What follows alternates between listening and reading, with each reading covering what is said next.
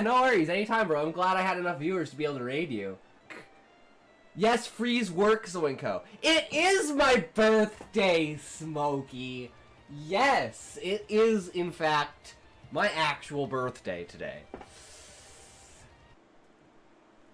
You ready? You guys ready?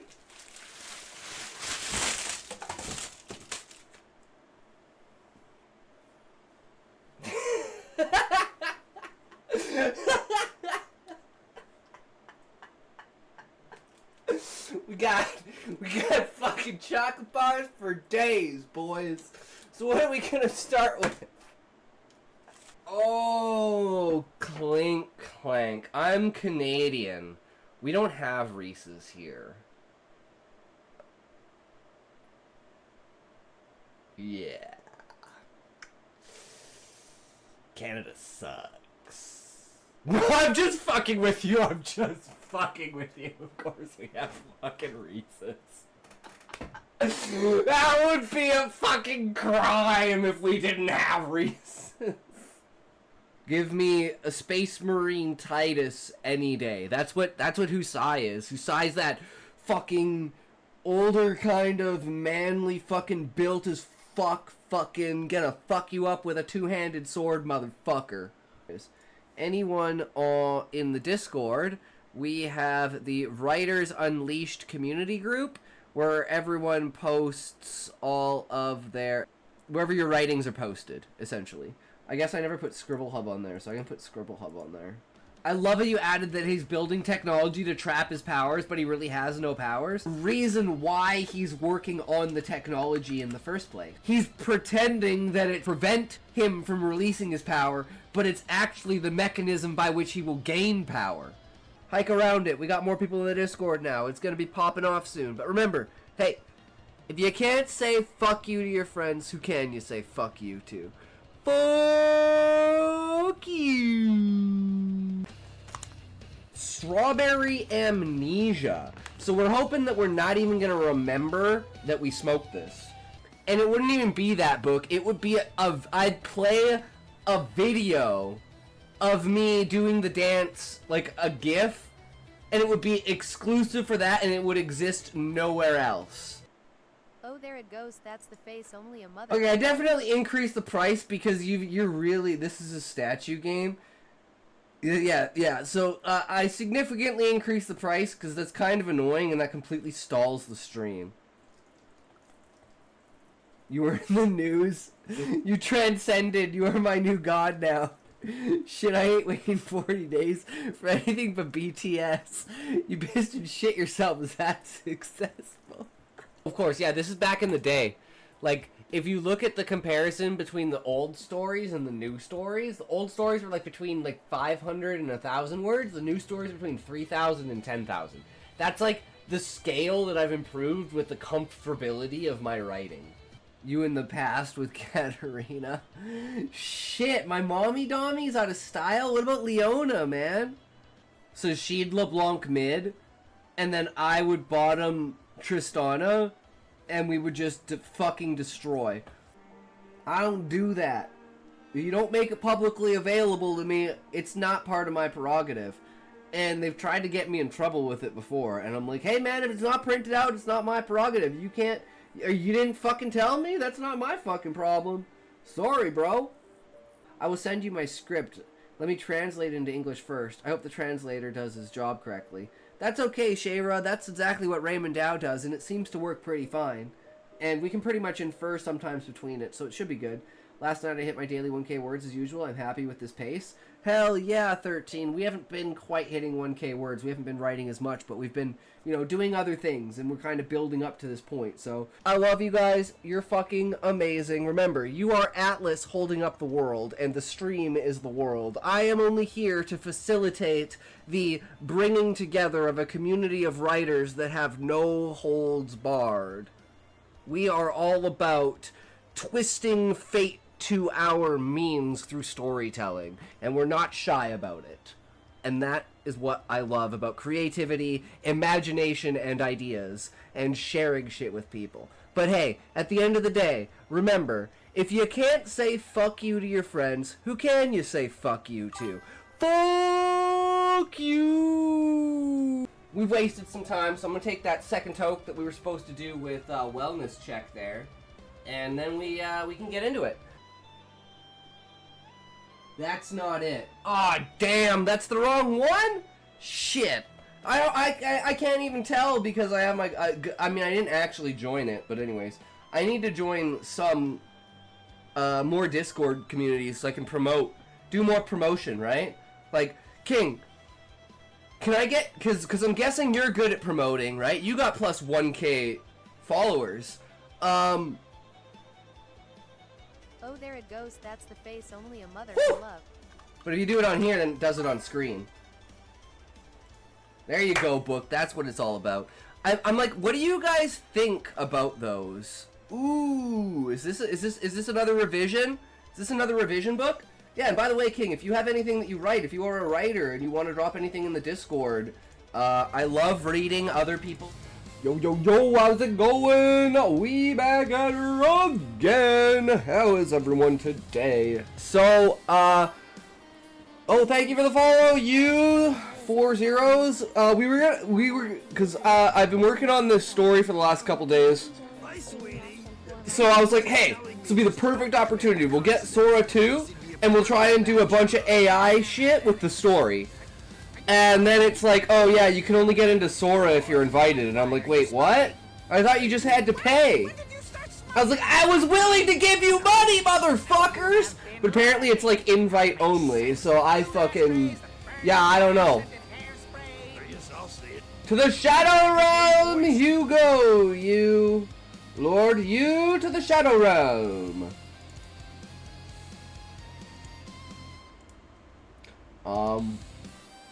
But yeah, so we'll fuck around with Sora 1, see what it's like. I'm not expecting too much, right? I'm kind of disappointed, but invite Grody.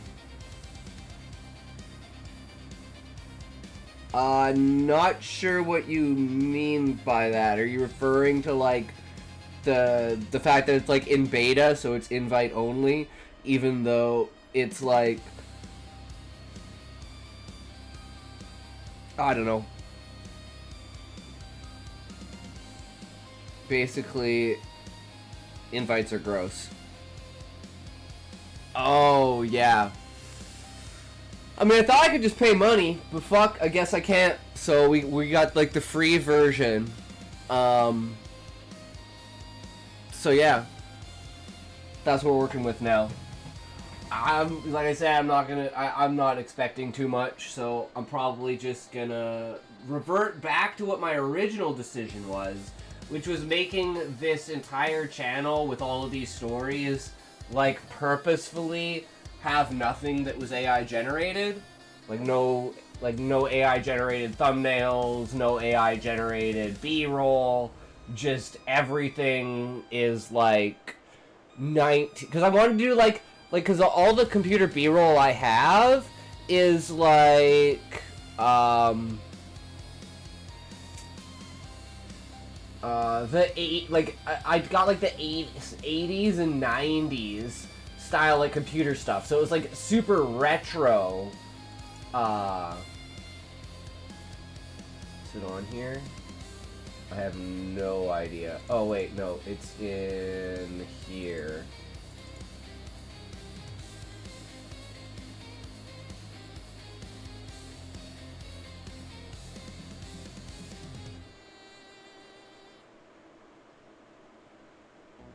Is this the final version? But it's like all the B-roll, right? It's like this really old, grainy type, you know, footage and stuff like that. So I wanted it to kind of be like that, where it's like, you know, and that would kind of make it even more of a niche for, you know, not only like horror stories, but like people that are against AI or don't like AI or just want original stories. You know, that would be the idea for it, because that's what I started out with. And I'm like, well, I could have one that's like designated specifically for AI and one that's designated specifically not for AI. And then I'm playing both sides of the field at the same time. You gotta maximize your output. That is literally the reason I took a couple months off, because I'm like, I have way too much shit I need to, like, starter. As soon as it's started and on the road and everything's set up and it's good to go, it's just keeping the consistent story making for uploads. But it's like the getting it off the bat, setting everything up, making sure you're doing it right, maximize everything. Exactly. It's like, you don't want one avenue, you want 100,000 avenues. If you can get 100,000 avenues to get you 1 cent a week, you're probably making good money.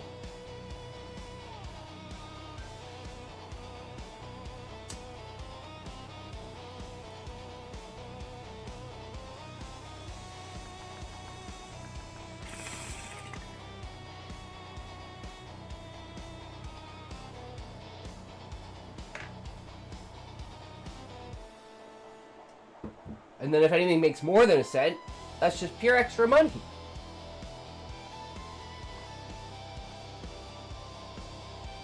So you go somewhere from $4,000 to $40,000 a week, depending, right? And that was like one of the main reasons why when I started my first YouTube channel, I wanted to do AMVs, because I wanted to capitalize on the fact of re-watch or re-listenability, right? Like, you know, you love this song and it's got an epic AMV, so you just put it on a playlist and you just play it in the background over and over again, and then you just watch the views fucking rack up, right? Yeah, but the problem is that all of my AMVs are copyright on YouTube, because that's the reason why there's no great songs with great AMVs, is because they're all fucking copyright. Channel just hit 1,000 subs, actually. I don't even upload there anymore. Yeah, it's like my old AMV channel. Half of the AMVs are banned because of copyright. But I think I had like 200,000 views in like a month on that channel, and I only had like, I think, 400 subscribers or something. It's on my other PC. I don't even know what the name of the channel is. Yeah, because I did Berserk, Tokyo Ghoul, but I think it might have been the songs, like,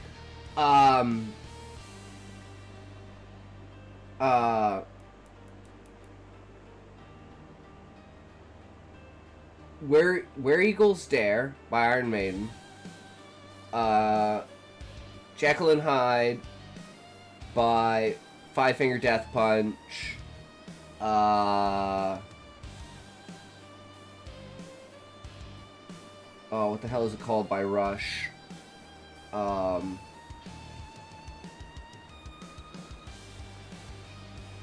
I can't remember the song. Yeah, there's a lot of classic rock and a lot of like classic anime, like Berserk 1996 kind of stuff, like throwbacks kind of thing. And one of the things I wanted to do, so, for, like, Sora, right, I wanted to do, like, Lego style, like, Lego movie, stop-motion Lego animation. But I don't know how long the prompts can be. I don't know how many prompts we get.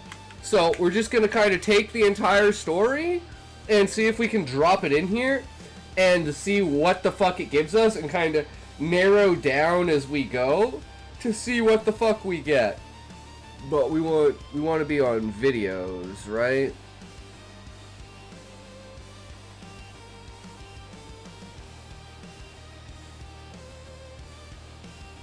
So this is just making, how do I make videos?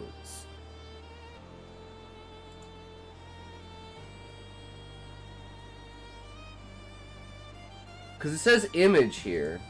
Oh, there we go, video. Okay.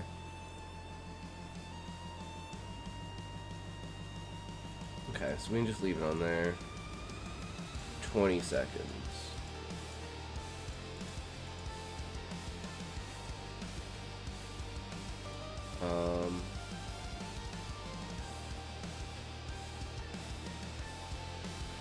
5 seconds doesn't really work. 9 by 6, 16 by 9, we're gonna want that.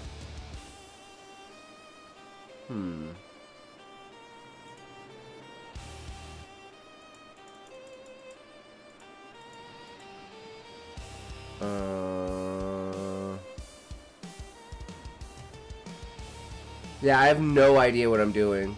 I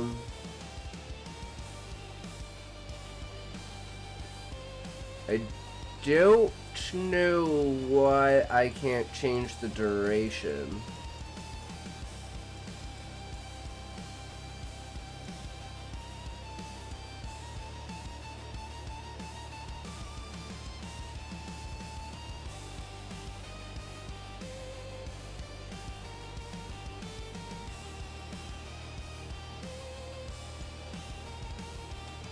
Okay, well that's why. Hold on here.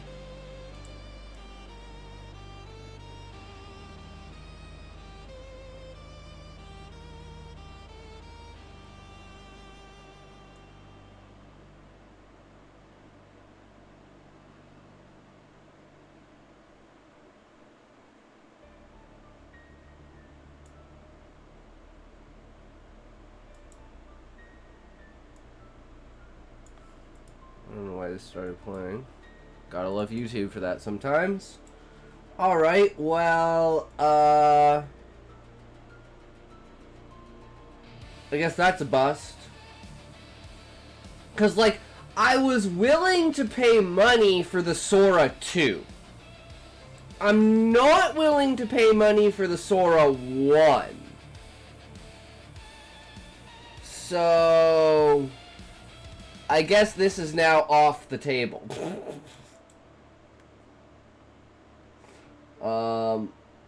Yeah, okay. Well, I guess we'll just read the story. And you guys tell me what you think. So this was just supposed to be like TikTok level, kind of just super fast, you know, just in and out of the story. And then, D-Nod, if you're still here, you want me to read your story? And Ninja, do you have anything else that you want me to read as well? But yeah, so I've been working on this for like the last 3 or 4 days. Trying to figure out how to get it just right. Sounds like a plan? Egg salad. So this is kind of... So, you guys were here for the original story, right? Which isn't on this one. But that's, you know, this one, right? The, this story. About, the AI worker and, you know, working at the company and, his friend gets turned into, like, a human computer thing, right? So I'm gonna capitalize on that universe. So this is the origin story for Lisa, the character that's like been the same age since like the 20s or the 30s, and ever since, well, I guess in this case it would be like the 40s or the 50s, and like any time there was any advancement in like computer technology from like the very beginning, it was all like she was there, Lisa was there. And this is the origin story for Lisa. I used to be an AI tech assistant. This is the day that made me regret it. Door to the lab hissed open as I spoke. You know, you're working on something really bad. I know you're working on something really bad, but you've got to eat. I kicked the rotten food into the lab with my foot as I walked and raised my head. The site, actually... Maybe it's number 2, because they're supposed to be...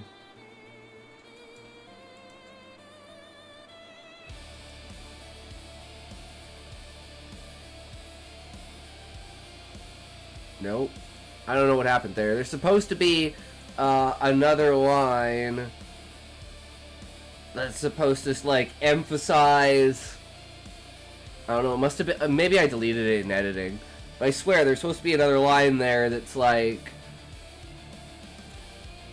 You know, getting inside my head and being like, the reason why I kicked the food all over the floor. is to be like, I'm kind of fed up with this kind of thing, to kind of show, like, frustration. As to, like, I'm trying to help, but you're not letting me help. So I'm not sure where that went. But yeah, there's supposed to be a line there to the reason why I kicked the food across the floor like an asshole. Sight that met me caused a scream that felt as foreign to me as the scene before me. Always thought of myself as the brightest of the bright. But then my sister came along. At every turn, she outshone me. By the time she was 15 and I was 21, she had made so many advances in computer technology that the military had recruited her. Told her her ambition was greater than her reach. But what did I know? I was just a loving, supportive brother trying to curb her drive. Maybe it's a little jealousy, a little sibling rivalry. Once I saw her potential, I knew I could never match it. So I did the only thing I could. Be there to every step of the way to guide her. Even when we were younger, she would neglect everything when she put her mind to something. She was 6 and got her first computer. I spent the whole year spoon-feeding her because she wouldn't take her hands off the keyboard. That's supposed to be more of an exaggeration. It's supposed to stay, you know, like I felt like. Because it felt so long. So maybe I got version 3 is fucked up. I don't know what happened here. One of my greatest regrets is enabling her so much. Maybe if I pulled her away from her work more, this never would have happened. I always believed she was meant for greatness. I just never knew what that could lead, where that could lead. I guess I was naive. When someone you care about excels at something, all you want to do is push them forward. We never see the dangers until after. You could say it was selfish watching her advance computer technology, inventing new concepts and structures of circuits, not just hardware, but coding too. It's like she was made for this. My parents weren't exactly rich, but my father was a general in the war, and on the wrong side. We were lucky he got recruited after it ended, and we moved here before Lisa was born. I was only 2, so I don't remember anything. We lived in this house my entire life. My parents were never around. Father, the general, mother, the politician. They had no time for us. I spent most of my time raising Lisa, or trying to. The rare moments with our parents were heavy-handed and rule-bound. I wanted to create a space where she could thrive and with her own ideas, at her own pace.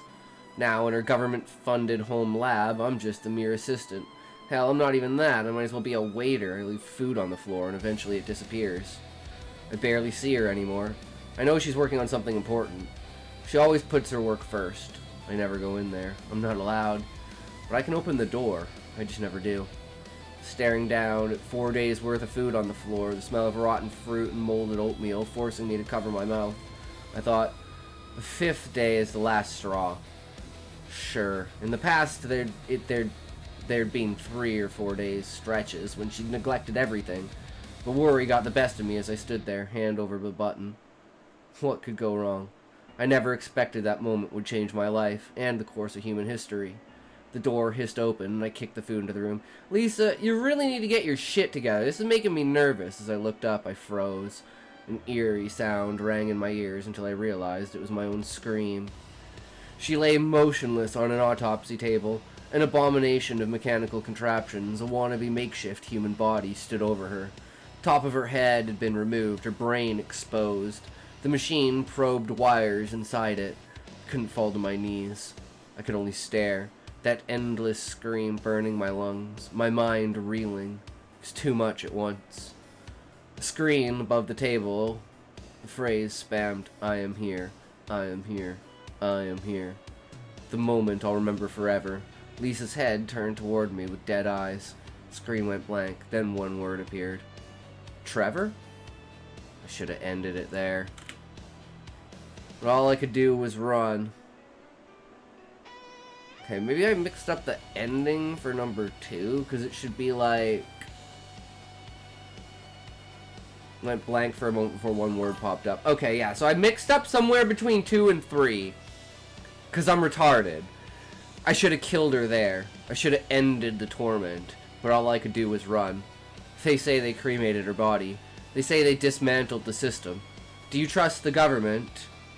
Do you trust the military? I don't. That's why I'm leaving these journals.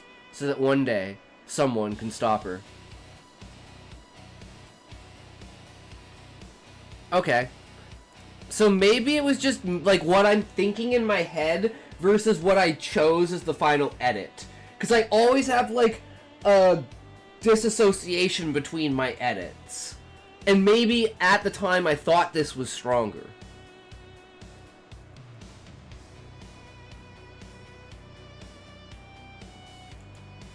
That's my biggest problem with editing. Is I'll make one part of one really strong, one part of the other really strong, but I won't combine the two really strong parts. That's what I need to learn to be able to do. And Fish, yes, you can get a reading tonight. How can you see into my eyes like little open doors? I get a read tonight. Yes, Fish, you can. You get. Everyone who wants to get a read gets a read. Beta reading for you, like for you guys, is the most important part. So yeah, what do you think of my, like, kind of, you know, my stories? And I feel like there's a little bit of, like, there's a sentence missing here to tell me that I'm super frustrated. And it seems like there's another part in the middle I forgot to delete that maybe part 2 had better of. Only ask because you no read last night. I thought I was banned. Well, like I said, Fish, yesterday... it was supposed to be a shorter stream yesterday, and we still wound up streaming for like 8 hours, so... Yeah. Your flow is strong. Okay. That's good to hear. Good to hear. Because, like, normally I spend, like, a month on a story, right? And but I'm trying to make less than 1,000-word stories. I want to make, like, 4 of these. And then I want to put them alongside the other one as short form for the long form, and all of them building up this world with this character. So this character, Trevor, is the grandparent of the character Sam, who's the main character of the other story. So I want 3 kind of consecutive storylines for, like, Trevor, then Sam's dad, then Sam. And Sam finding these journals in another story. And it's like, oh, my grandpa died, I've been estranged from my family, but for some reason he sent me these journals. And then it's like this whole long story, and then it leads up to these journals. And there's like a couple of these journals that, like, Trevor left behind. And like a couple of other ones from, like, Sam's dad and stuff. And then he finds some from, like, their friends, and it starts to build up the entire world around it. And then he starts to gather people together to try and stop, you know, these abominations from happening. And he gets, like, the guy in the jar, the cyborg, all of, like, the failed experiments throughout the story, and there'll be, like, the climactic final story where it all comes together and you have, like, all the characters from all the small stories. Andrzej Makik, yeah, you are in the Shadow Realm! The Shadow Realm B. Alright, well. That's my story out of the way. Goodbye, Andrzej. These goddamn fucking bots! We're gonna have an ad in a couple minutes here, so we'll start with grabbing this. So this chapter is 5, so we're going to chapter 6. Yeah.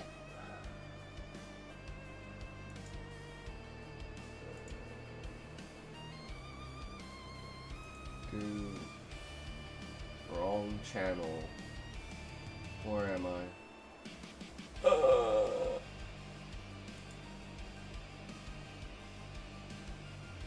Why can I never find this? There it is. Jesus.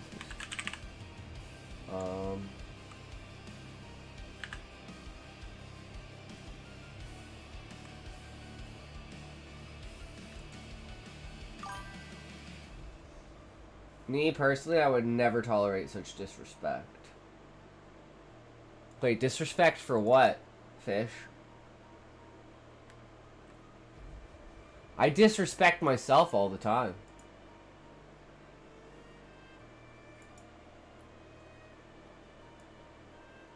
A for abduction. Ooh. Exactly, Scotty. I don't know what I just said, Fish. I'm sorry. I'm fucking retarded. But I'm glad you agree with what I said.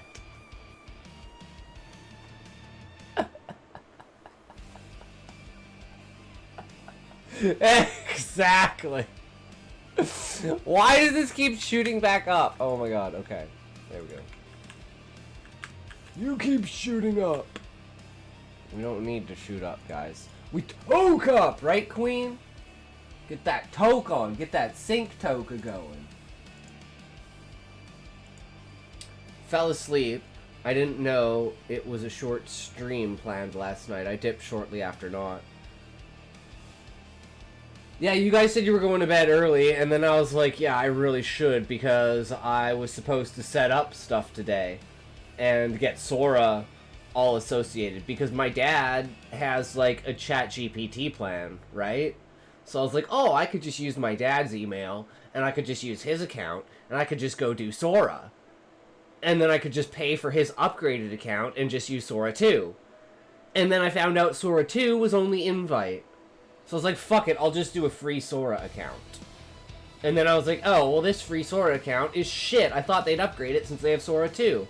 Nope, shit, absolute shit. So we just wait until Sora 2 is not beta, and then maybe we'll try it. I don't know, but I'm still always skeptical because they're always super emphasized. Got great sleep last night, woke up and made grilled chicken for breakfast with yogurt and berries. Oh, I didn't have a... Didn't because I have a minor OSA. Not sure what OSA is?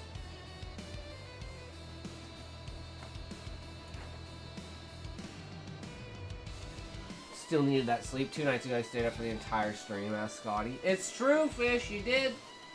You just did. It was a good time. We had fun. But, you know, it is what it is.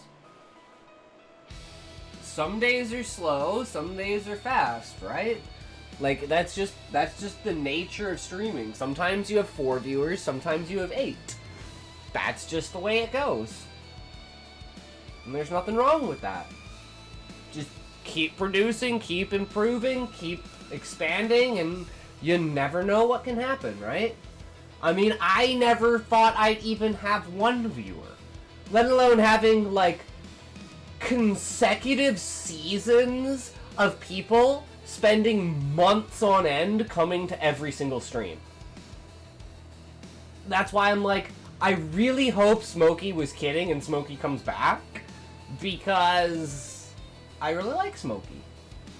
It's like I miss Beezus too, but Beezus has kind of gone on, you know, back and forth. And then we had, like, back in the day, we had Eggy Mayo, but then, you know, he changed jobs, lost his schedule, kind of moved on. I haven't seen Levi in a while, but I know he moved and he's getting married. So I know he hasn't streamed in a while. So, and I've changed my schedule around. What about Bees' sister? Ramona. I have no idea where Beezus even comes from. Like, where the name is. If it is an actual reference to anything. All I know is he's continuously updating his Royal Road chapters on his story, which is, like, super important. I mean, like, Sharp comes in once in a while. We haven't seen Rick in a while. Joku came in, like, 2 streams ago. Nico hasn't been around in a while. Jesse hasn't been around in a while. Country Girl comes by once in a while. Hybrid's always here. Deja comes by once in a while, right? We had a decent list of, and this is like doesn't even have book on here, because by the time I switched over, because this is the story. So, Beezus said, "Why do you use Notepad? Start using Scrivener. I'll buy you Scrivener if you like it." I used Scrivener for a day. I said I liked Scrivener. I had a 30-day trial. Beezus hasn't shown up in 2 months. I had to buy fucking Scrivener for $80. And that proved my point that I specifically had said before. I hate using new things because this kind of fucking shit happens, and I wind up having to shuffle out a shit ton of fucking money for no goddamn reason.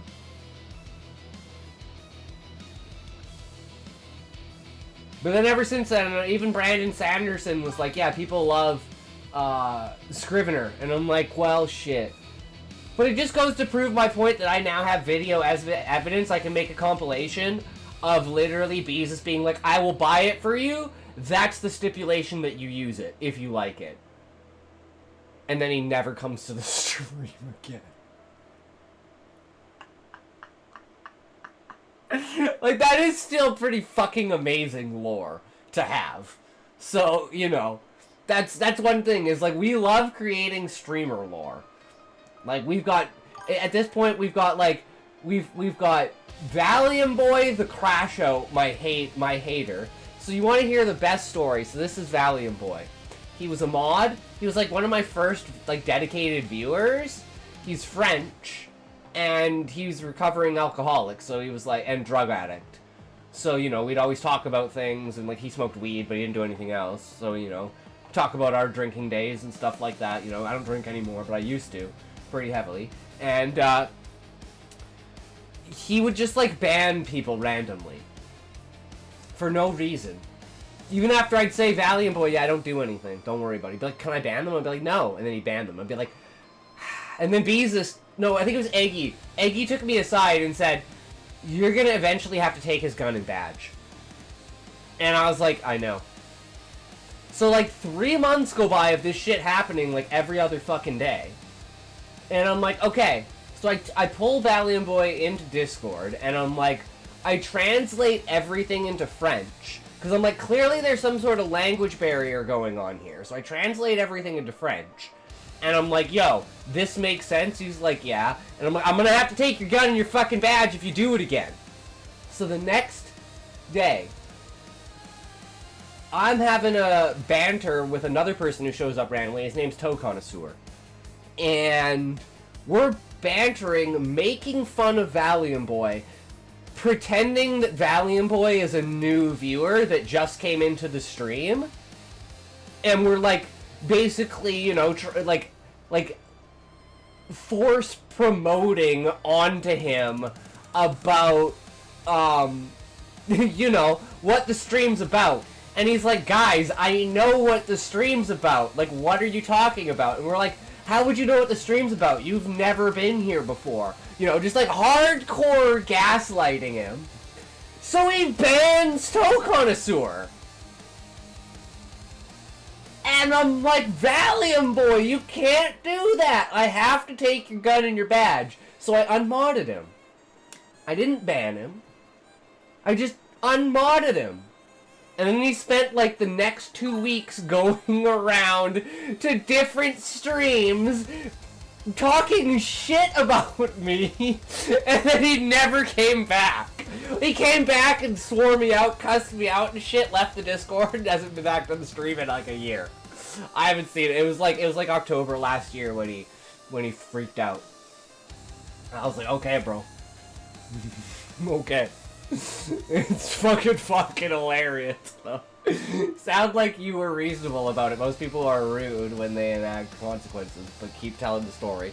That is the story, Fish. He never came back. He's gone. I've never seen him since. I've never seen him in another kick stream with the kick streamers that I used to watch with him. And, like, I don't know, but he's French, so maybe it's just I was the one English dude he watched. I don't know. But, yeah, I thought that it was pretty great. You're not a true streamer if you don't have that one hate watcher.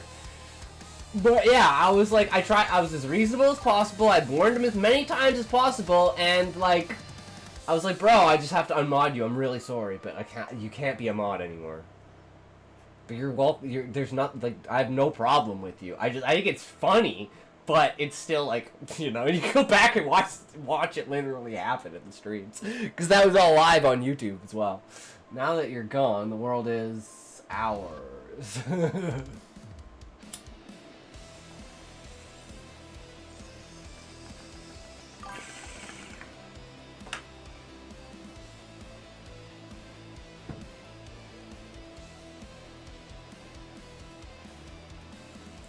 I'm sorry, Mike. Poochie's Harry. I am sorry.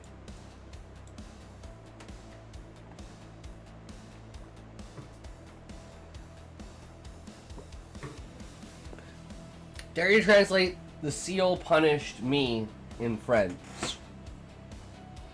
Wait, do you mean say like literally in quotation the seal pushed me? Sorry? The seal pushed me? I don't even want to know what that translates to. To the point I want to know what that translates to.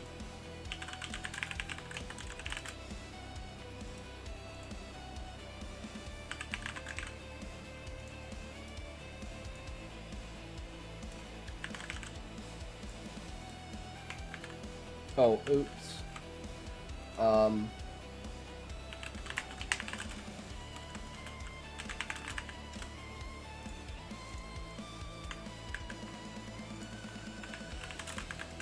Let's go, Mapuse.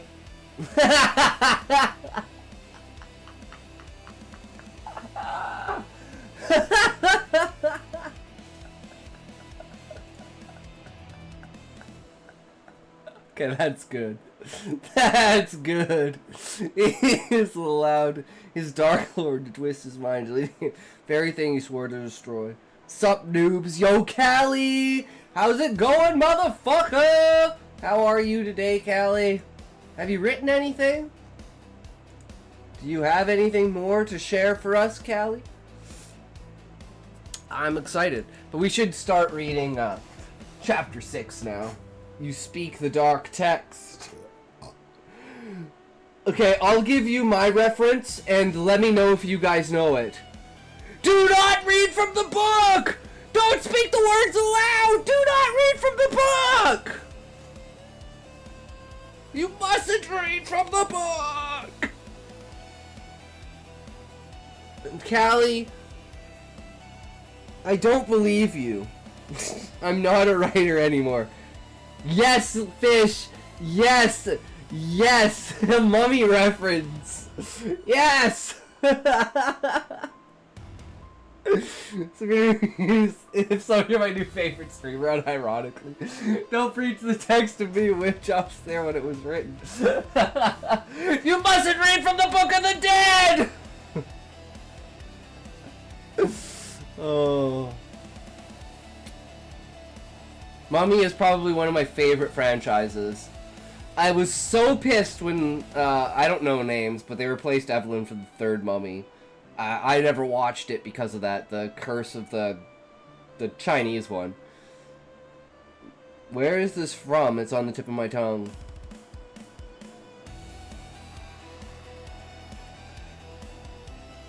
Scotty, please stop copying me!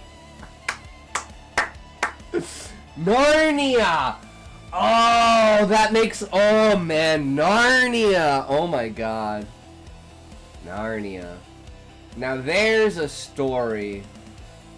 Queen, where are you? Narnia is so based. Narnia is fucking amazing. You know what? Of all the books we have downstairs, all 9 books of the Narnia series. Probably got those in like 1997, 1998. Oh, I thought there was 9 books. There's 7 books?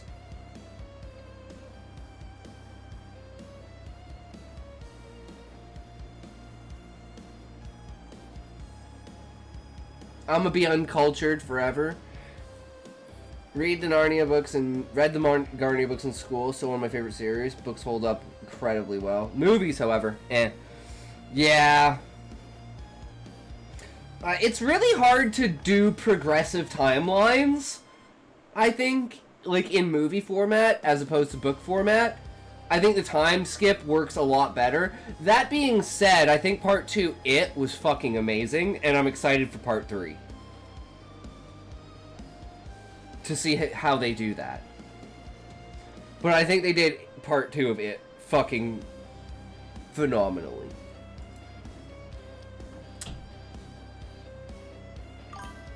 It was great. I love those movies. Yeah. It's like, when you have a creative vision like that, it is like, fuck yes. And it's fucked because a guy I used to work with in a band in high school.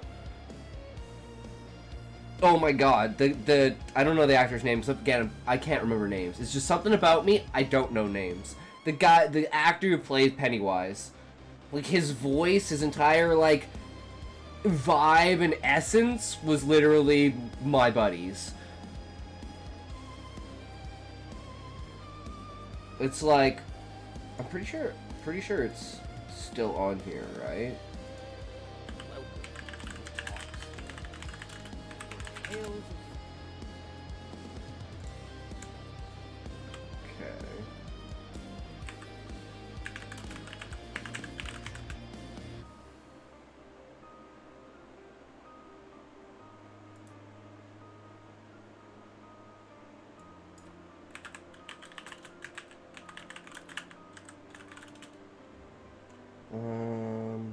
Damn. I found it before, but I don't know why I can't find it now.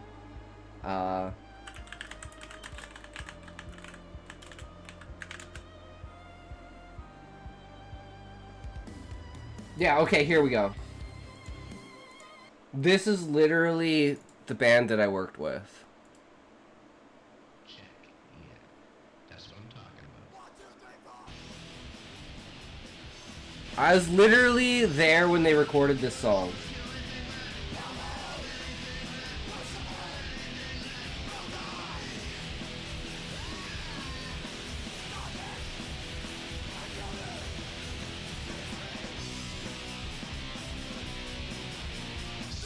Fuck, shit, murder, kill!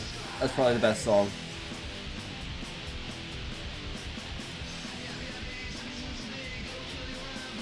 This little Asian drummer, she was like 4'2". Fucking, she could literally fucking triple kick. It was fucking insane.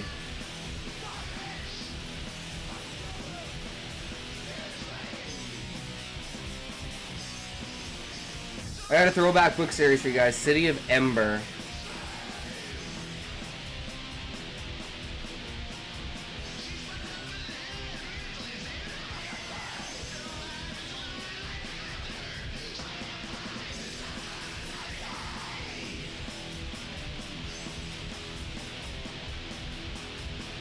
Yeah, man, we recorded music back in the day, made music videos and shit like that. It was a fucking good old time.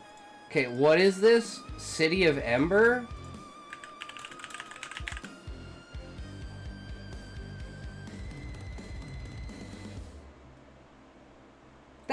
You're saying a throwback is 2008?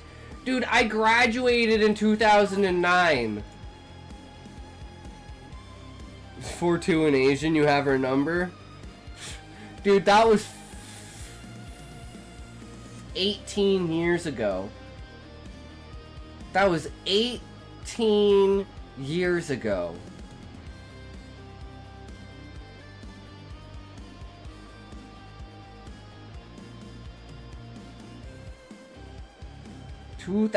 fucking 7, 2008, 2009.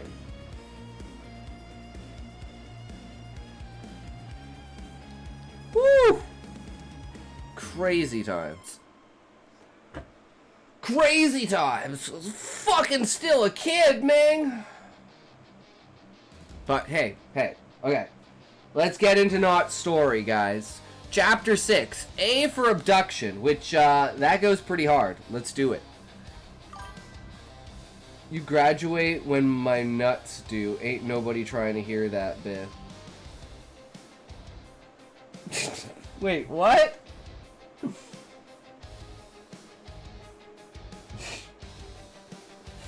Does that mean, like, I graduated when you were, like... He says he graduated in 09. Well, I'm here to tell you right now, we don't care. When did you graduate, Fish? 2019? Now, I assume my audience is pretty old. Like 25 plus. Because, you know, reading and writing isn't exactly something that most youngsters do nowadays. I graduated in 20... Holy shit, Not, you're young. Damn. Damn. Well, that's good. That means maybe that's why your writing is so good, not because when you're younger, your mind is way more malleable, and if you keep this up, you literally have the potential to be like a bestseller author. 2012, don't try me like that. Okay, that's what I figured, Fish. I didn't expect that though, not. An old man. You're only, if you graduated in 2012, you're only 31. Same age as Callie. But if D-Not graduated in 2021, that means he's only like 23. You just turned 23 then, D-Not? Or 22? No, wait, I'm bad at math. That's 4. Since 18 plus 4, so yeah, it should be like 23, right?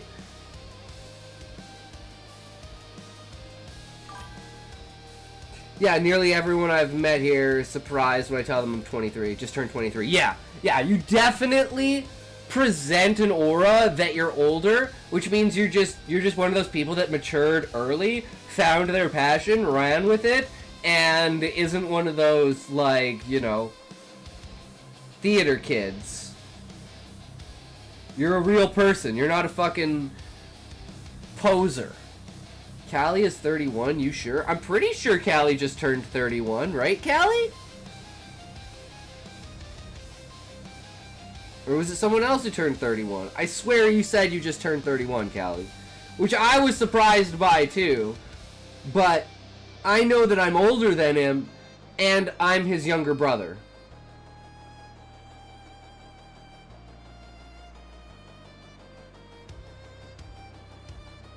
Because he's my Oni-chan.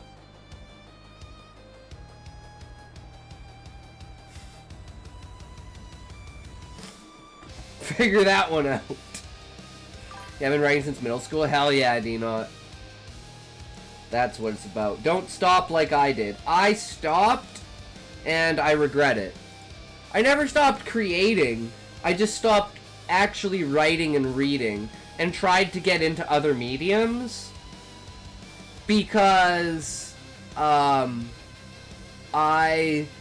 was more into film, and I want to do like more YouTube than I did streaming, right? Now I feel even worse. That's a shock. I don't think it's a shock that D-Not's been writing since middle school. He's been writing for 10 years. That's about where I would say that this level of writing is, like, you've dedicated like 10 years to developing your voice and your style and your characters. Like, this is heavily like developed. Hey Queen, how's it going? Like, of all, mature. The writing itself is mature, as you can tell that the writer has made mistakes and fixed those mistakes. And you can see those through perspective, character, and division. The way that things are split up in the writing. The pacing of the story. Like, the consistency of the characters. It's something that you just build up over time from just writing. That's my problem with doing short stories and not maintaining characters and being more story than driven by character, which is where I need to shift towards characters. Yeah, no, I don't plan to stop. My family is on my ass to get Libra published. Not in a hurry up mean way, but we know you'll succeed way. Because I've been writing since I was wetting the bed and I'm still trashed here. Literally wrote stories on an old brother PC. Hello, it's going. I made a desk and PC setup in No Man's Sky today. Nice! TLBG14, sup? Yo, brother, how's it going? Welcome, welcome, how are you? Shock is Callie's age. We all know not has his pen up. Callie, so Queen, talk to Callie. Callie has said he's no longer a writer, and that can't be true, because Callie is way too good of an imagination. Like, if you took Not's writing skills and Callie's imagination, you would write a generational Lord of the Rings redefining fantasy story. I guarantee you. Aw, why no right anymore? I watched Three Musketeers and The Man in the Iron Mask. Oh my god. The Man in the Iron Mask is so good, TLBG. Holy shit. Crazy. Brew, I put improvements in my lore.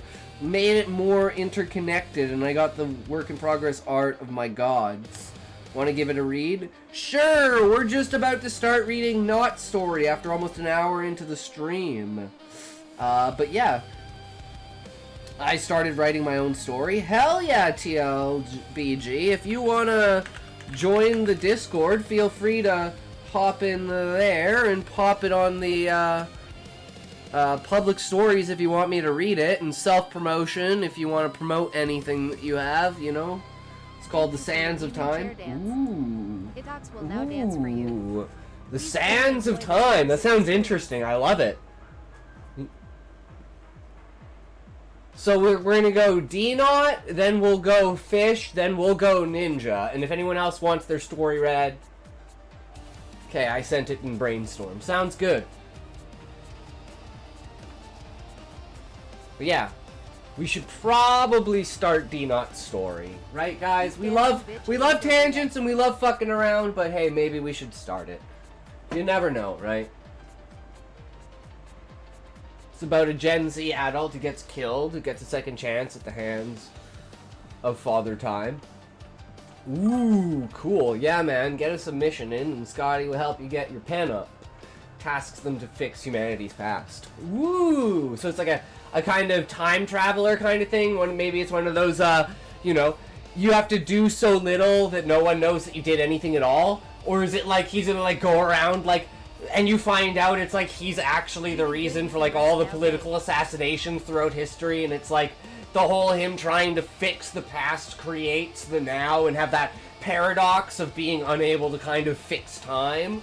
I don't know, that's just where my mind went with it pretty instantly.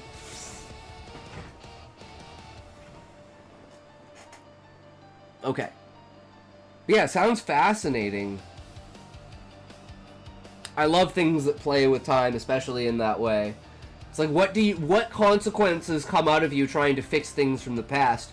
How can you make things far worse than they are now, right? I just always remember the episode of, if you ever watched Star Trek Voyager, of the episode of the temporal ship that's going around changing the timeline because they used time travel to eliminate their main enemy, but by eliminating their main enemy, they eliminated a gene that protected them from a disease, and it wiped out their species. So he's going back through time to try and change things and rewrite it, and then Voyager's temporal shield fucks that all up. Story spans from ancient Mesopotamia to the present, and I'll use stories such as the Epic of Gilgamesh and IRL events such as World War II. Oh, I love that! I love bringing the real world into your stories and making the real world into a malleable fictional place using historical references and stories. That shit goes so hard. Because you don't have to worry about the world building, you only have to worry about the characters and the plot. Because you already have the world. And then you can add fascinating features to it. Like, if you wanted to, you could add aliens, you could add spirits, you could make religion real, you could make God real, you could have the Old Testament where God interfered with shit, then you have the crucifixion, and you have a God saying, I'm not going to interfere anymore, and free will is reigning. It's like, that's my, like, if I had a religious reason for why God doesn't interfere, it's because he literally vowed that he wouldn't interfere anymore through free will. Free will, literally in subtext, would mean that God would no longer intervene in the lives of humankind. So I think God's up there crying for his creation. Nyarlathotep will be the main bad guy. Interesting concept. On God, I want to see it written. Yeah, see, that's a very fascinating, crazy idea. I absolutely love it. I'm glad I get to hear your story being read from the beginning when a talk is done reading.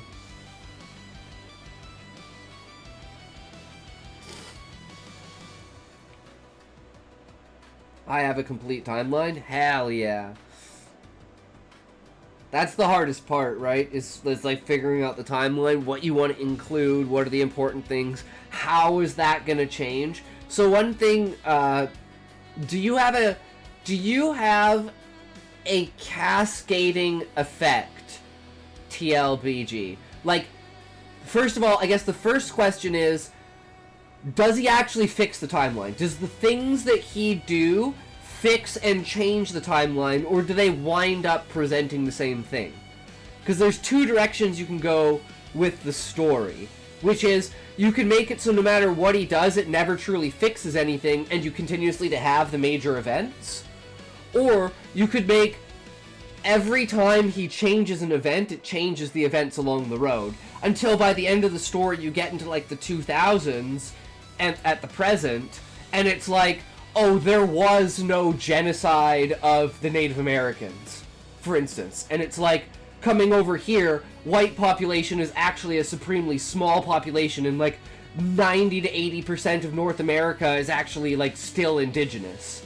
Like that kind of cascading effect where you're fixing these problems throughout time and then showing that these problems have had an effect in some way, but then still main effects, like World War I and World War II and the Civil War, and like civil rights still happens, but it's like the influence of the world influence.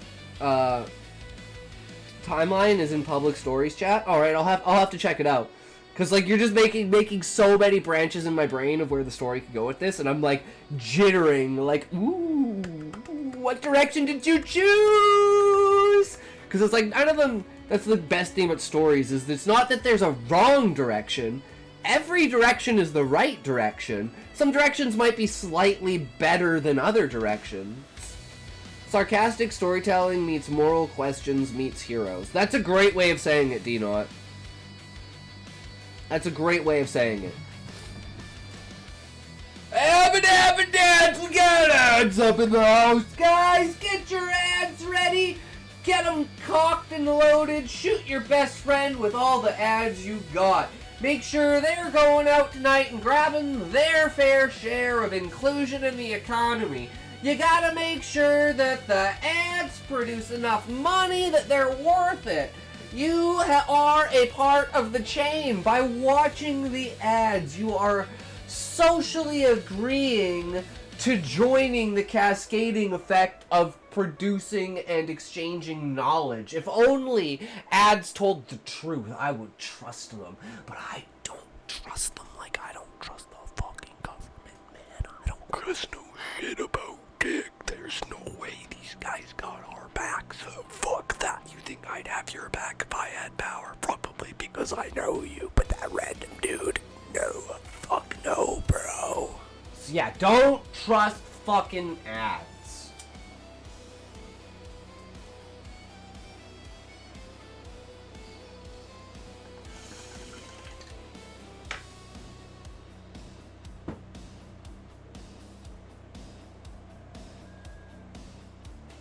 So far, in any beta read I've done, D-Not has the best dialogue, like, by far.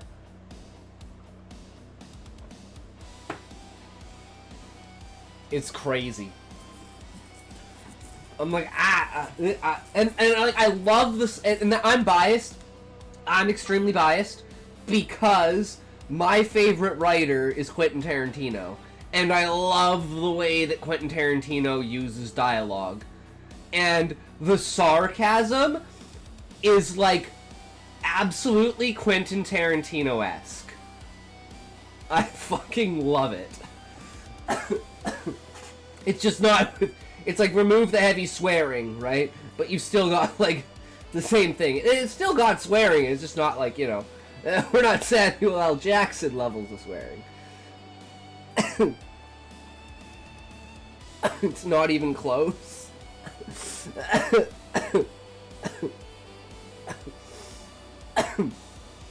What do you mean by that, Fitch?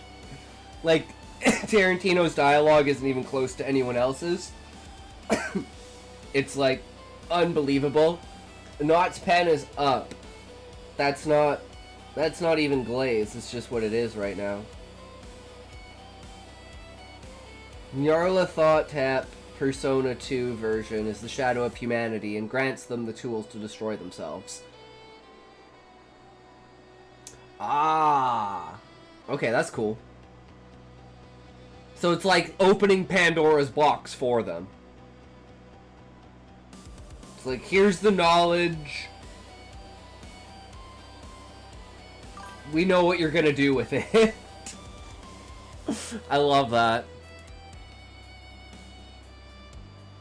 Then you could definitely work a lot with the we had no choice. And that's where, like, the main character comes in to the we had no choice being, now we have a choice and now we can fix things.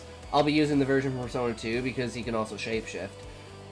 Ah, very important to be able to have him be portraying different villains throughout timelines, and then eventually you find out that they're all the same dude.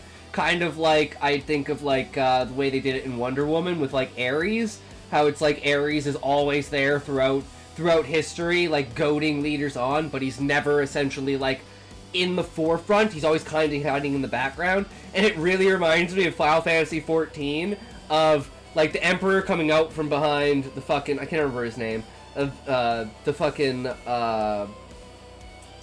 Ascian, the founder of Dalmacia, comes out from behind the chair, like literally from behind the throne. Like the visuals of that are so powerful. So no burning of anyone's dread, nor any reaching out to the truth.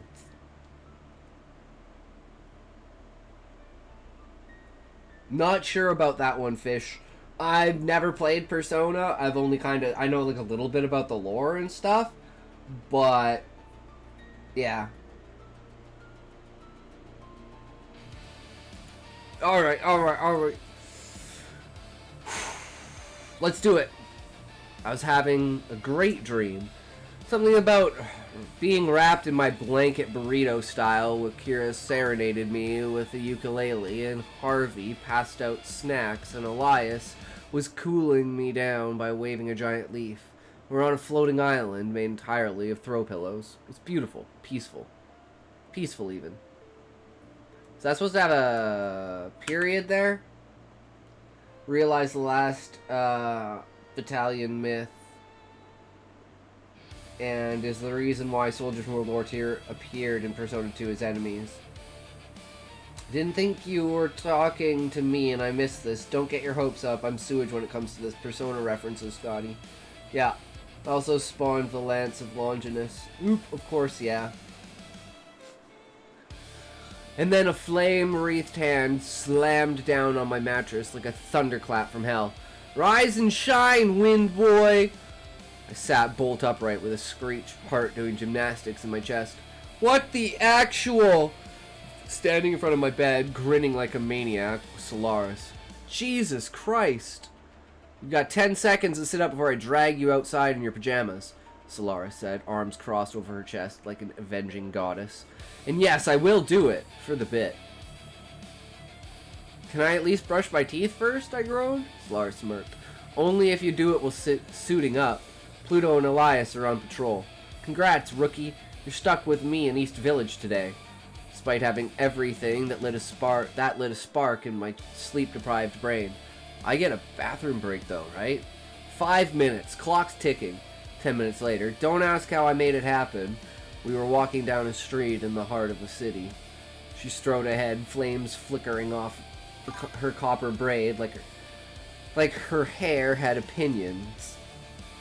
I kept pace beside her in my new costume, hood up, goggles in place, scarf pulled around to avoid suffocating myself in public.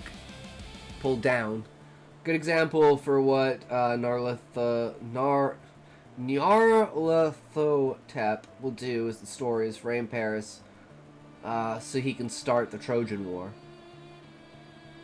Ah, so he's the influence for all of these things happening. So no matter what the main character does, he'll still reenact those. I like that. That's a great way to. Yep, makes absolute sense.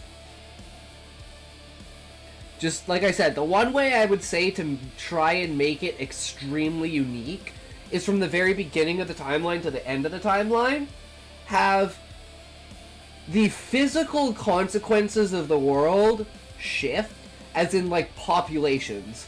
So reasons for, like, populations not getting exterminated, reasons for populations to not migrate, like, you know, stopping floods and stuff like that kind of idea, in order to change, like, the population surface of the planet by the time you get to, like, 2000. So all the events remain the same, but because of the main character's actions, the populations kind of shift from what they would normally look like nowadays, right?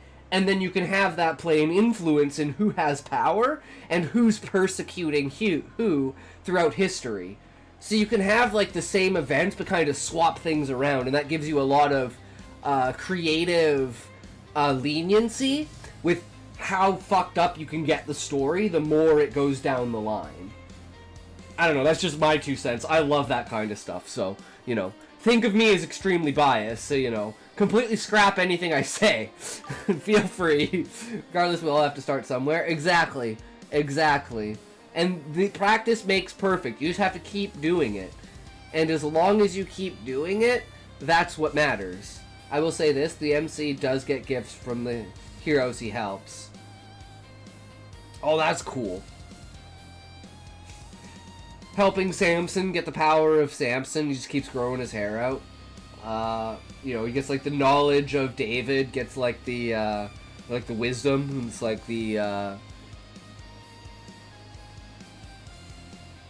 what's the other one? That is true, we all do. Yep. But remember, you have to put it up, you can't do it mindlessly. Like, the amount you'll improve mindlessly doing it is like that.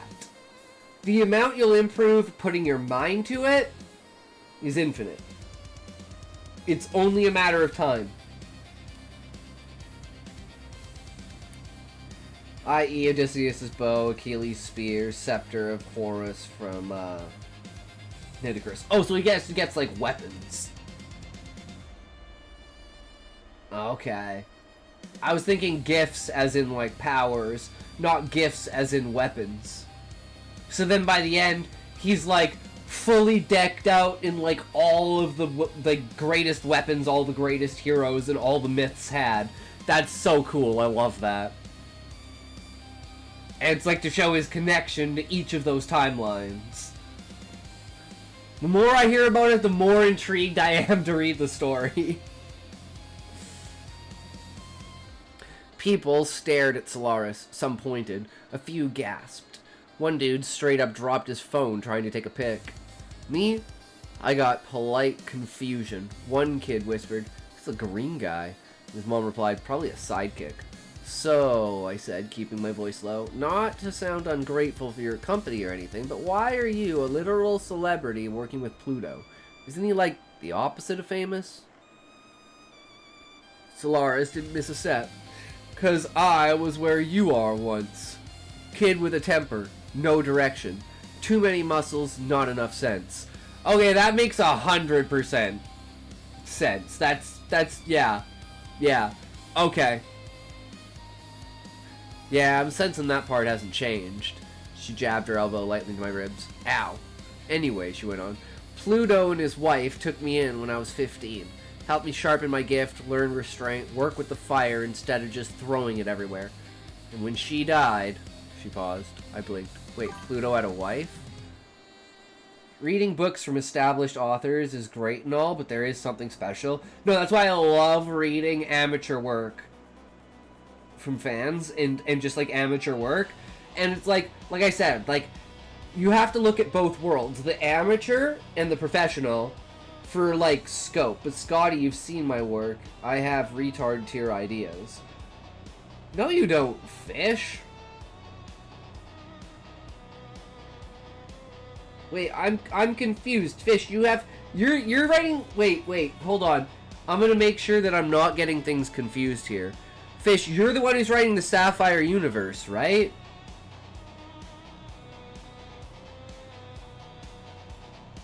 Yeah. I love your concept because you're the same thing as he's calling it the Sapphire universe, and it's kind of like an alternate universe to ours. Oh, you're the one. Oh, no, I wrote stuff like Dark versus Light. Oh, okay, so yeah, I'm getting it mixed up. Sorry, Ninja. I'm like, wait, am I retarded? Okay, that's Ninja. So, Fish, which is yours? Yours is, Light versus Dark.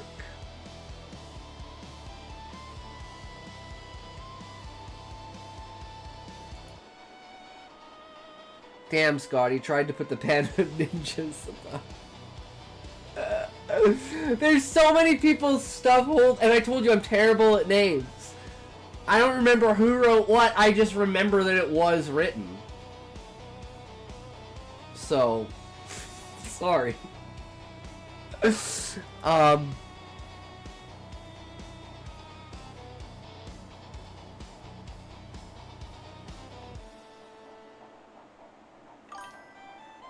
how you know Doc cares. He reads a large quantity of his fans' work. He got mixed up. It's not fair, I shouldn't do that. I should know whose work is which. I should know your name. It's bad that I don't. Scotty L. True. You should all leave and abandon me like Smokey did. L. Streamer. Where's my toke? 700 septillion. See, guys, even Smokey agrees that I'm a shit I streamer. hope you are enjoying the stream. Less than 4, less than 3 plus 1. Thank you for the follow, TLBG. I really appreciate it, man. Welcome, welcome. Okay. I remember your story, Fish, but there's not enough of it for me to get, like, too much of a grasp, right? Like, I remember reading it, but I don't recall anything from it.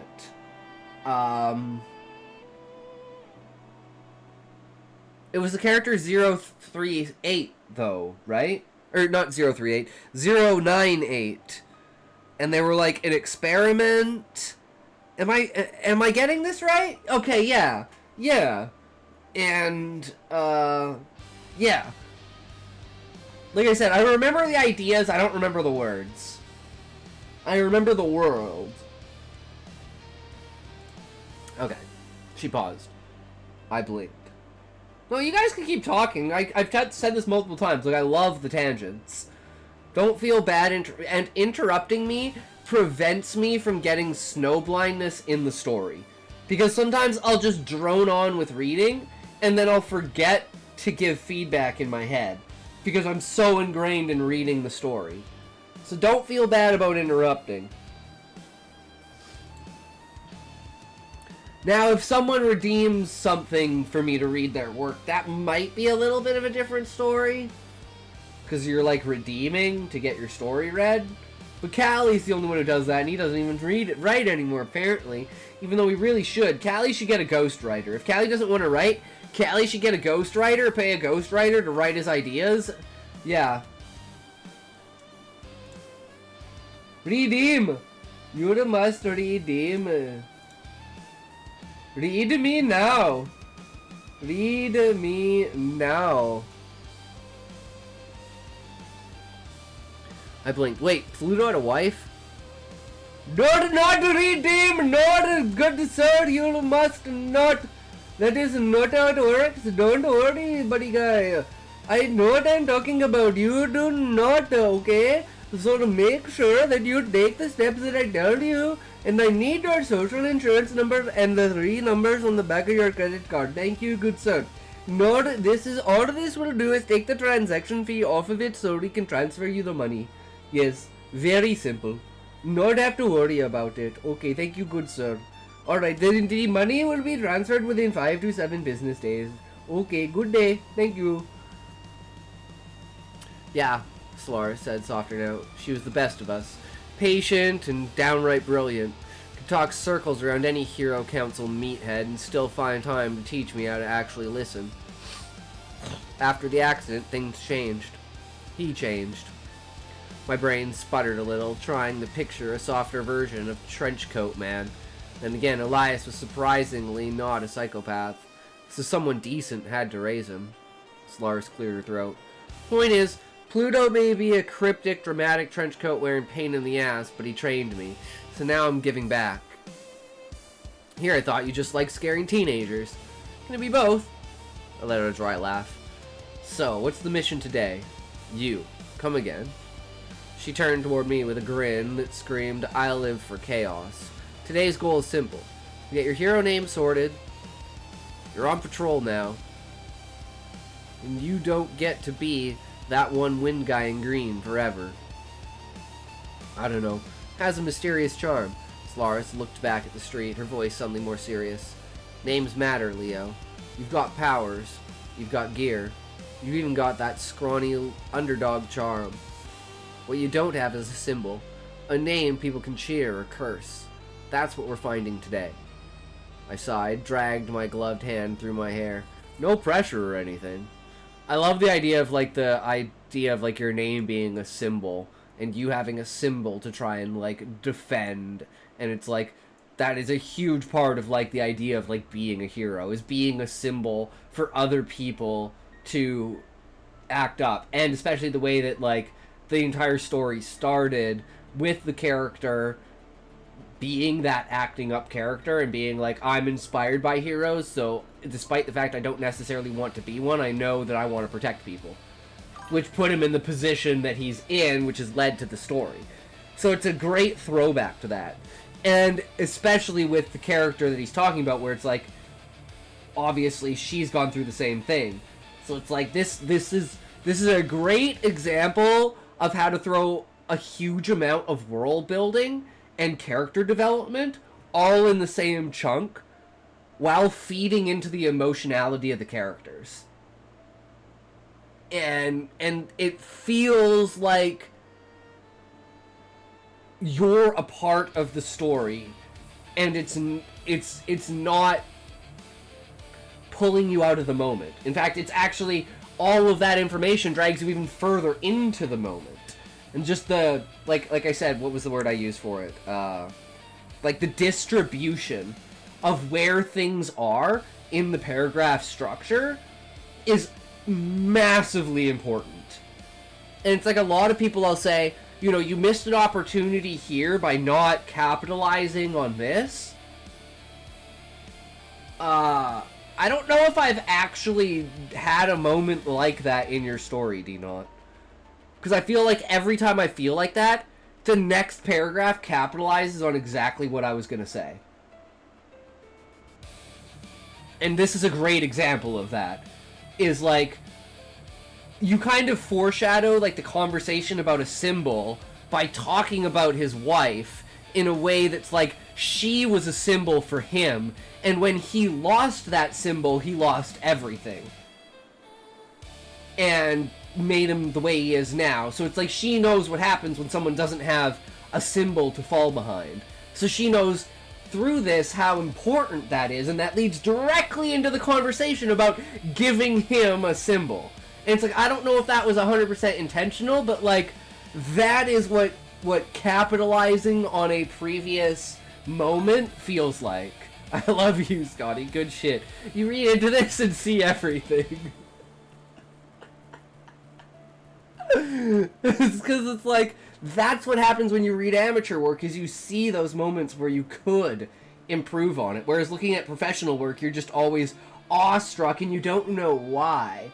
So it's like my journey is putting the question to the why. You know, why do I feel this way? Oh, because of this. It's like, oh, yeah, that makes sense. It's like, I'm an extremely emotional person, right? So with a single scene, if you tweak it the right way, and you have the right amount of power in it, and you've been foreshadowing a theme with that power, and I'd say one of the greatest scenes is in 7, and I'm literally like feeling like I'm fucking tearing up even trying to talk about this scene, with Morgan Freeman and I don't know the actress's name who's playing the wife, when she's talking to him about her not telling Brad Pitt that she's pregnant, and him saying, if you're gonna keep the baby, tell him. If you're not gonna keep the baby, don't tell him. And it's like, that hit so fucking hard, even though you barely even kind of know the wife. It's like that one moment makes her, without that moment, the ending scene would not be nearly as powerful. But because of that, it is one of the most iconic scenes. And I had to go back and be like, why is this such an iconic scene? And it's because of that scene, and because of the fact that you know the information between the wife and Morgan Freeman that Brad Pitt doesn't know. And you don't know what her decision was either. You don't know if she was gonna keep the baby and tell him or not. And just that suspense and that level of leaving something open-ended is so fucking powerful. And that's like capitalizing on it in an ending versus capitalizing on it in the moment. Capitalizing it in the moment is having, you know, a dinner at their house, showing their connection, and then having this out of place kind of moment where it's like, yeah, I don't know if I should tell my husband that I'm pregnant because he's a fucking cop, and I don't know if we should be able to raise a kid here and shit. And it's like, oh my god, it just makes you fall in love with the character almost instantly. And it's like,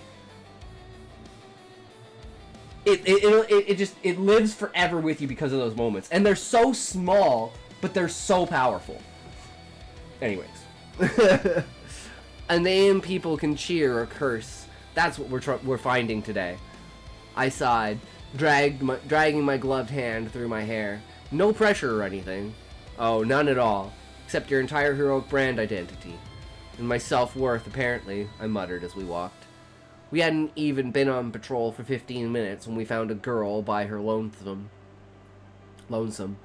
She was sitting on the edge of a plaza fountain, knees hugged to her chest, crumpled yellow backpack beside her, with puffy red eyes barely visible beneath curly, bangs. Definitely under 10, definitely lost. Solara spotted her first and didn't even slow down. "Hey, kid!" she called across the plaza, voice like a cannon blast. "You good?" Child flinched so hard she nearly fell from the fountain. "Subtle," I muttered, catching up. Solaris paused, hands on her hips. "What? Yelling always works." "Right," I said. Stepped in before she could fire off again. I crouched down a few feet away from the kid, trying to soften the blow. "Hey, sorry about my mentor. She doesn't have an indoor voice." Girl wiped her nose and her sleeve and looked at me, wary. Smiled, easy and casual. "You okay? Kinda seemed like maybe you lost someone." She nodded slowly. "My brother. We were at the arcade, and I looked away, and... poof," I said, snapping my fingers. "He vanished like a magician, right?" "Got it. You did the right thing staying in one spot." Her eyes shimmered again, but she didn't cry this time. She just asked, "Are you a hero?" "Technically," I said. "More or less." "She is." "More or less. She is." I jerked a thumb over my shoulder at Solaris, who had wisely stopped talking. The girl peeked around me at her. Solaris gave a very awkward wave and dialed the volume back down to a 6. "Hi, sweetie." "Hi," the girl mumbled. I lowered my voice again. "What's your name?" "Maya." "Awesome name. I'm Leo.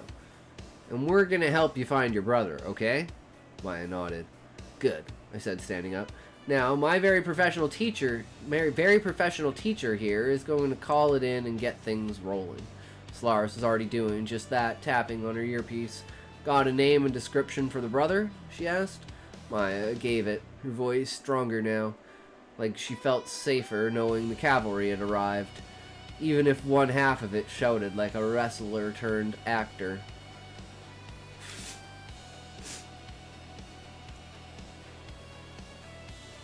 Isn't that an oxymoron?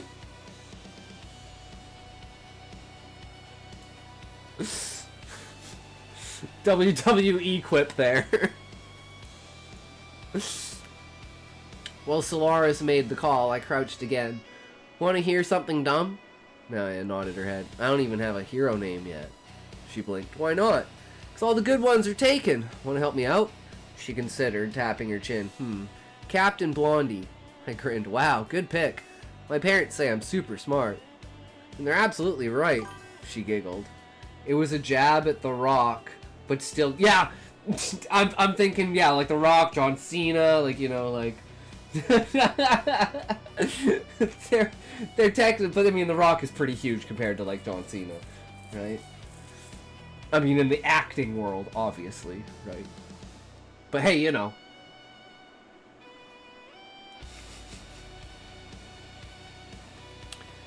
My parents say I'm super smart. And they're absolutely right, she giggled. A few minutes later, a teenage boy with panic in his eyes came sprinting toward us across the square. Maya! She turned, shouting his name, and launched herself at him. They hugged, like the world had stopped spinning, and finally started again.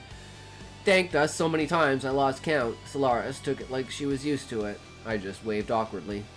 As the siblings started walking away, Maya looked back and called, "Go with justice, dude." Gave her a salute. I'll run it past management. When she was out of earshot, Solaris looked down at me. "Justice, dude. Better than Captain Blondie, but I like the theme." She snorted. "Well, you handled that better than I would have. Yeah, you scared the poor girl into orbit. Watch it." We walked on, a little lighter than before. The rest of the morning went on without a hitch. Help get a kitten out of a tree? Check. Stop an attempted robbery? Check. Starving? Check, check, checkity, check. Grabbed lunch from the street cart Solaris swore was the real best shawarma in the city.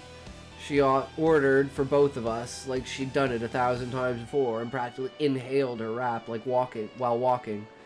I had to jog to keep up. Eating and walking wasn't exactly my forte, and eating and walking next to Solaris felt like trying to snack next to a flame-throwing gazelle. Again, up in ads. How do ads keep appearing out of anywhere, guys? We gotta hunt these guys down and stop this shit from appearing. It's like it just pops into existence like a fucking UFO in the background. It's like, oh, was that a UFO? Oh, no. Don't worry about it. Oh, don't worry about it. It was nothing. It's not important. Don't worry about it. You don't have to. Nah, it's all good. Remember, kids, if you watch ads, it'll make you strong and tall. Remember, if you want to be beautiful and accepted, you'll watch your ads.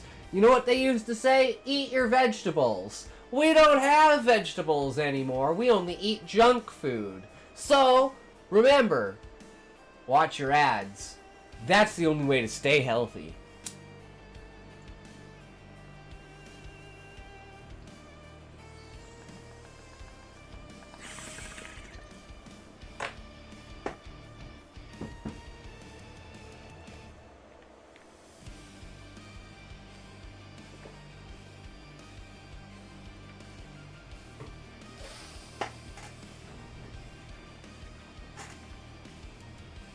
There are two ways to sell something. You either create an urgency or you create guilt.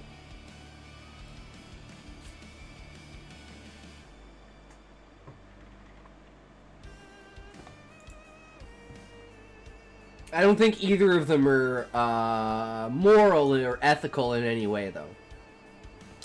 But hey, it works! So, I said between bites, you mentioned Pluto's wife earlier. Solaris didn't answer right away. I'm not asking to be nosy, I went on. It's hard to picture him as anything other than a walking thundercloud in a trench coat. You said you changed him. That kind of love sticks with someone. Chewing slowed, her eyes, usually bright and alert, dimmed just a fraction. She was incredible, Solaris said finally, voice quieter than I'd ever heard it. Strong in ways I'll never be. She was the heart of everything Pluto built, of everything Elias still is. What happened? I asked gently. Solaris stopped walking. She didn't look at me. Can't talk about it. I blinked. Why not? I can't, she repeated, not anger, just final. I opened my mouth to push again, gently, but the universe decided that was the perfect moment to explode. We heard shouting, a woman's voice, ragged and desperate, yelling over a murmuring crowd. Solaris and I spun towards the noise. Across the street, a woman, disheveled, mid-30s, eyes wide with panic, was yelling at a hero. I recognized him, though I didn't know his name. He wore sleek black and gold armor with an LED visor, the kind of costume designed for flash more than function. A tier B hero, mostly social media posts and daytime talk show appearances. "My son is missing," she was shouting, grabbing at his wrist. "He's been gone for days and no one will help me." The hero shook her off, clearly annoyed. "Kidnapping's a police issue," he muttered. "Not a hero gig. It's not like it'll trend." Something hot and acidic twisted in my gut. I glanced at Solaris, expecting her to explode, but she didn't move. Her jaw clenched. Her hands curled into fists, but she waited. I didn't. My legs moved before my brain could catch up, scarf fluttering as I darted across the street. The crowd parted as I approached. The woman looked up at me, tears streaked and sharing. "I'll help you," I said. She blinked. "You what?" I gave her the best smile I could manage. "I promise I'll find him. You're not alone." Hero scoffed and walked off like he had better things to do than be decent. I didn't watch him go, I just kept smiling at the woman. Behind me, Solaris finally crossed the street. Heat rippled off her like a furnace on low. She stood beside me and looked at the woman. "Ma'am, we'll need everything. His name, what he was wearing, the last place you saw him." She spoke. Couldn't stop thinking about that map Pluto had shown me. The one in the back of his office, the one covered in red pins, missing persons cases. Too many. All in the same zones. And now I was staring at one of those red pins in real time. Again, absolutely amazing foreshadowing. And to the true nature of the story, it fully endorses it with, like, dialogue style flashback? I don't know what to call that, but reference? Just like, oh, yeah, shit, now I remember that. Right. That's important. Because, like, I didn't even clue into that, but now that I'm thinking about it, I'm like, oh, yeah, that's right. That's what missing persons is, like, a huge thing right now. And just as Pluto said, it's not something heroes deal with, it's something that apparently the police deal with, which is making it get kind of out of hand. So this leads into my idea of, like, where I'm thinking the story is going with this is, like, the uprising of crimes in places that heroes don't tend to. Yeah, it's referenced in Chapter 1, in Chapter 3, and now back here. Which is freaking super important. Man, Scotty, I have to ask a question that is weird while ads are up. Wait, ads are up for you right now, Fish? Ads were up like 2 minutes ago, I think. Fuck if I know. I don't know shit. I don't know shit about tit.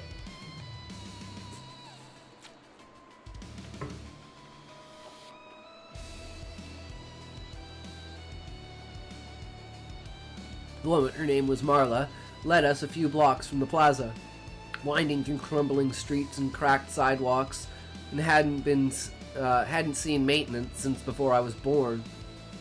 Her apartment was on the 3rd floor of a weathered, beaten complex with peeling paint and a flickering hallway light that buzzed like it had a grudge. She fumbled with her keys and led us inside. It was small, cramped. Carpet had more stains than color. The furniture looked like it had been handed down from the last 5 tenants. Threadbare couch, a busted coffee table, but it was clean, cared for. The walls were plastered with drawings, scribbly crayon landscapes, and stick figures with giant grins. Corner of the room sat a shelf half full of superhero figurines, most of them worn or mismatched. Leo Lambert was definitely not in that collection, at least, not yet at least. Marla gestured for us to sit, but only Solaris did. Settling gently onto the couch like she was afraid she might break it, I stood, shifting awkwardly near the door, hands tucked in my pockets of my pants. Marla sat across from Solaris, clutched a folded photo in her hands. "My son's name is Josh," she said quietly. "He's 8, loves puzzles, dinosaurs, and this one cartoon about space dragons I can't keep up with.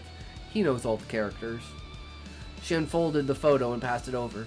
Solaris took it carefully and held it where I could see. Josh had curly black hair with a toothy smile and too big for his face. He wore a t-shirt with a stegosaurus on it and stood in front of a science fair poster that looked like it was built out of duct tape and pure joy.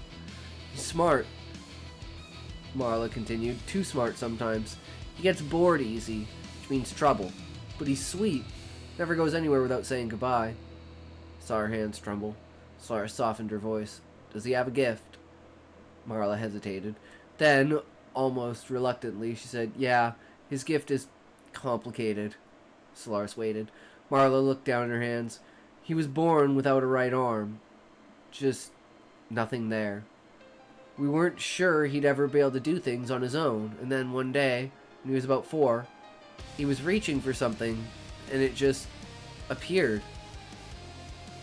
She raised her own hand and mimicked a reaching motion, her fingers curling like muscle memory.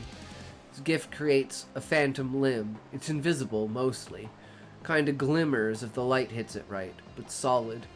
He can move it like it's really there. Use it to grab things, even defend himself if he's scared. We call it his phantom arm. That's really fucking cool, D-Not. I love that. There are cases of that shit happening in real life. Where someone who has, like, a phantom limb winds up using their phantom limb for something. Like saving someone's life. Powers are fun to make, yeah. When you're creative about them, and you use the character as a reference point for how the power should be, fucking fire. And it still makes me think, cause, this is a question that I know I trust you to answer later on. But, the main character's dad said something about him having an amazing gift because he inherited his gift. So the dad used to probably be an awesome hero, right? But then he lost his leg. So I think that's just like, I don't know if that's like foreshadowing, but that's just like, that's such a, you know, it's an idea you've played with before that's coming up again, which the more times that you do that, the more it reinforces it, right? Wild Bow has an interesting power creation system, I think. Maybe. I don't know what Wild Bow is, Fish.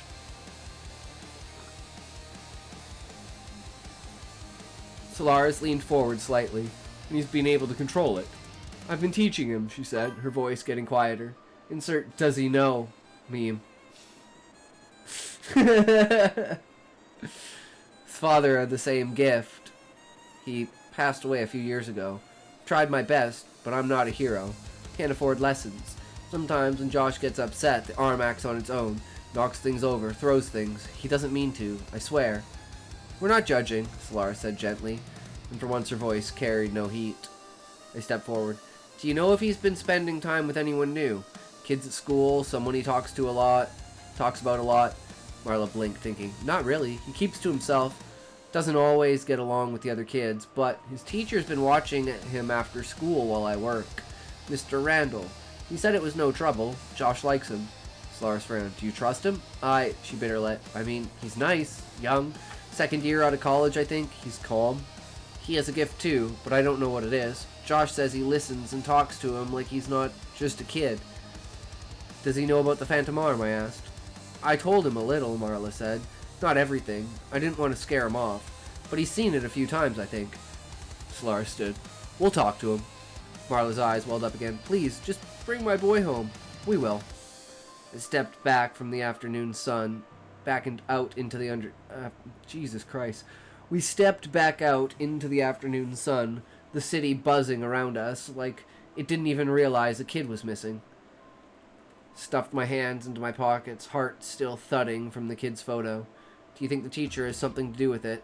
The start, Solaris muttered, her boots thudding against the concrete. And until we know more, yeah, he's a suspect.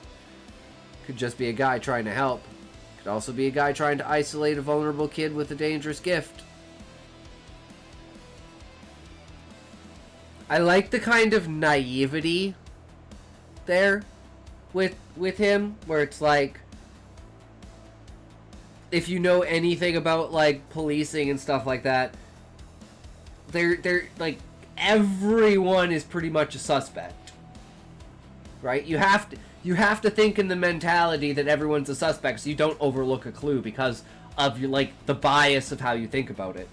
So I and it's like he's still a kid, so he's still naive about it, but he's still like, no, I mean like anyone who's involved. Like you should think Maya should be a suspect in your head, even though he's the mother. You should still be like there should be in your head the possibility that she's setting this all up, no matter how small it is, because if you overlook that one small thing, that could be the thing that makes it so you never find the kid, right?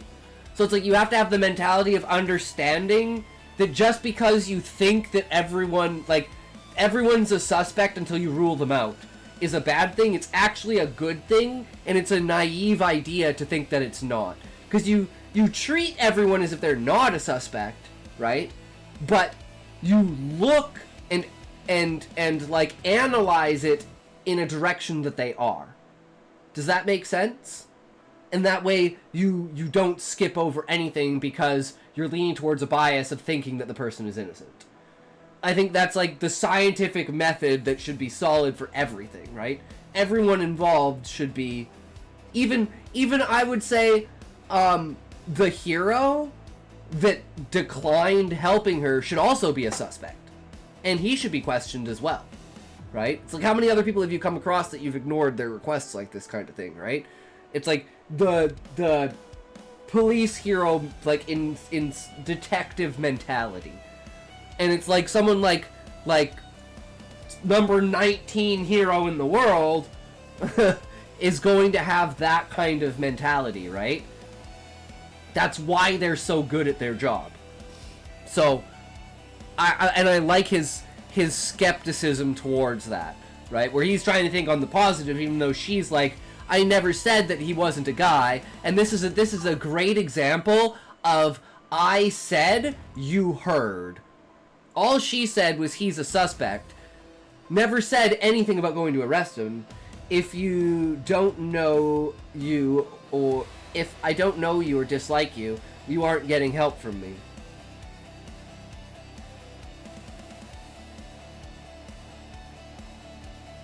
Is that reference to the hero? Or is that reference to what I said earlier, Fish? I'm not quite sure.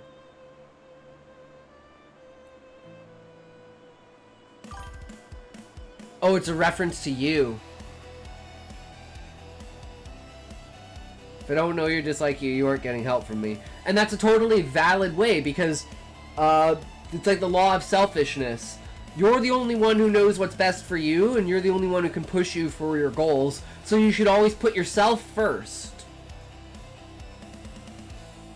And that's a good mentality to have, because you put other people first all the time, you're never going to build yourself. No, Ninja, this is purely D-Naught's story.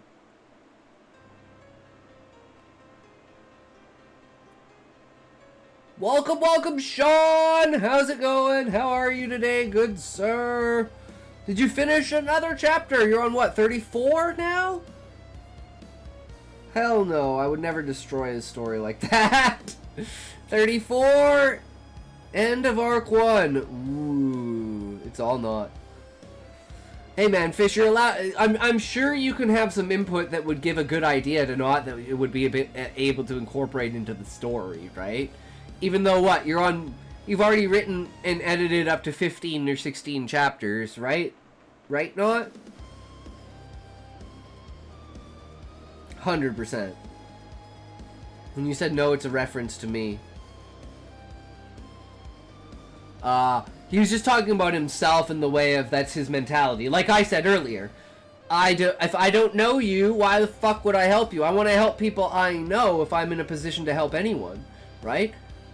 And anyone else would do the same, and you're only virtue signaling if you're not. Because if you're in a position where other people around you need help, and a stranger asks for help, you're gonna help the people around you versus a stranger, right? It's like, yeah, it's not like, oh, you're not gonna like donate $1 here or $1 there, you know, like something like that. It's like, no, I'm not going to spend like $10,000 here or there, right? It's a matter of scale in that factor, right? It's like, yeah, I'm willing to do something that's not out of my way, but when it's something that comes out of my way, since revenge is impractical for legality, not morality, it's how I get revenge legally. Well, that's the biggest thing. No, that's how I am, RL. I was just adding insight into how I am off this app. It's one of those things, it's the same thing, like, if you're in a position where you can, let's say, ruin someone's life that you don't like because you have information, like, for instance, you know that, like, this is a great example. For instance, you know that for your neighbor beats their kid, but you're like, well, should I get involved? It's like, yes, you should. And there's two types of ways. There's the go over there, beat the shit out of the guy, probably kill him. And the other way is to call, like, CPS on him. Right? It's like, technically, I would say the most morally acceptable thing is to go over there, beat the shit out of him, and probably kill him. But you can't legally do that. Right? And I think that's a great example of the difference where legality and morality split in a cultural aspect when it comes to certain topics, right? And I think that's a very human aspect, especially when kids are involved, because, or animals. That's why I couldn't have superpowers. I dislike too many people to be a hero. I'm not saving anyone who isn't a child or animal from shit. Yeah, unless you're in my tribe. Yeah. And that is a fair mentality to have, Fish. I think taking it into your own hands is the least intrusive method, but yes, it is not legal. Stop copying me again! Hey man, it's just common sense, okay? I mean, it's general, down-to-earth, real people, common sense, not bullshit.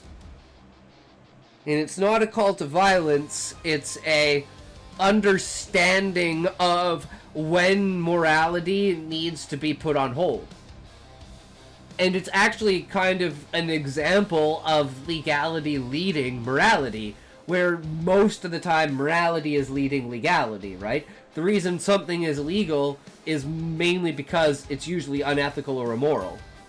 Animals come first, though. Animals, humans, I'm sorry, I'm that guy. Which makes sense, Fish, because you can think of it in the aspect of animals aren't intelligent enough to have intent.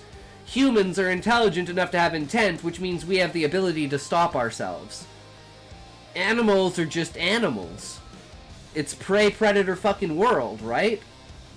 So, intention and scope of understanding is extremely important when you're looking at a situation of empathy for a lot of people. It's hard to empathize with humans because we've seen humans do so many bad things, right? At least that is random humans, right? You can absolutely empathize with people that you know, and you can get to know strangers, but there's like the line you have to cross in knowing someone before you become empathetic, right? And sometimes a single sentence, right? Like I'd say like something like the Austin Metcalf thing of him being like stabbed to death. That's something that would instantly humanizes the person. Like Erica Kirk with Charlie Kirk being assassinated instantly humanizes her. It's like these small things, small I say as in like very like one sentence word, not small as in event or scale or scope. I just mean that you can have one sentence that is like so powerful that conveys so much in it that you have the ability to completely empathize with a person, right? It's a scale of human connection. How much do you connect to something happening to you, right? It's like a vicarious connection. You connect to the person because you know how you would feel if someone you knew had that happen to them. And that's like a very powerful thing, to be able to put yourself in someone else's shoes and see vicariously their impact and resonate with that in your life, right? Oh, I almost forgot. I had the most redonkulous idea last night. A parody of Powerpuff Girls. Only it's Power Fuck Girls. The crap I come up with can sometimes disgust even me.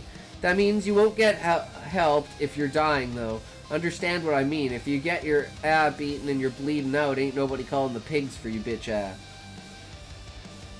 Guess you gonna keep bleeding and die today. No help here.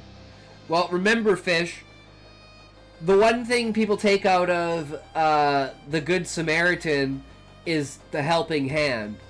No one makes it to the end of the story where the Good Samaritan is the one lying on the side of the street, dead, beaten, and broken, and robbed. And gets walked past. That's the most important part of the story. So I love it when people say Good Samaritan, because the Good Samaritan literally proves that you shouldn't fucking help people because no one will help you. And it's like, you have to be so pure of heart to help someone because no one will ever help you. It's a lost in translation, lost in meaning that a lot of people don't get.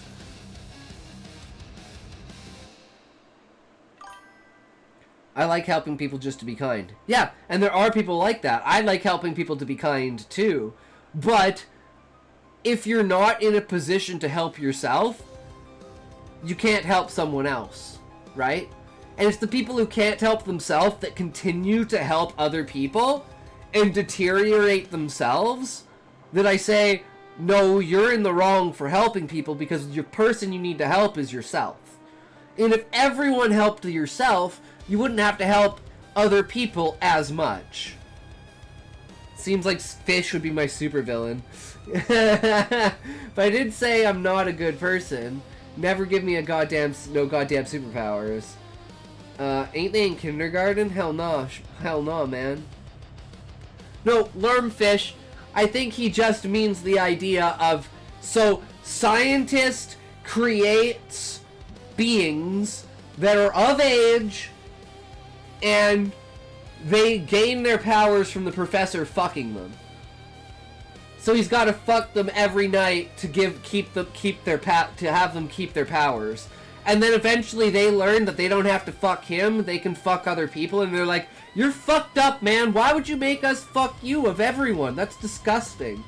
That's where my head goes with the story. And then they're like, we don't like you no more, Professor. And then they just go off and be sluts. Start their OnlyFans. OnlyFans meets My Hero Academia. Would be an anti-hero. Spawn or Deadpool, not a villain. There you go, Fish. You would make an epic Spawn. I love that reference. Fuck yes to Spawn. Oh my god. Because the one thing people don't think about with Spawn is what Al was like in real life. He was a fucking mercenary who killed people that weren't in his tribe. He was literally the angel of fucking death in the American military. And then he got betrayed and turned into Spawn, and all of a sudden he's like, oh, I only want to defend myself. The only reason I've ever gone to war is to protect my homeland. They always lied to me. But I fucking love Spawn.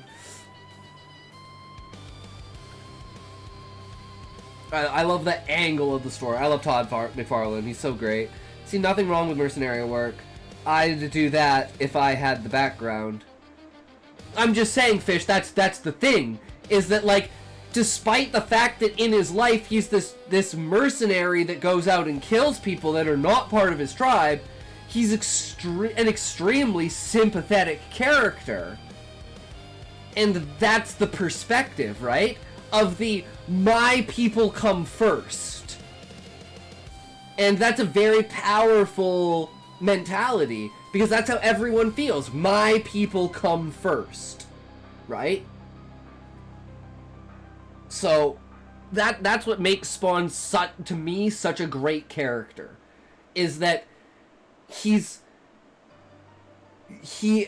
always had the good side, and that's his tribe. But anyone outside of his tribe, you fuck with my tribe, you're fucked. Which is like the strong, powerful, masculine, like, you know, figure that, like, I grew up with, right? Same with Punisher. Yeah. Where it's like, if the law's not gonna do its job itself, I'm gonna do it. And I love that kind of story because it's blurring the lines between the idea of morals leading legality, right? If morals don't lead legality and legality starts to lead morals, you wind up in places where you need these vigilantes like Batman, the Punisher, or Spawn, because the powers that have all the control are so corrupt, they don't have your best interest in mind, even though that is why they have the power in the first place, is an assumption that they will put the people first. And without that, they shouldn't have the power. So it's like an oxymoron of irony that creates a situation that people are like, if these were warlords in Africa, no one would care. But because they're voted in politicians that are corrupted, that's what people make them care so much about fucking them over, right?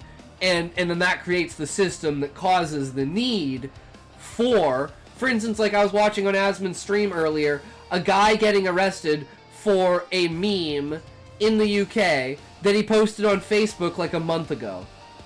And it's like, neither the cop nor the dude want this to happen. They think it's ridiculous, but it's the law and they have to do it. That is an example of the law failing at its job.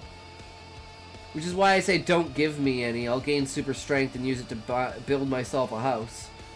Not do charity work or nothing like that. Well, Fish, that's the difference. You give some people superpowers, and the first thing they would do is go kill all the leaders of the world.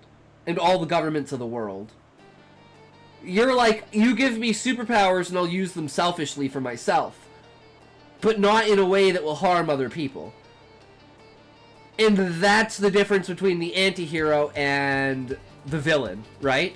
The villain would go out of their way to seize more power because of it. You would see that within yourself and be like, yo, I gotta... No! Ah!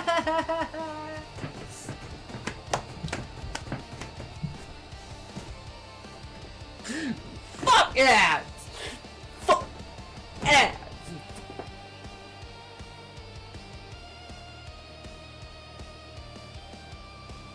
I don't like ads!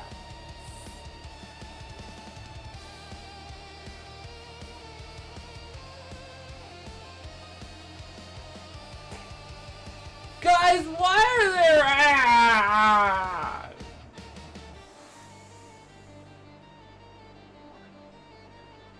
I am vowing now that ads are good. You should watch your ads. Ads are good. We love ads. Ads are good. I believe in ads.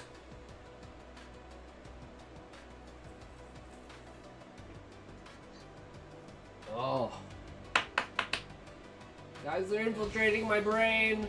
The brain chip infiltration has begun. Now imagine when they put chips in our brains and they just turn ads on our eyes, and even when you close your eyes, you still see ads. It'll happen, guys. It'll happen. Back from ads. Welcome back! Stupid ads. True Fish.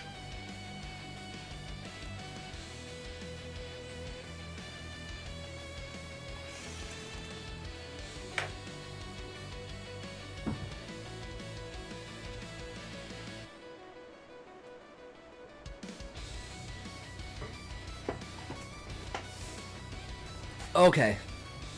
Back to the story.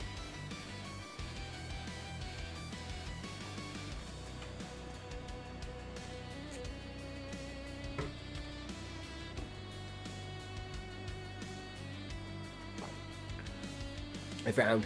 You say that like you've seen it before. I have, she said flatly. Gifted kids get groomed, especially ones with raw powers or no control. You'd be surprised how often people with the worst intentions find jobs that put them near them. I got back to the story. I know, right, Denot?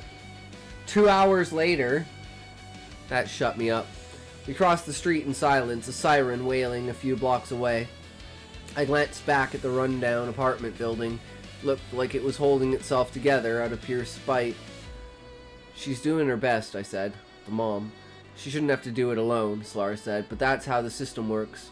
You're poor, you're a single parent, and your kid's not picture perfect, they write you off. Cops and heroes don't even pretend to care.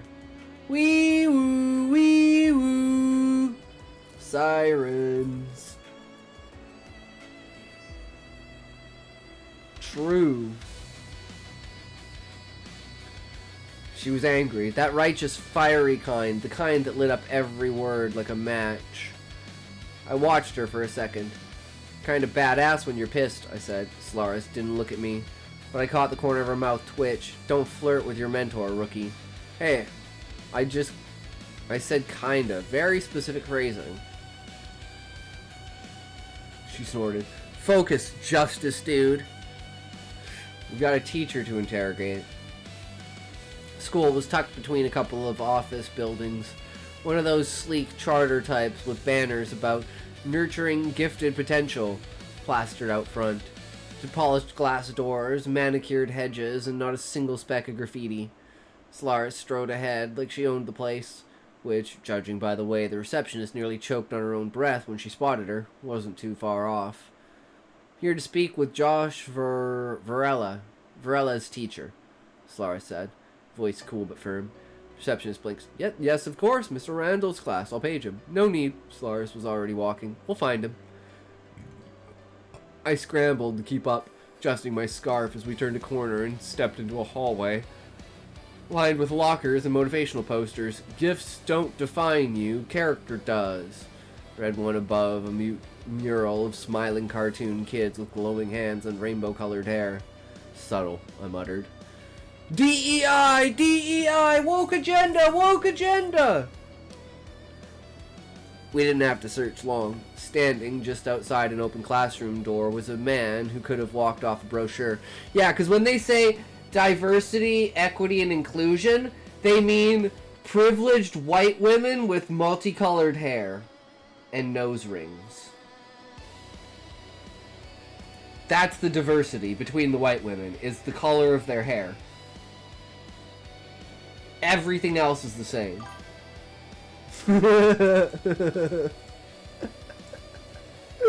As Asmund said, there's two types of people that fuck up our society. Karens and incels. And Karens make incels.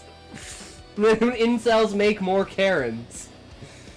Can't say I disagree. It's to a degree, right? But it's definitely like...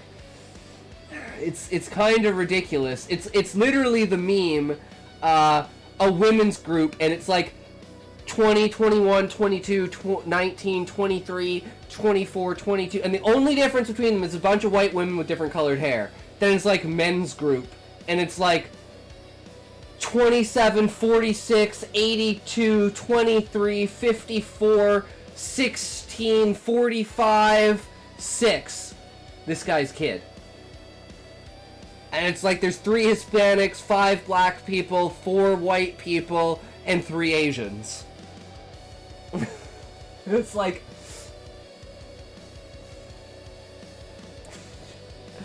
I mean, it's all geography too, right? Like, I live in a very white-centric small town. There's like, 10% of the population is like in total, it's like 90% white people, and 10% of that is like 5% brown, 4% Filipino, like 1% black. So it's like, other than outside of the internet, just geographically, because I live in like literally a town with like 5,000 people, it's just white suburbia, right? And that's just kind of where I've lived all of my life, in a small town like that. So it's like, it's not for a lack of trying, right? Whereas like, you look at my online people that I know and stuff like that, like half of them are from the Middle East, the other half are from China.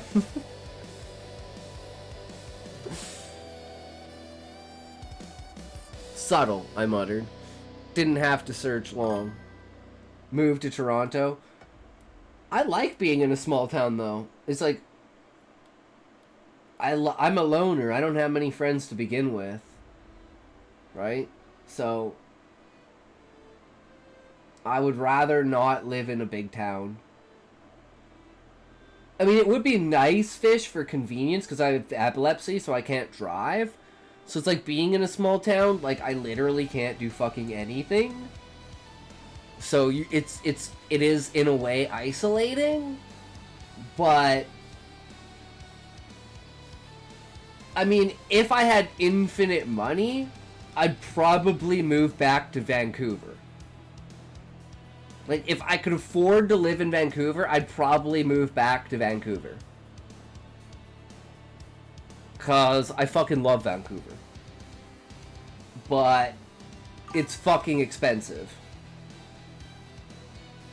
Well, remember, Fish, it's not so much that we're rich. We've capitalized on a couple of things, but it's like, it's just my dad's pension and my mom's pension. It's just they get a ridiculous amount of money because the government fucked up. But we're talking like $30,000, $30,000 before taxes probably a month, right? Like for like being retired, it's a ridiculous amount of money. But you know, it's not infinite money, right? It's just, it's convenient, it's nice, but it's not enough to live in Vancouver.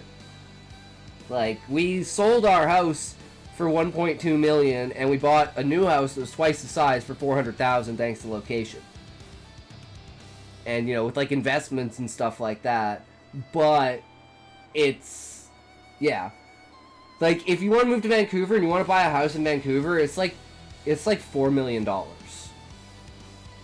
Like, it's probably $6 million now.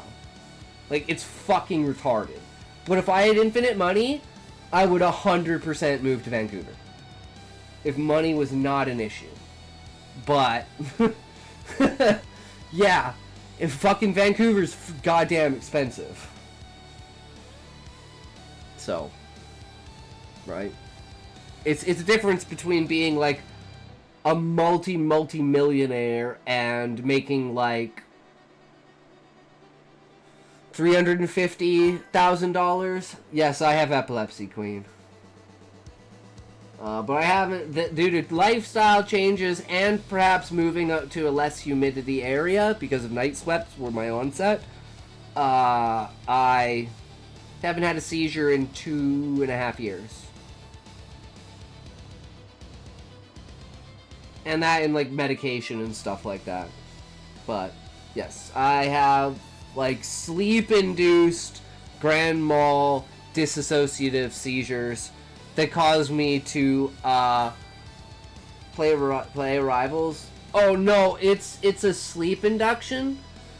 It was actually tobacco. I used to smoke weed and tobacco, and I didn't sleep. Like, excessive. Like, an ounce of tobacco, like, in, like, 4 days.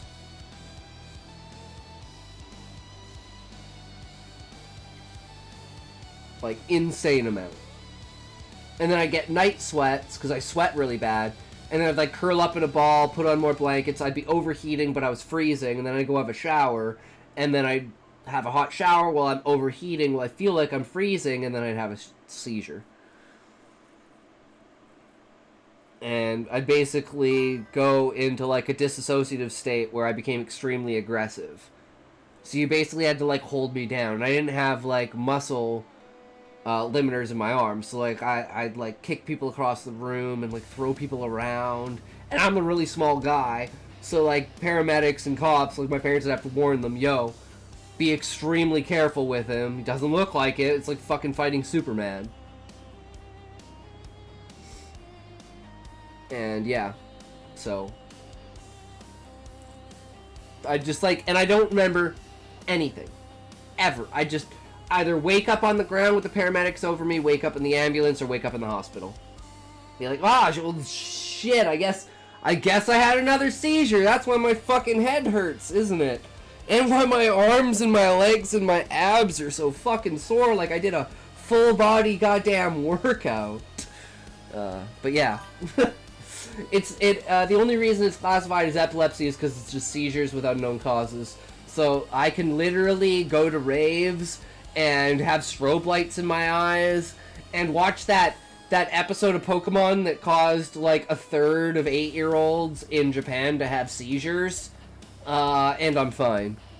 So yeah, it doesn't have anything to do with the only connection to like video games is insomnia, because I'm playing like old school RuneScape for 40 hours straight and not sleeping while smoking a shit ton of weed.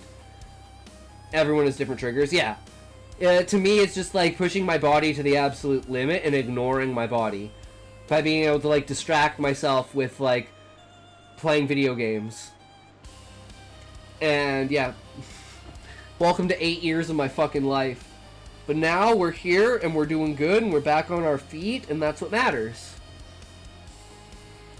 We didn't have to search long. Standing just outside an open classroom door was a man who could have walked off a brochure, mid-30s, crisp white button-up, rolled neatly in sleeves, tan slacks, neatly styled brown hair, brown eyes behind thin-framed glasses. His smile practically sparkled when he spotted us.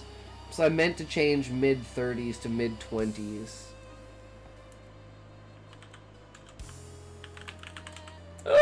It changes the image so much. What's worse is when you're recovered, your muscles will be stronger, and then Sean, it happens again, and then it's like, yeah, it's an escalating factor, right?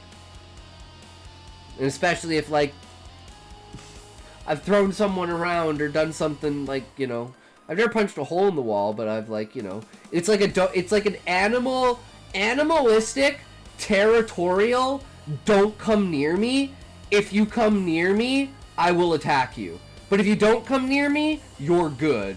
But they have to get me on the fucking stretcher and in the goddamn ambulance. And it usually takes about 45 minutes for me to clear up. So it's like, it's all in all just a giant disaster. Need to buy clothes for an all gray outfit so I can rock that Alma coin. Not sure about that. That went over my head, fish. Fights first response, wakes up in hospital alive. Perks of being white. Not just that, fish, being white in like a wealthy neighborhood. People can say it's not true, but if I was brown or I was black and I was in the same wealthy neighborhood, it'd be the same. So I don't think it's necessarily a race. I mean, let's say it's 20% race, but it's actually 80% wealth and class. Don't get me wrong, there is a race component, but I don't think it's as large as the social status wealth component. Right? I do that, Learnfish. Last log on 1 year ago. Fish.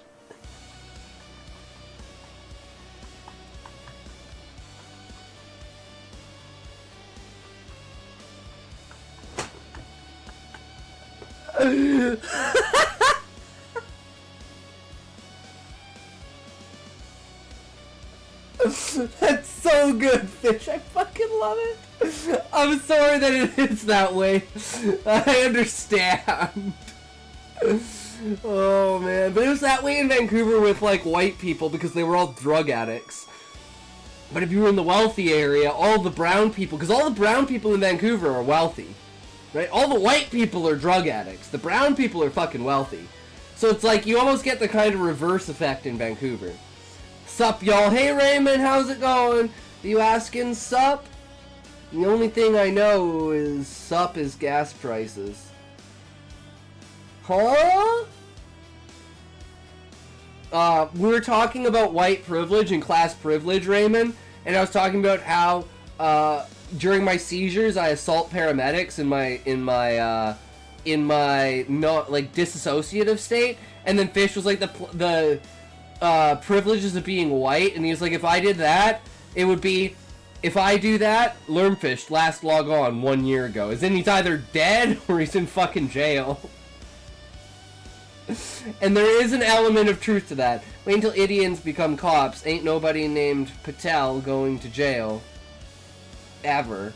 Well, Fish, that already happens. We had the biggest drug bust of cocaine in Canadian history, and within 3 hours, 6 of the 12 people were back on the street. Within 3 days, 9 of the 12 people were back on the street. And I'm pretty sure within like a month, all 12 were back on the street. All because they're brown. That happened in like August, beginning of August. Would never happen here unless you're connected. I mean, Canada has always been a very pro-Indo-Canadian culture. Why do you think I had the brown accent, guys? I go along with it very well. I know what I am doing, okay? I have been around a lot of the brown. We love the brown out here. This is a very good time. We know what you need to do, but it is the right kind of brown. You know, we are Indian brown. We are not Muslim. Well, maybe some of us are Muslim, but we are not. You know, we are not radical like the Middle East. At least not in that way most of the time. Funny that people who hired me for this new job are Indian. I've worked with a lot of Indian people before, and I have not had a bad experience. In fact, they've been some of my favorite employers. But I know people that have worked for Indians that are in other places that have had the shittiest experience. So it all depends on who you have. I've had really shitty white bosses, really shitty Indian bosses, really good Indian bosses, really shitty white bosses. Did I already said I've had really shitty white bosses? Because I've had, like, mainly really shitty white bosses. I don't think I've actually... Okay, I've had one really good white boss, but he was, like, a private business owner. And the second he was out, the other boss, piece of shit. I had this random person, his friend on Facebook, posted shit, drug-related every day, then disappeared for 1 year, coming back with a "I'm free, bitch" pic outside of jail. Damn, Raymond. That goes hard. My last boss was a shitty white boss. Well, the Walmart boss is, like, the store manager is an amazing Filipino guy. He's great. But, like, my main manager, like, the staffing manager, is fucking retarded. Like, I don't want to boast, but, like, I'm like an above and beyond employee. And for 6 months, I tried to get a 2-month leave. Because I'm like, I just need 2 months to get my shit together. They wouldn't give it to me to the point I had to fucking quit. I'm like, that's some bullshit. You guys just lost your best employee. So I'll be back when I feel like it. If I feel like it. Most likely in November, but we'll see what happens. Don't do above and beyond. You only get more work. Exactly, Fish, but that's my personality. I can't help it. I'm just a go-getter. You know, I like to kill time, so I like to do things. So that puts me in awkward positions when they know they can take advantage of you. So I said, "Hey, this is what happens when you take advantage of me. Bye!" Because I don't need the job. I just like the job. But they made it so I don't like the job anymore, so I wanted to stop for a bit. So I'm hurt. What did I miss, D-Not?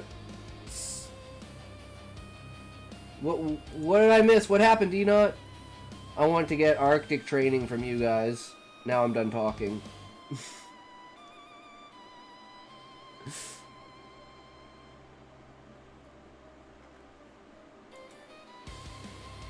Solaris, he said warmly, offering a handshake. This is unexpected. Mr. Randall? Solaris asked.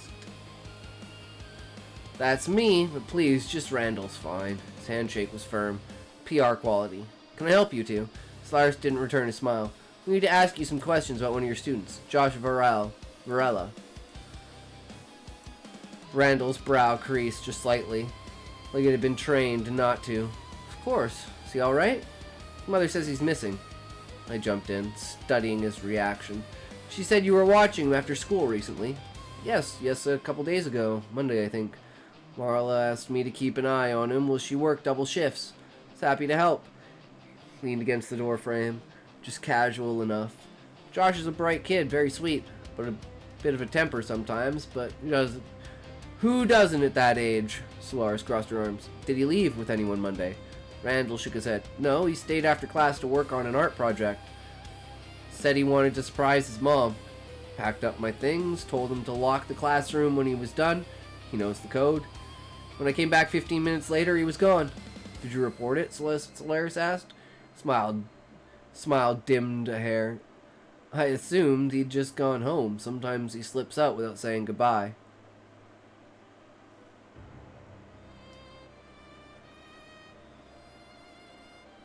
He's guilty.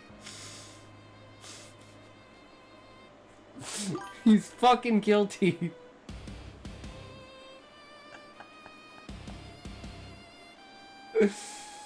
One of my bosses once called me to his office and asked me why I didn't hang out with the rest of the staff, gossiping and going out and shit. I was like, huh? They're like my colleagues, not my friends, dude. What the fuck? Look of realization is priceless.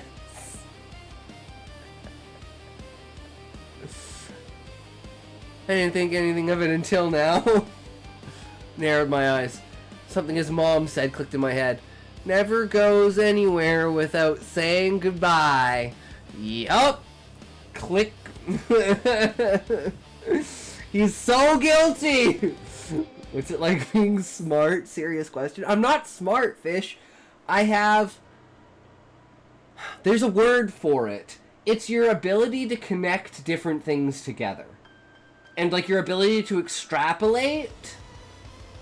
And it's something horizon. You've been seeing the future? No, I've been seeing the crumbs. I've been seeing the crumbs and I understand the structure of story, and I trust that Not understands the structure of story, so I put those two together to create an equation that says there's no way this is in the story if it's not going to be referenced later. This is way too specific. It's purposeful.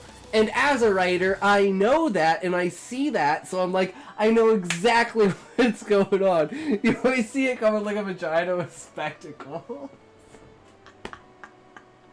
That's how you know it's great writing. Some people say, oh, it's bad writing if you can tell what's going to happen. No, it's amazing writing if you have an idea of where the story is going and what could happen. And then your predictions based on the information you have, the more times your predictions come true,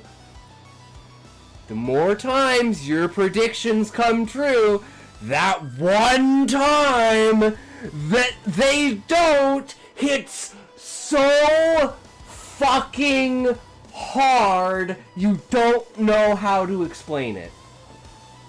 And that's what's so important about this.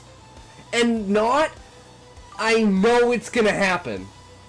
I don't know when, but I know it's going to happen. And I'm so excited to see what that's gonna be. Queen! Callie! I'ma follow your advice, okay? Just took my meds. Well, that's good, Callie. You should take your meds. True. I agree. Toxic.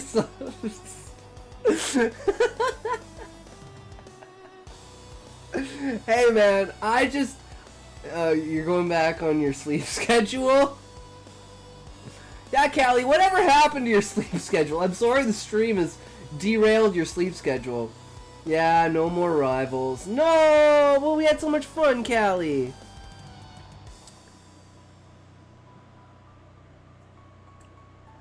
It's like if you're really, really good at foreshadowing, people can see and read through it in the story. And if they don't, you still have those moments. Like I wasn't 100% sure if Not was gonna make a reference to it or not, even though it seems like that is the trend. When it is a moment, he will absolutely reference back to it. So it's like, even if you don't predict it, I'm sure you're tired of hearing about Worm. Fuck you, games are the worst. Alright, Callie. What's Worm? That went over... Oh, I'm not sure. I never said you couldn't play Rivals. I was just saying you should stay up so late. Shouldn't. I'm guessing shouldn't. And it's not like you have to play with us, Callie. You can play Rivals if you think Rivals is fun. I think Rivals is fun, I just don't have time to play.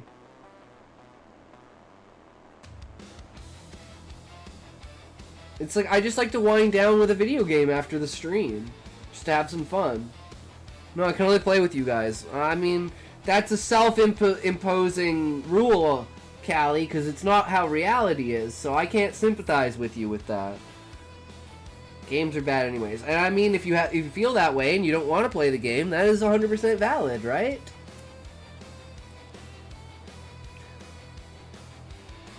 And also, like I said, I am good at remembering, like, storylines. I'm good at remembering worlds. I'm good at remembering characters.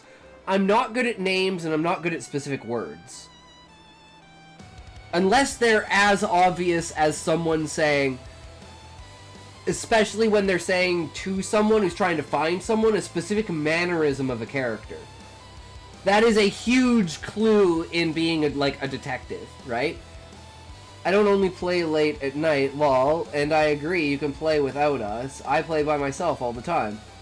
Queen just yesterday, for instance, happened to be playing No Man's Sky and not playing Rivals, right? It just happened to be the game that she was playing. That doesn't mean anything, right? I mean, she could be playing Rivals right now. For all we know, we're getting ready to, right? So it's all on you, Callie, to be like, do you guys want to play Rivals? And then, you know, go from there. Maybe join a Discord that does Rivals and get, like, teams. You're good at meeting people, Callie. She could be playing again. Who knows? Games are fun, you know? I was just about to get off Rivals to get back on No Man's Sky. Bro's playing Rivals in the background. I got a third monitor up and I'm playing Rivals with my feet. Read!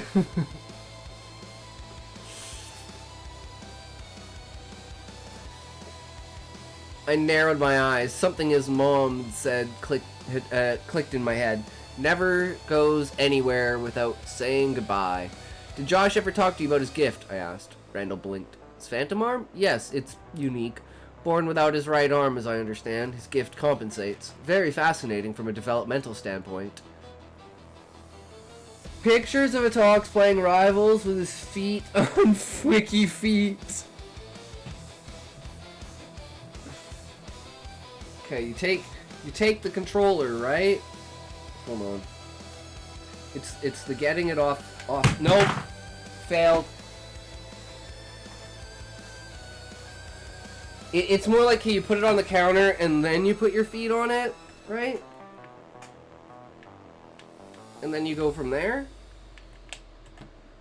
Right? I can't like hold it. I'm not like no game, no life. Or am I? Oh, I may lie, so I could technically have 12 feet down there and you guys wouldn't fucking know. Right?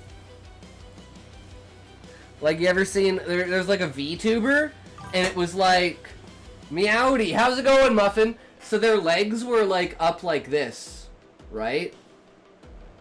And you could see them like flailing to the side of her. And then people were like, well, what's underneath, what's down there? And then it zooms out.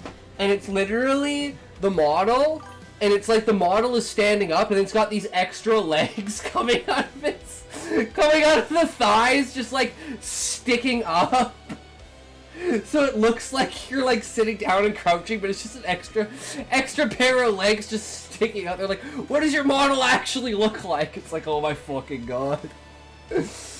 Streaming, just personal bested top 20. Nice! Fuck yeah, Muffin, that's hardcore. Hell yeah, buddy. Solaris stepped forward. You're awfully calm about a missing kid. I assure you, Randall said with a chuckle, hands raised slightly. I'm just surprised. Concerned, of course, but I don't want to cause a panic. We're taught to remain level-headed in gifted education. Solaris shot me a quick look. Not suspicion exactly, more like file this guy under maybe.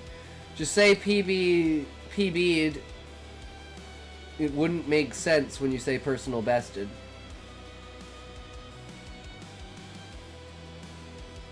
You're a personal bested. You personal bested your best personal. You bested the personal. I believe, Muffin. Can we take a look in the classroom? I asked. Randall doesn't hesitate. Be my guest. Gestured for us to enter, all smiles and open body language. Classroom was spotless. Rows of tiny desks were lined up with military precision, every chair tucked in the exact same angle. You perplex me. Funner isn't a word, except if I say funner, you know what I mean. So funner is a word. If I can say a word and you understand what it means, if I say gomage, that person got gomaged. Gomage isn't a fucking word. As far as I know, gomage isn't a word. It's made up. But everyone knows what it means when you say it. If you've played Expedition 33. Right? So, words are just sounds with meaning. If I can say it and you understand it, it's a word. That's how simple language actually is. Creating that understanding might be difficult, but you know.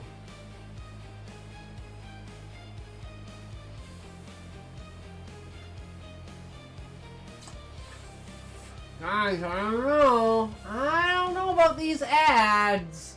Guys, I'm getting an ad about the Titanic saying that the Titanic survived and that it's a giant conspiracy. Why am I getting an ad about the Titanic being a conspiracy and that the people on the Titanic and the reason why the Titanic sank was actually because of the Federal Reserve? Dude, who gets these kinds of commercials? What the fuck? I'm so confused. It's true, I was there. It's probably the first time I've gotten an eBay ad. Damn, Muffin, you got an eBay ad? I just got his Is this why people are so radical? Because ads are spouting this bullshit about the Titanic being downed because of the Federal Reserve? Everyone knows that's the reason why. You don't have to promote it. Everyone knows it was an inside Black Flag operation that they were absolutely willing to sacrifice all of the civilians for just to kill those 3 people. I mean, it's like political assassination without the suspicion of political assassination. Like, it's absolutely genius. It's like, I've said this before, but the assassination of Kim Jong-un's brother. With the 2 chicks that were recruited as pranksters for a YouTube channel, and they wound up committing an assassination.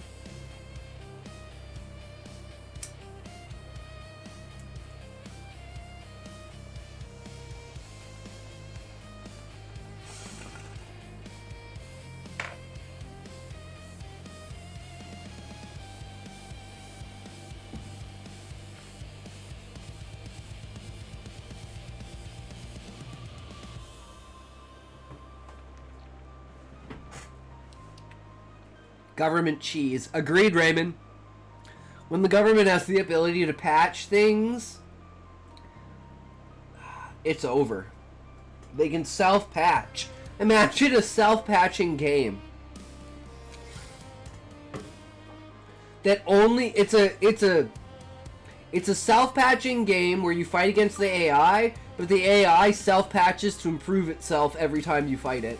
So it loses less often until it can't lose.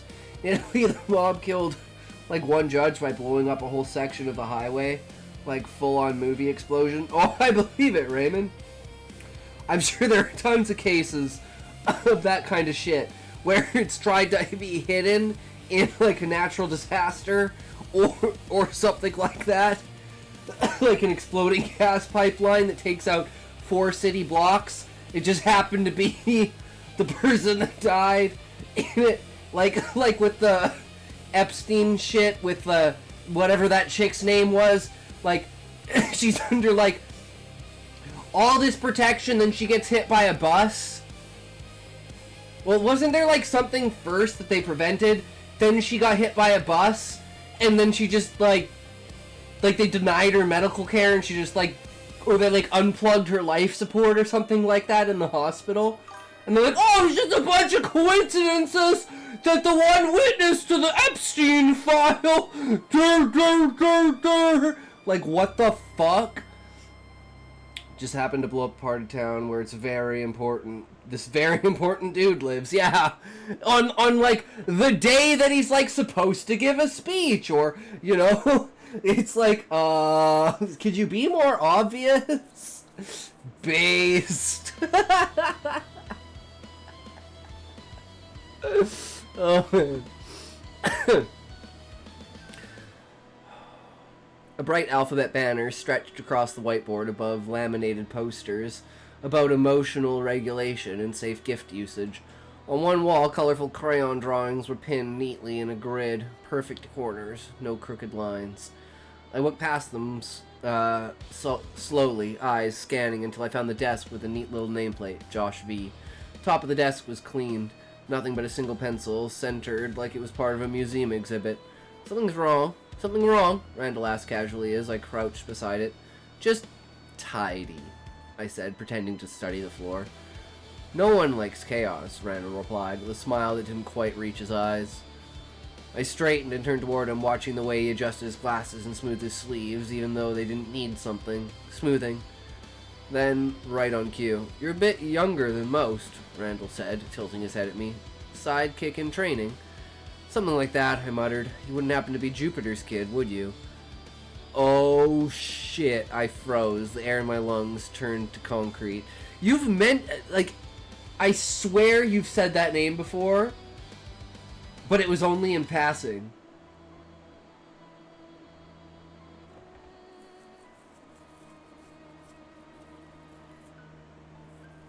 But I swear that's familiar. I froze. The air in my lungs turned to concrete. "What did you just say?" Randall blinked innocently. "Jupiter, your father. He was a pro hero, wasn't he?" And here it is, D-Not, the explanation on his father that I was talking about earlier. I was not expecting it this early, even in, like, the smallest hint of it. About, like, how popular his father was, because he inferred that if his son gained his gift, and his son's gift is great, then he had a great gift, which means he was probably a great hero, which means he probably has a name. Like, people know his name. "Jupiter, your father, he was a pro hero, wasn't he?" Stared at him hard, my brain scrambling. No one knew that. Not outside our family. Not even in the public records. Dad made sure of it when he retired. His hero identity was not tied to the Lambert family. "Must have read it somewhere," Randall said quickly. Raised both hands with a laugh that was just a little too rehearsed. "Big fan of the old hero scene. Soak up all the trivia I can get. Slip of the tongue." I didn't respond. Every hair on the back of my neck was standing at attention, because I knew one thing for sure. He was lying. Something about that lie made my stomach twist. That's 100% a threat. That was 100% a threat. Solaris glanced back at us from the other side of the room. She was flipping through some kid's drawing journal, too distracted to catch the shift in my posture. "Yeah." He's saying, I know who you are. That's a threat. I once joked with a friend about how he needed to get really high scores on his college entrance exams. Yeah, I know who you are, and I know things I shouldn't know. That is 100% a threat. And then covered up by an, oops, I wasn't supposed to say that. I guess I just know too much. And it's like, it's so well done. I love that knot. Breakfast with the president, shake his hand, and then commit, suicide bomb. Wait, what?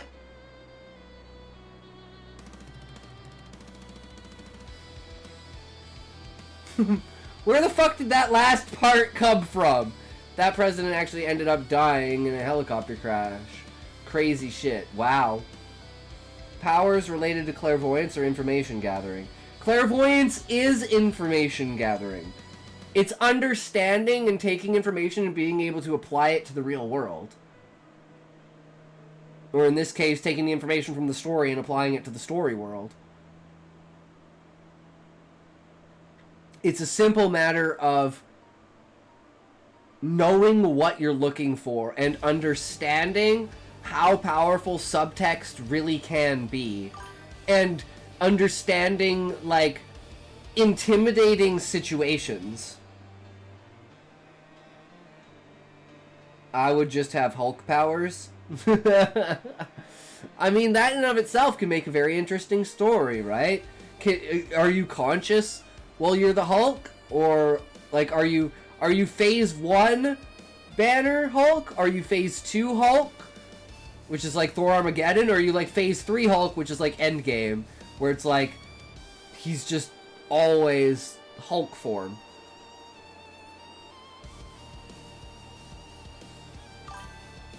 Gray Hulk. I don't know that backstory, Sean. Writer's word says says threat, so I guess it is. Even still, why let it slip he knew that information? He's shown his card. Guess you just gotta keep reading. Fish, it's technically not that he... Okay, this is the context.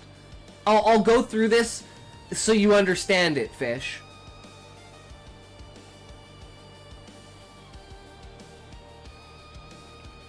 Rows of tiny desks were lined up with military precision. Each chair tucked exact same angle. That's odd.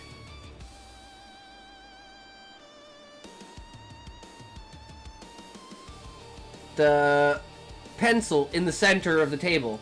That's odd. Randall knows that it's odd. And he knows just tidy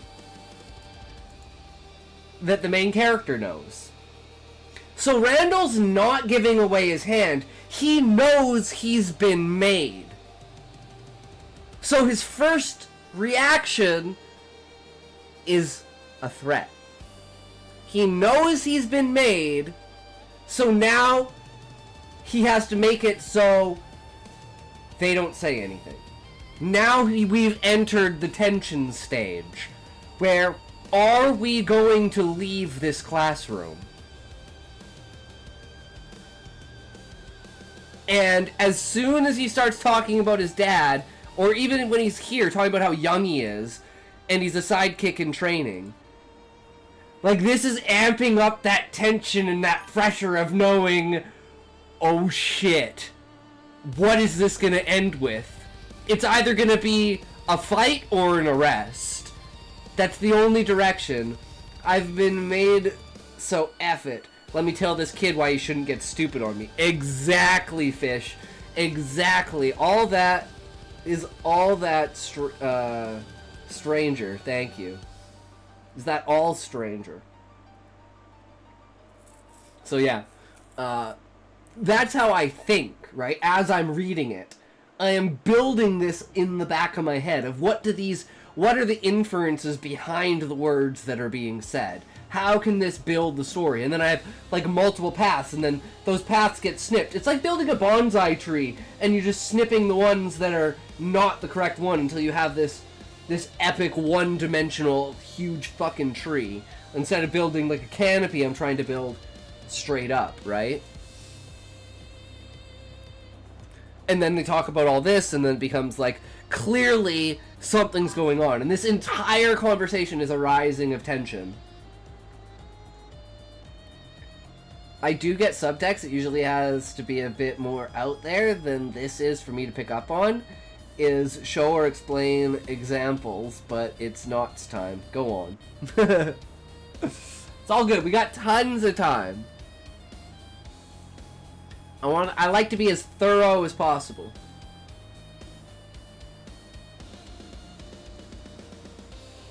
Randall turned away before I could ask anything else, moving toward his desk with the same calm, practiced gait.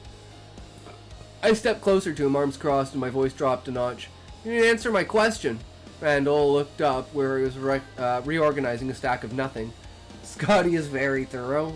Walt, I mean, if I want your story to get better, or I want you to understand the scope of how I understand your story and how well you get it across, it's very important to be a thorough like that. Because there might be something that you're hoping. You're sitting there, D-Not, like, I hope he gets it, I hope he gets it, I hope he gets it. Yes, he got it. Like, that's what I'm hoping that I can bring to the table, right? Smile still painting on sorry. Or you're like, when is he supposed to get it, right? Like, there's a point in the story when you want them to get it, and then a point in the story where you just tell them because it's, you know, gotten to that point where you've done that 100%. I've reenacted live reenactment of me. Yup.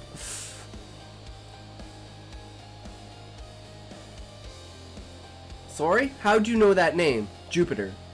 Gave a tight laugh. Like I said, I'm a fan. I read a lot. Hero trivia. Biographies. That wasn't in any biography, I snapped. That name was never made public. It's sealed. Smile faltered.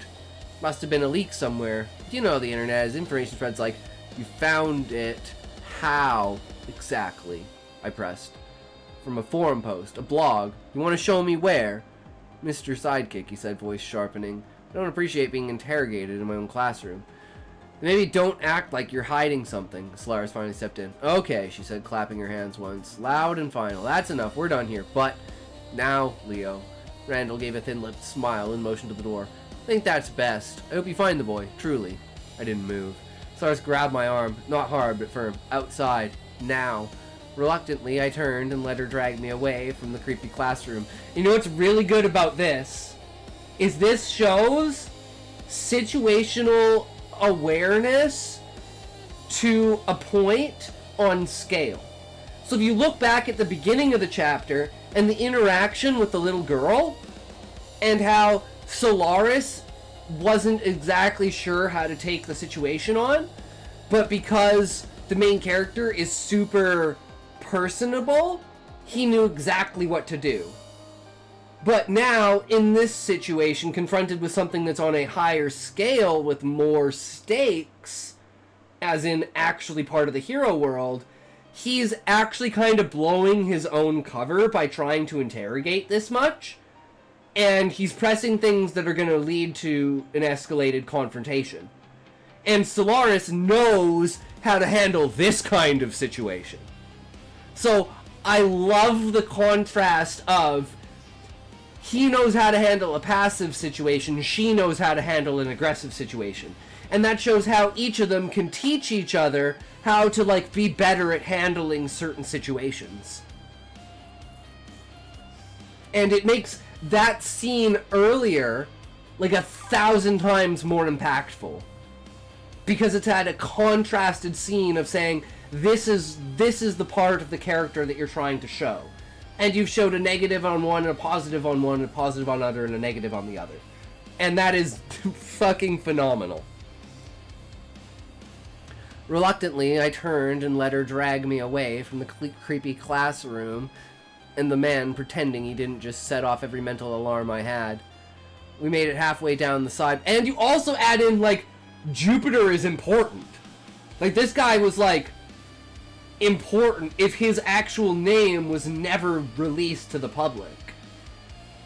And it's, like, confidential and shit. It's like, his dad was obviously caught up in something. And the fact that he was, like, that level of a hero and he lost his leg. He was in some sort of fucked up battle. Or some sort of fucked up thing. And the promise you've made with that, and you've had these crumbs and inklings throughout it to give us even more inference as to what it could possibly be. And how important it actually is to the story. And that'll come back to how important his parents are. Wasn't his dad caught up in an accident or battle, and he's been scrubbed from history for it. I operating as a hero without a license and stuff. I have no idea, Fish. I don't remember. The only thing I know about his dad that I remember is that his dad is disappointed that he didn't want to be a hero because he had his hero's gift. You're thinking of Pluto. Oh, yeah, you're thinking of Pluto, Fish. The main character's dad was only in, like, the first couple of chapters. That's okay, Fish. And his dad is, like, kind of a hard ass who's, like, seems really pissed off that he lost his leg. And he's not a hero anymore. And he wants his son to live up to his expectations of being a hero and be able to live vicariously through his son being a hero. And he's pissed that his son doesn't want to be a hero, despite having the powers.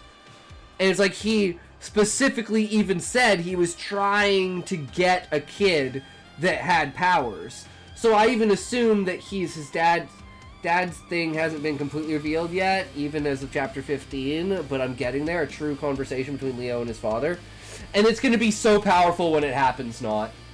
And that's going to be like a point where you need the exposition but it's not going to feel like an exposition dump, because we all have been waiting for it for so long that it's like Ellen reaching the basement and explaining the entire backstory of everything. It's like, it's all exposition, but it's exposition that we want and need and you've built up to.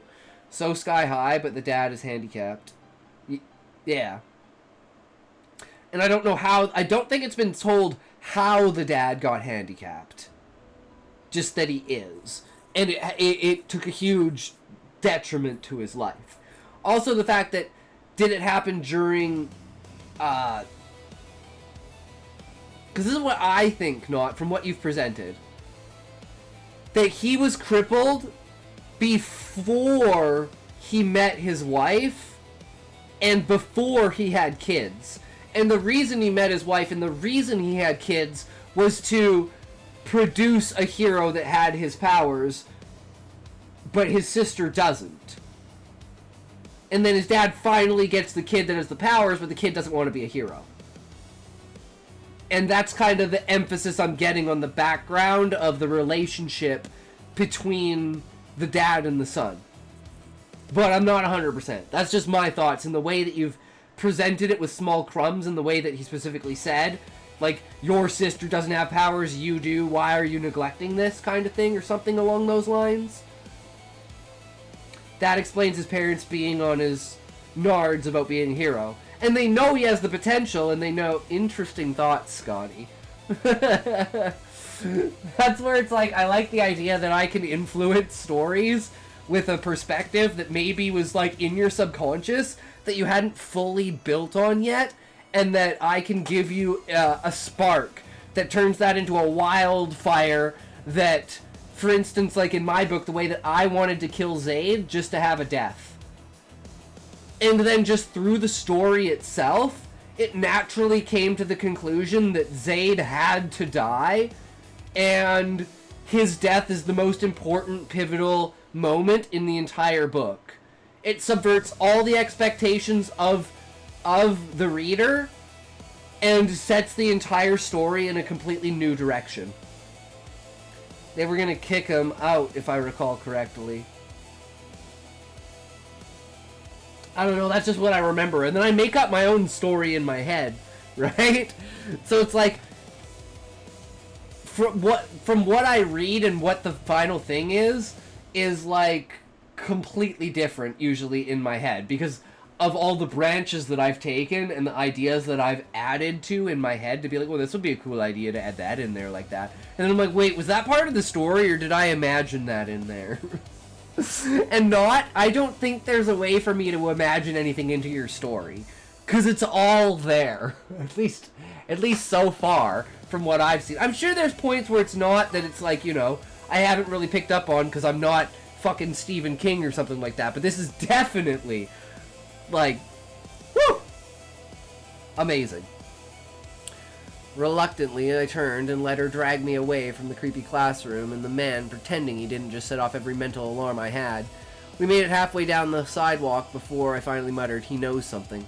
"I know," Solara said quietly, not looking at me. "I knew the second he said Jupiter." "Then why'd you stop me?" "'Cause you're not trained for that kind of confrontation," she replied. "Not yet. You push too hard?" He shuts down. Calls his lawyer, files a complaint. Best case, you scare him off. Worst case, he hides what we need.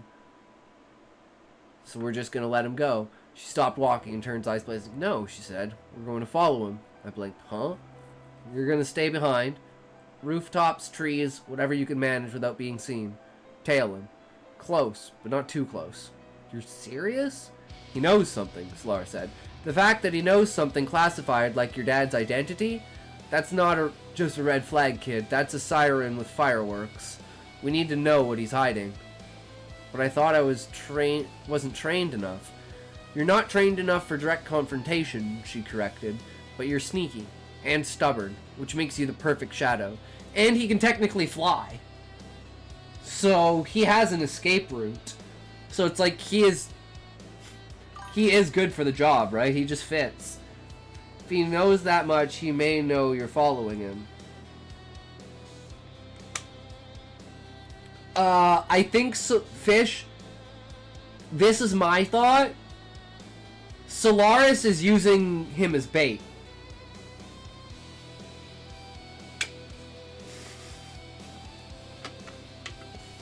%, she's using him as bait.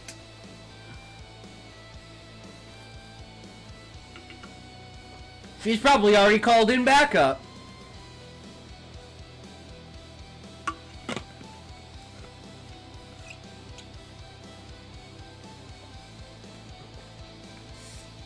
Now we get to see how far, because that's the one thing, is like, you show where the main characters are, then you show where the villain is, and you say, where are they in the steps of things?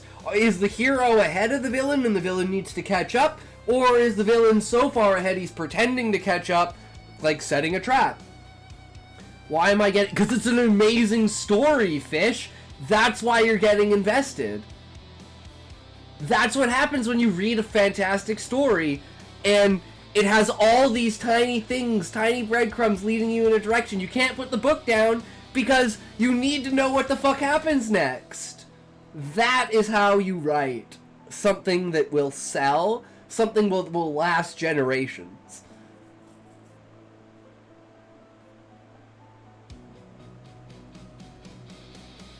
Which makes you the perfect shadow.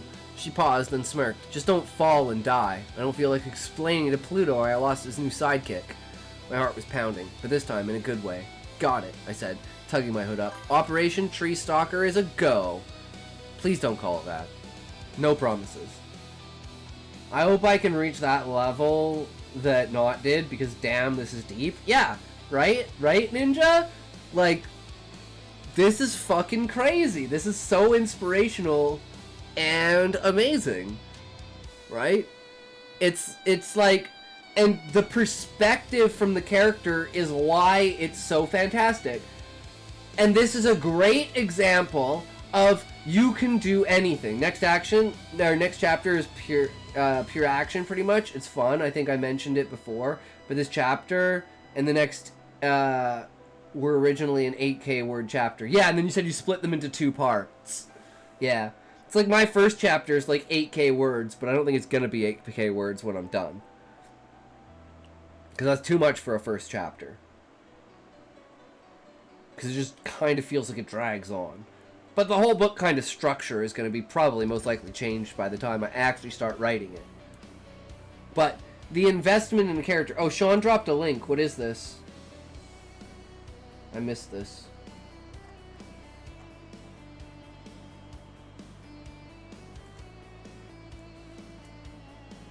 Oh.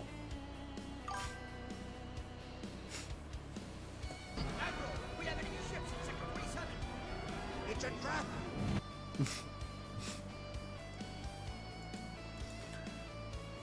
Appreciate the compliments, everyone. No worries, not absolutely fucking deserved. Carry on with creating the world that you have. And it's like anyone can, like, this, how do you say this? Like, there are so many superhero stories, right? Like, oh, superpowers. To the point people are like, superpowers are overdone. No. A certain perspective on superheroes is overdone. That's why, like, Deadpool is so popular. Like, anti-villains, anti-heroes are so popular. Because they're just a different perspective on heroes. Same way with, like, you look at something like Freerun, Journey's End, where it's like, it's a different idea. And I love Freerun because it's like, actually, you know what? Freerun is the first example of my story that I can think of where the mentor is the main character teaching the next generation after they've done their journey. I'm actually thinking about that now. Freerun does the same style that I'm trying to do with my story, but over more amount of time. And more, like, deliberately in the party. Word count doesn't matter, it's just about the content. If there's 2 main segments, make it 2 chapters, otherwise leave it as 1. Who knows, maybe it's 4 chapters and you just didn't notice. Exactly, Sean. Superheroes are overdone, and that's why I leaned into Leo's sarcastic narration. Uses humor to get people reading. Exactly, not. Exactly. And it's beautiful. Alright. So, who's next? Fish, you said you wanted to be next?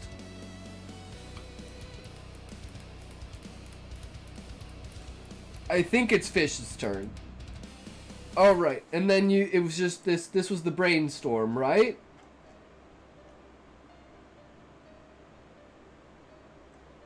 Nope, that was hybrids. This is TLBG's Sands of Time. So Fish, where's your story?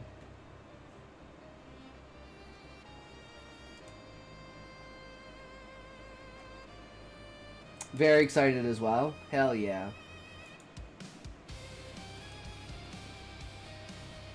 I don't know if BG is still here. I know it takes forever to get through these readings, but yeah, I do try to be as thorough as possible so you get the most out of it, so it doesn't feel like I'm just speeding through and, you know, skipping over stuff.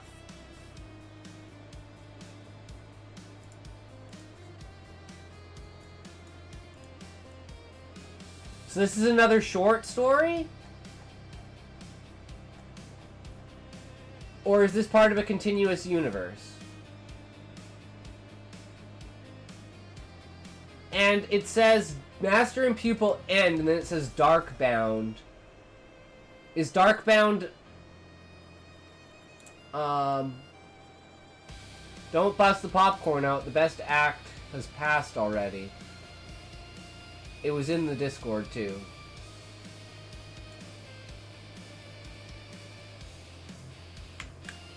What about, like, the very, very end?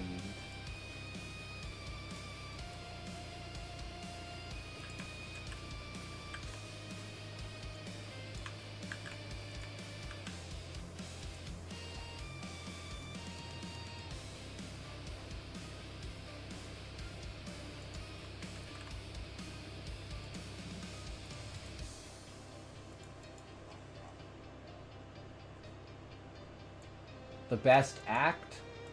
Not sure what you mean. This is a different story, though. Wait, I missed your best act? No!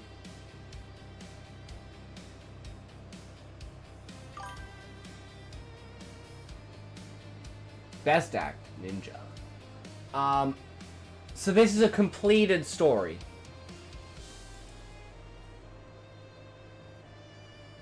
Oh, Inuyasha, the final act. Fuck yeah, dude. Final act is so good. Okay. I'm confused with your answer, Fish. So I'm just gonna ask the question.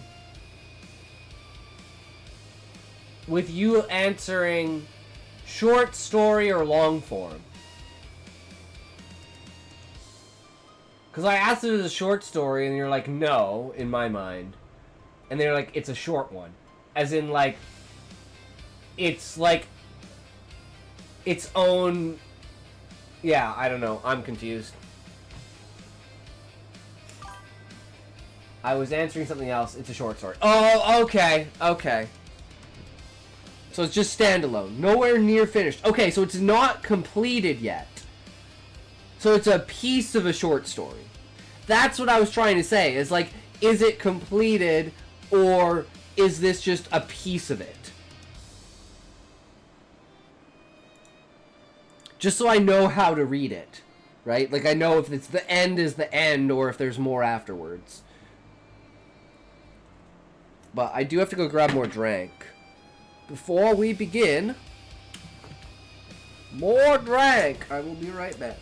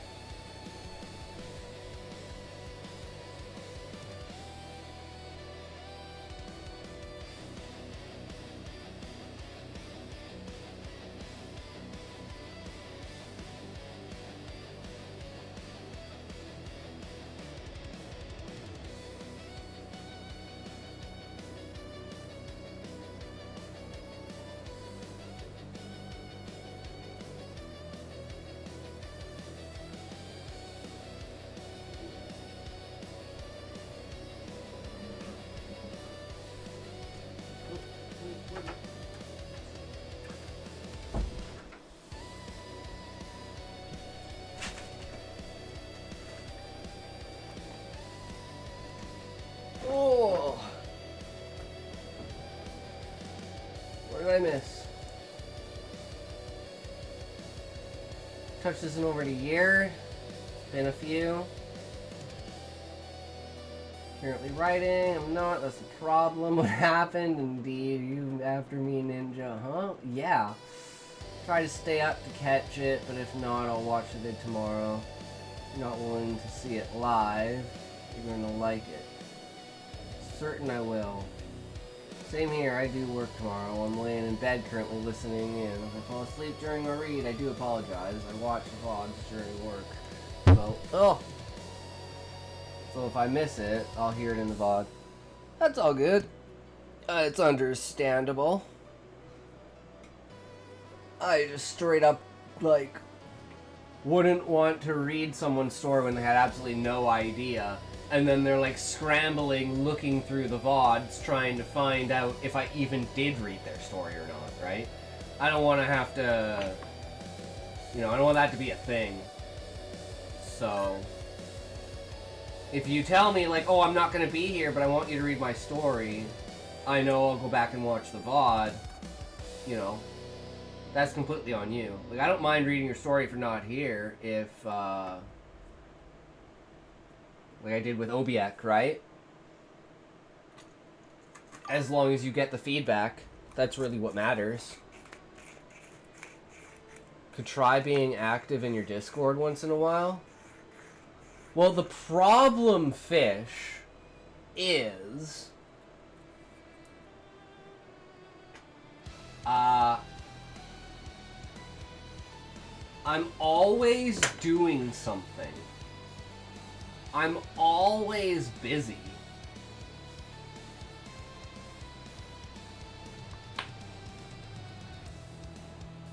So, like, I have the Discord up, and, like, I check the Discord, but, like, I'm not, like, really a social media poster and stuff like that. Like, it's just not something that I really do. You're always busy, and it's a miracle you're able to stream this long. Impressive accomplishment. Well, I mean, like, for instance, like, I'm writing on the side, right? I'm creating on the side. I have side projects that I'm doing. I'm, you know, trying to draw more now, right? I'm trying to read more now. Like, I have to turn the stream into videos and edit everything and then upload it to YouTube. I gotta do all of the, like, highlight reels and stuff. Then I gotta take my stories, reread them, turn them into YouTube videos, and then put them up on the YouTube channel. So it's like, and I'm creating the new YouTube channel for the other stories that I'm doing. There aren't enough hours in the day. You know there aren't enough hours in the day. Oh, I know, that's the biggest problem. Why do you think I took 2 months off of work? Because I need fucking more time. So it's like, I have such a backlog, and then I still gotta turn all of my notes that we did before into frickin' TikToks. So I have like 40 different motherfucking things that I'm always trying to do at once. So I try to prioritize interacting with people, but I get lost in the sauce with everything that I'm doing all of the time. And most of the time, I don't even get done what I want to do on stream, and I'm still streaming for 10 hours. I'm like, God, why does it take so long to do stuff? And I'm like, oh yeah, because I sit here and talk for like an hour and a half about nothing. Yeah.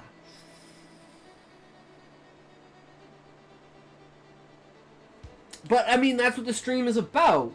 The stream is about the engagement with the audience, right? If you guys don't feel like you're engaged, then what am I doing here, right? Especially since you guys are engaging with each other, right? It's like, I just want to facilitate the room where all the writers come together and coordinate, right? That's my goal of the stream, is to bring creative people together to create a community where we can all learn and experience and share and evolve all of our skills. Right back, if ever you're done reading Fish's story, please don't start reading mine without me, because I want to see your live reaction. Yeah, no worries, Ninja. Come together. Come together right now over me. Yeah, I can't sing. I told you, you get that good classics. That's a Guitar Hero song.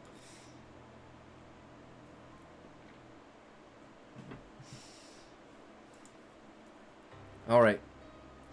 Here's Fish's story. See, Fish, you're the good like Raymond in the fact of Raymond has all these random, obscure, ridiculous references to like philosophers, specifically like in his writing, that I have no idea who they are because a lot of them are like Spanish. And then you're just throwing out like songs that are not in the genre sense that I'm in. And it's like some of them that are mainstream and popular. Like, oh, I know that one! But like 80% of them, I'm like, I have no idea, bro. Over my head. Anyways, story time! A master and his pupil are both dressed in the trademark white, black, and yellow uniforms of the Lightsworn. The master leaned against a brick wall playing with a silver coin while his pupil fidgeted with the hem of her pleated skirt. You got Katy freaking Perry last night. Anyway, let's go. Well, yeah, like I said, popular. Like, if it's a song that you would hear on... Like, I literally hear that song at work. Like, at Walmart, on our playlist, that song is on our playlist. Because they just have to have every possible out-of-control sexualized song on our playlist. Continuously talking about sex in a fucking Walmart. But no, we can't have Iron Maiden. We can't have fucking, you know, anything like that. But you can talk about sex. This bullshit. Less confident in this one than the previous story, I'll admit. I expect this to have a rough reception. Alright, Fish, well, let's get into it.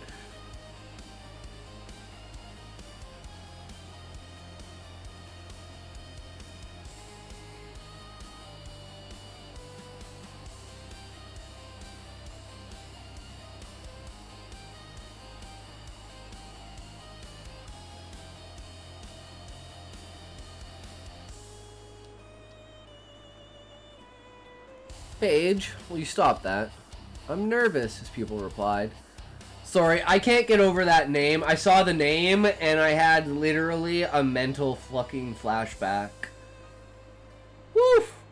That name.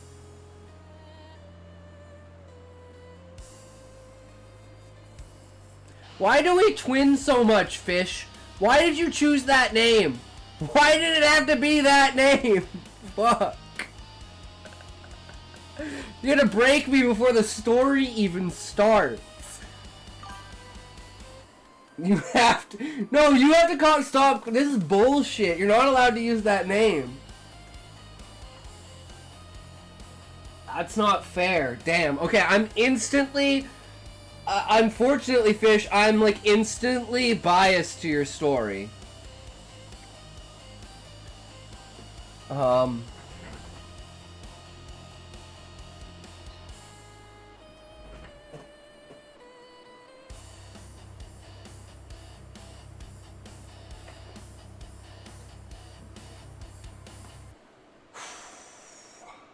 Alright.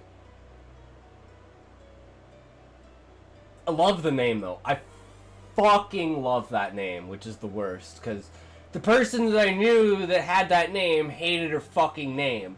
And I hated the fact that she hated her name, because I fucking love the name. I think her name is Paige Turner.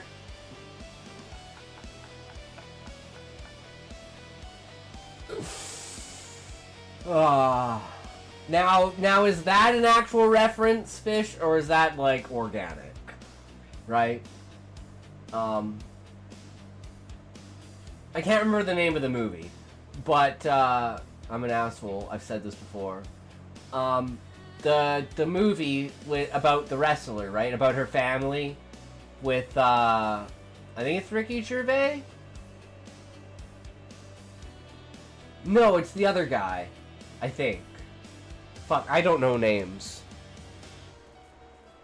But yeah, it's a movie about Paige Turner. Kind of documentary style like movie, right? Really fucking good movie. Can't remember. Fucking hilarious movie. But, yeah. Can't remember the name of it.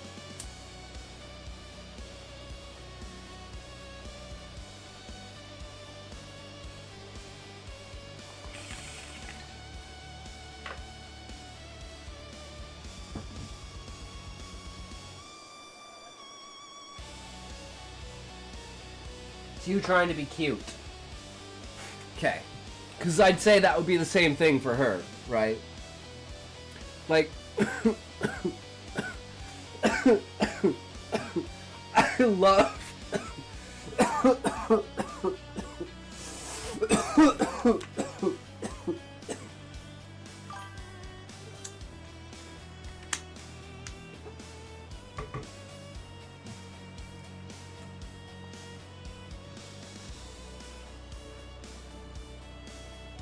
Oh! Your PC setup in No Man's Sky.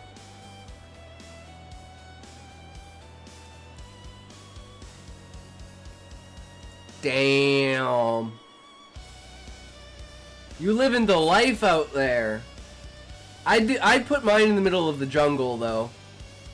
I'm not really a deserty type of person. I'd cut down all the trees around me and put it in the middle of a jungle, or try to build on top of the trees. That's just me.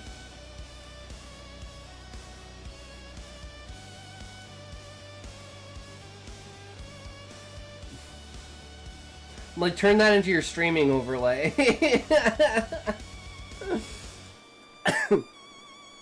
Okay. That's yellow grass. Oh. It looks like deserty sand. But I mean, it's a foreign planet, right? So, who fuck knows? If I played the game, I'd probably know.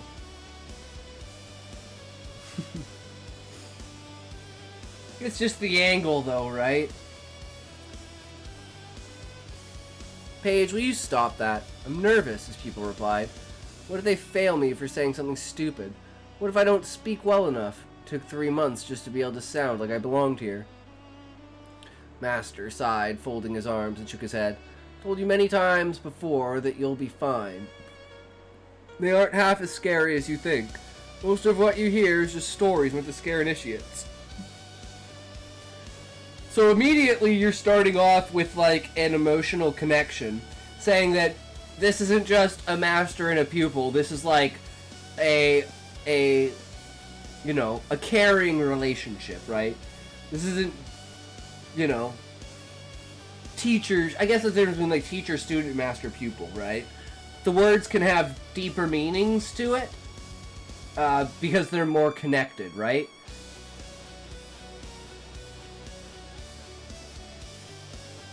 And you instantly state, like, the character is out of place. So then that asks the question, why is the character out of place? Where did this character come from? Why did this master take in this character that seems to be out of place? And now all of a sudden you're building questions that the reader wants answered, which will keep them reading. All within the first paragraph. Or I guess 2 paragraphs, right? Well, first paragraph is like, okay, well, there's something called the Lightsworn, so you're getting a little bit of information there. The master and the pupil. And then it's like we get... So you introduce them, then you tell us something about them. And you do it very well with, like, the subtlety of, you know, not belonging, right? Which just gets us into the characters. Maybe so, but come on. Come now. Master placed both of his long, bony hands on Paige's shoulders, bending slightly as to be level with her. Paige, you'll do fine, he said firmly. You're my apprentice, after all. And then that makes it sound like he's more important because he's like, oh, I'm actually someone and you're my apprentice, so that means you're someone. Paige nodded, but she still tugged on her skirt's hem. Her blue eyes darted back and forth across the courtyard. She glanced at other apprentices and masters walking by. Then down at the ground, then up at the sky. Finally, she took a deep breath and turned to face her master. Thank you, master, she said. You know, I thought this uniform would be looser, she added with a nervous chuckle. You wear it well, master replied. Now go. You don't want to keep them waiting. She She gave him one last glance, then walked toward the door leading into the grand hall. As Paige walked, several masters and apprentices cast curious glances her way. Some of them paused their conversations to stare and whisper. Others, mostly masters, shook their heads or cast small frowns in her direction. She hugged herself tightly, cast her eyes toward the marble floor, and kept walking towards the tall oak doors at the end of the hall. When she reached them, Paige stopped and took a deep breath. Well, here goes. The inner sanctum was the largest room in the bright keep.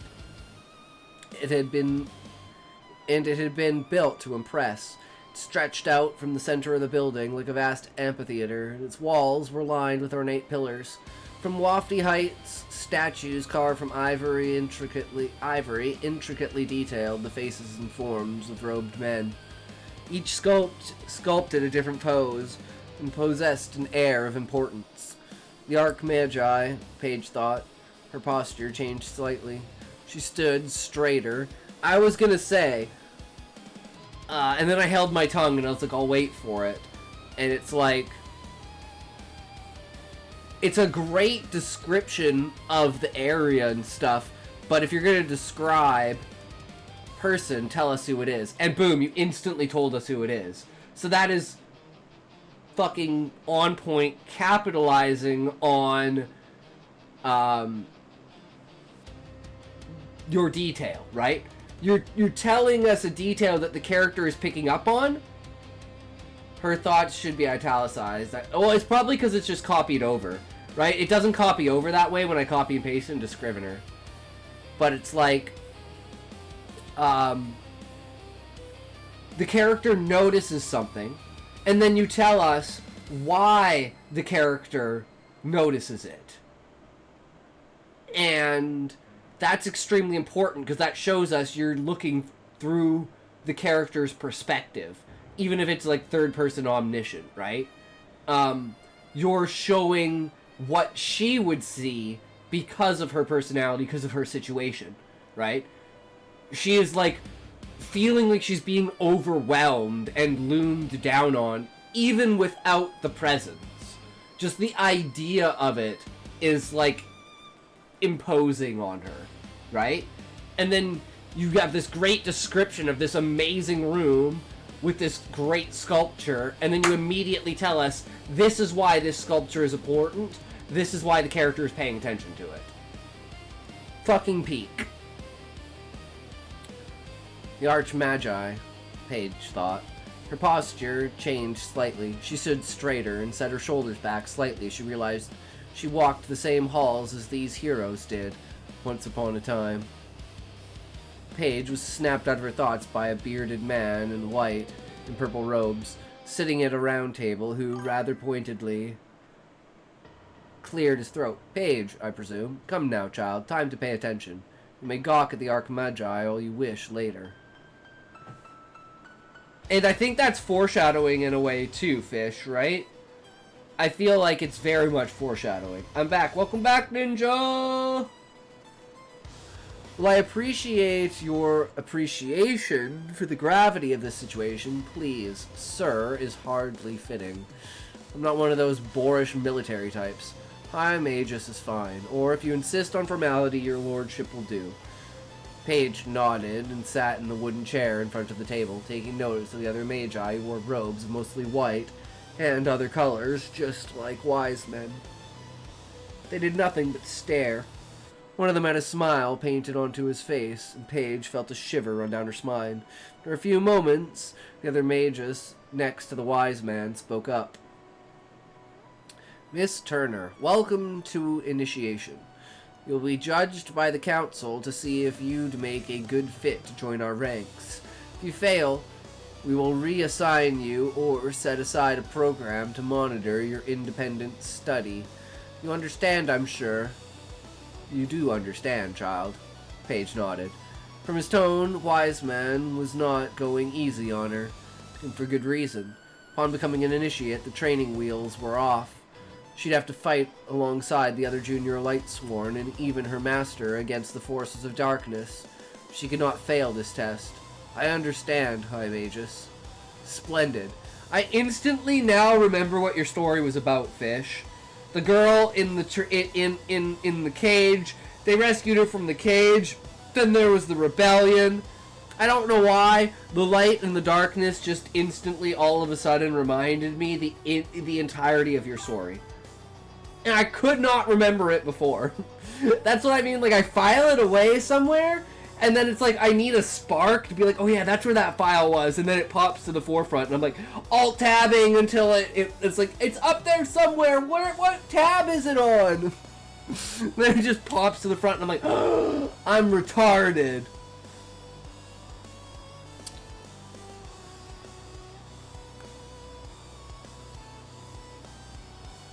She could not fail this test. I understand, High Magus. Splendid, wise man clasped his hands together, then turned to a fellow Magus, who had a face like a map of the world. Batar? Fish, you think you're trash? This is enjoyable. Yeah, no, this is good. I really like this. Too many people are too... Okay, I think too many people are critical of their writing because people don't... people who give feedback don't give the proper feedback. And they don't know how to critique. So, there is... Oh, I hate my writing. I don't think my writing's good for my own personal reasons. And then there's people that, like, oh, I don't like my writing because people have told me that I'm shit. Of course I don't think that. I'm offended. I don't think I'm trash. I know I'm trash.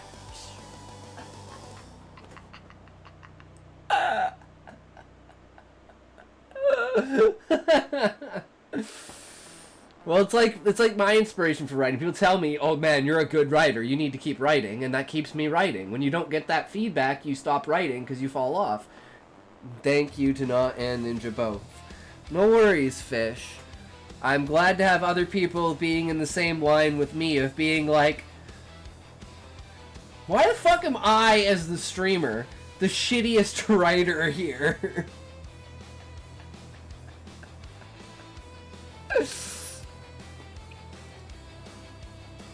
This magi, Batar, rose from his chair. My inspiration always has been, I just want someone to love my story and characters in the same way I loved Percy Jackson growing up. I was never formally trained, so I had to learn how to write just by get good philosophy. Oh shit, ads. Ads. Pause! Fuck, no! What have I done? I crossed the line you should never cross!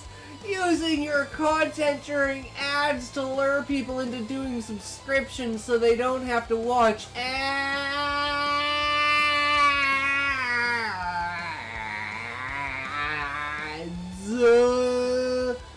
This is a pen. It is a powerful weapon.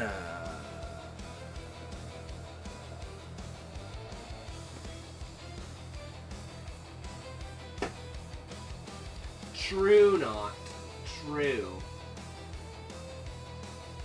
It's kind of like me, right? I love the ability of creating, the idea of creation. I feel like a fucking god. I can do anything. It's a fucking writing. Writing is a fucking power fantasy. You are living a power fantasy when you are writing because you are motherfucking god of your creations.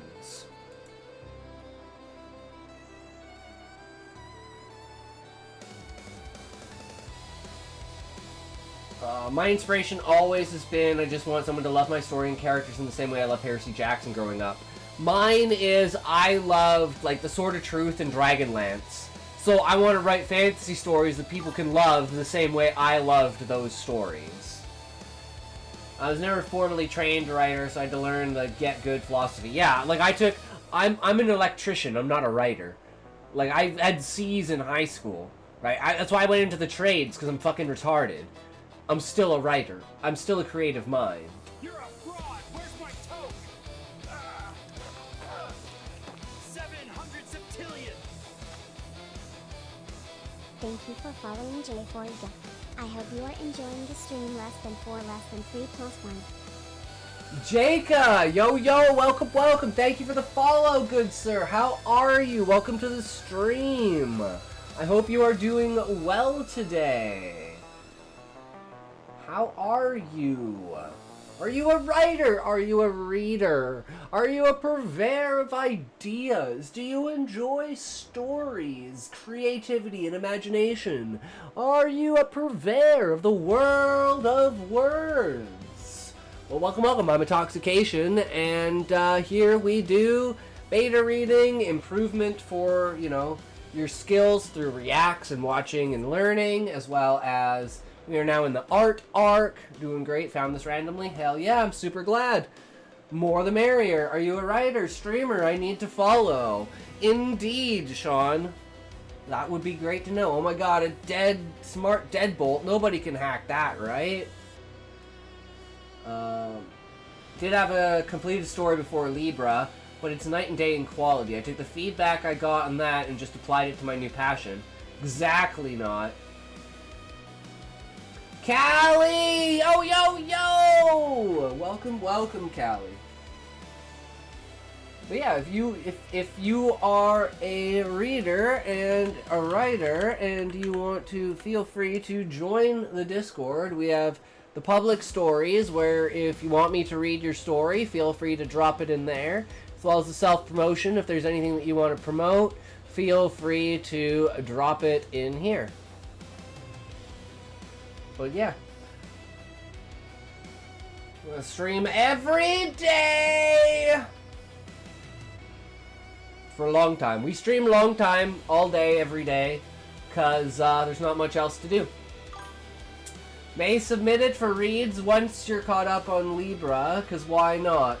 But it could purely be for thoughts, as it is finished. I set it up for sequels, but doubt I'll ever get them.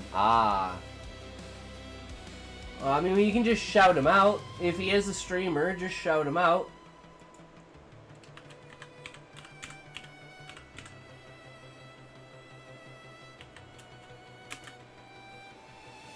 See if I can do this on the first try.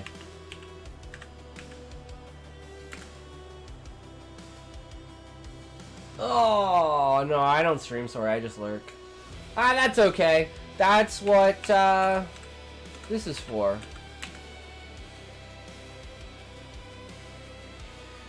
Tend to write and try to forget my stories to read them later as entertainment. I'm weird, yes. Well, that's what I do, Fish. It's like giving distance from the story. Well, if that's the case, I stream weekly, mostly on Mondays. I host a podcast with a friend where we read viewer work. We're reading someone's book right now. Oh, I didn't know that, D-Not. Hell yeah. Shout out to D-Not. I'll have to check out your stream, bro. And me and Callie are doing a podcast too. Podcast for the win. Except the podcast is about us personally as authors and our author's journey and like why we became writers, what our creative processes are, and like, just life inspirations. It's more talking about us than our work. Whereas the stream is more talking about our work and not as personal, right? Podcast in air quotes, really. We interact with the chat and author heavily. Well, I mean, a podcast at the end of the day is just a conversation, right? I'd pay to listen to that. Oh, man. Well, you care. We could give you a little taste of it. I'll give you a little taste of what the podcast is like, guys. Sorry to interrupt your story, Fish. Red Pill Dating Podcast influencer. Where is it?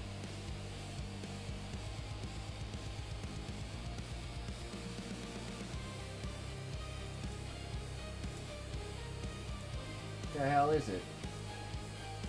I can never find this shit. There it is. Okay, here's and that made me smile. So, like, that's beautiful. I love it. Okay, let's go back because apparently that was an interesting part. But I was so happy after all of that was over. Like, that was like the happiest I was in a very long time, because like yeah, because that hospital visit was just terrible. And I was able to get help, the kind of help that I wanted to get from like doctors who actually knew what was going on and like understood me, you know. And like and then like my psychiatrist, the he was great.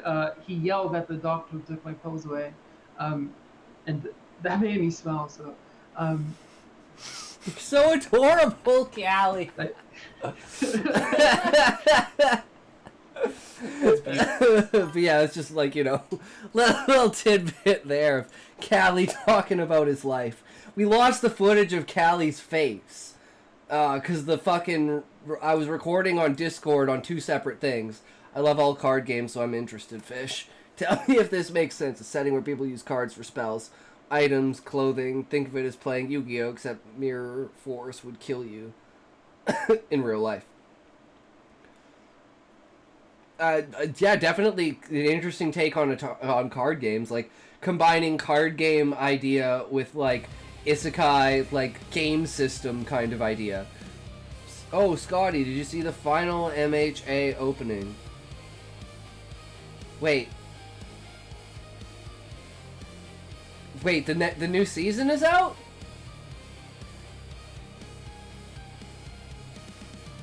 Oh, fuck yeah! No, I have not seen it.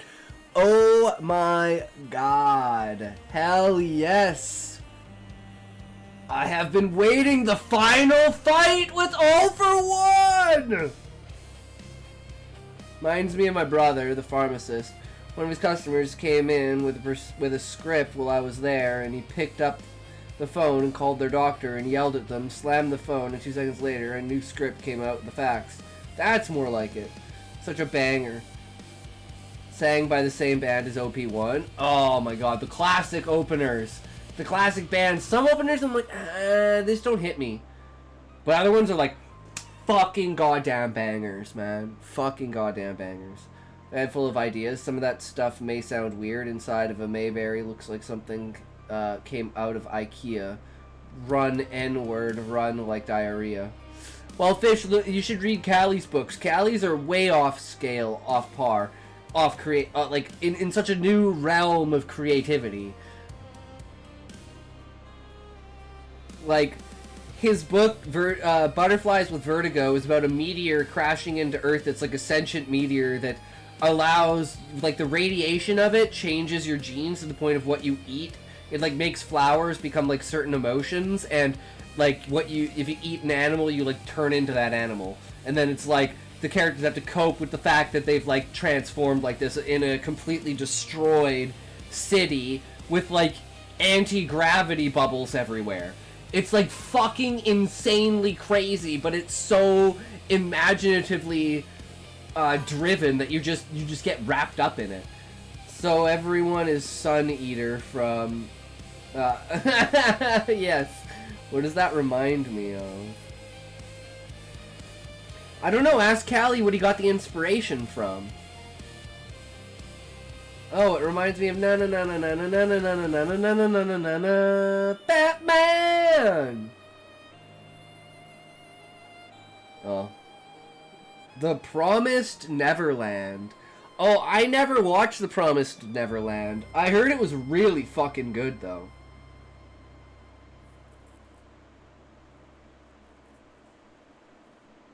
Read it, don't watch it. That's what I've heard.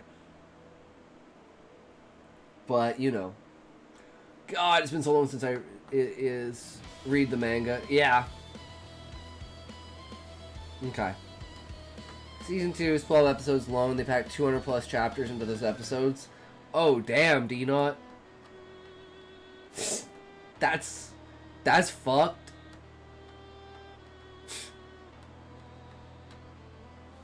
Alright, yeah, that sounds like it definitely didn't go by well.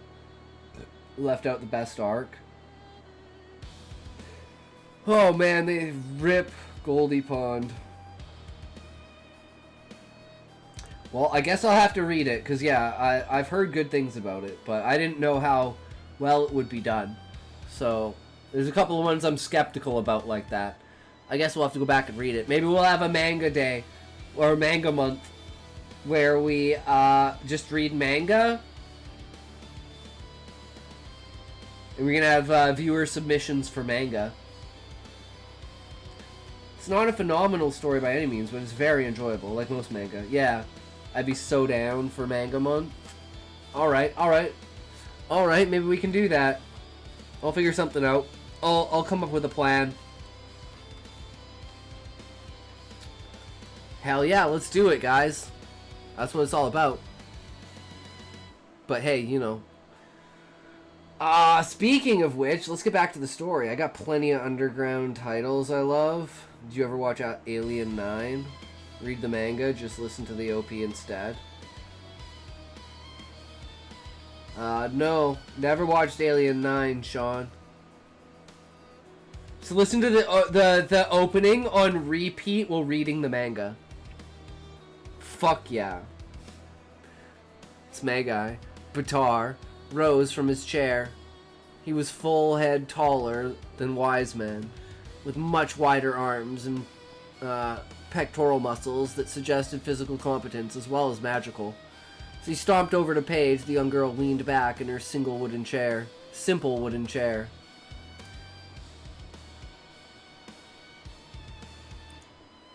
Oh, we're reading. Yeah, but you guys can interrupt as much as you want. Don't ever feel like you can't type in the chat. Always feel like you can type in the chat, right? Like, having the story broken up and segmented like this just allows it to sink in more. You're not rushing through it, right? You're actually taking in the story and letting the story breathe. Pretty please, don't you ever feel.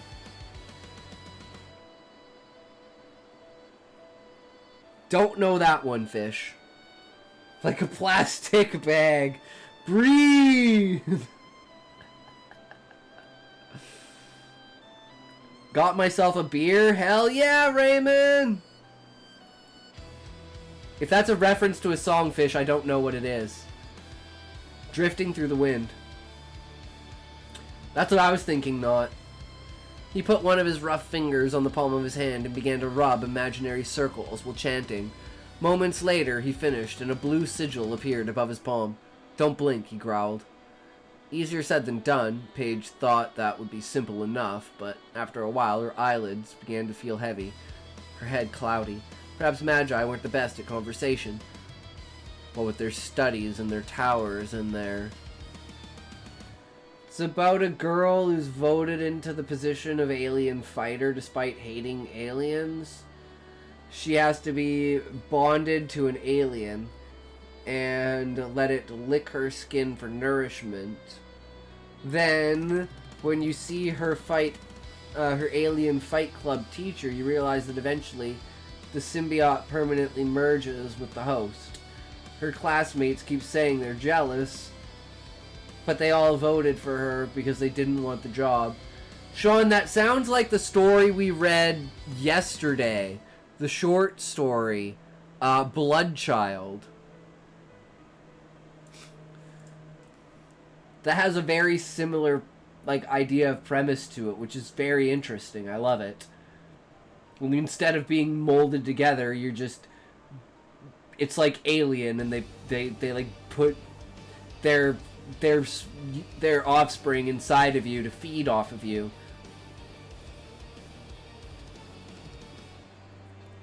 Super fucked up, but I love it. I love that kind of shit.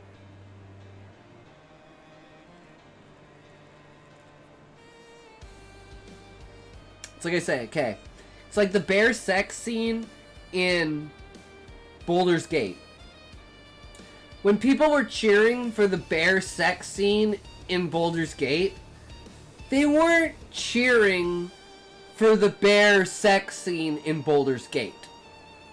They were cheering for the fact that the game understood what it was, and it wasn't going to limit itself because of some stupid, Western culture DEI woke agenda. You're a druid, you can transform into a bear. Why the fuck can't you have bear sex with a druid? Because they don't want you to. Not in Baldur's Gate. And it was a cheer for the idea of creative liberty. That it doesn't matter what it is, it's just the fact of it's authentic and it's not being held back by some stupid ideal that says, no, this is taboo and you're not allowed to do that. It's a fucking video game. If you want to have bear sex in the video game because it's fucking funny, it is what it is. Right? It's the fact of being willing to go there and push the boundaries of what people think is art. It's like if I were there, I'd make it clear how voting works, that a person must be nominated by 2 people and then accept the nomination in order to be a candidate. Peggy, 18 plus. Hey man, I remember... I didn't even know what Peggy meant until like 2 months ago. I was like, why does it always say fucking Peggy? Because, like, I just didn't grow up with that rating system. It was rated PG-13 or it was rated M for mature. Those were like basically the 2, or E for everyone. Those were like the 3 classifications of what video games were. Just EU rating, right? I don't know. I'm Canadian, so I wouldn't know. But everything I see now, like with commercials for video games, say Peggy 18. I thought it was a company. I didn't know it was the rating. Grew up with ESRB. We have that too. I thought it was an American thing. While Canada shares a lot of things with America, despite using the metric system, ESRB is in US too. Yeah. Yeah. I'm just like, when did Peggy become a thing? Like, when did they evolve the ratings for games? I'm like, who needs that? You have 13 plus, everyone, and mature, and that covers all the categories. You don't need anything else than that. Apparently people are finicky. I don't know. You say, okay, well here's the rating and let the parent decide. Nowadays they're like, no, the parent can't decide, the video game owner has to decide. Or in some cases, the payment company, in the case of porn games, has to decide. Which is dystopian as fuck. When the payment processor is telling you what you can and cannot buy, and your banks are telling you who you can and cannot work with. As a kid, my family was okay with me playing GTA, Doom, and Quake, but didn't like me playing Earthworm Jim for some reason. See, Raymond, my parents didn't care what I played, but I got in trouble once. So if anyone's played Quake, do you guys know what the first melee weapon you start off with in Quake is?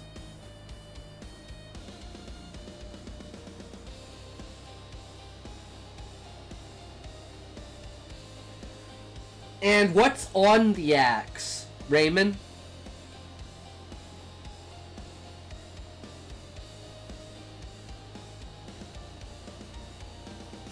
So I said, innocently, oh, it's a bloody axe!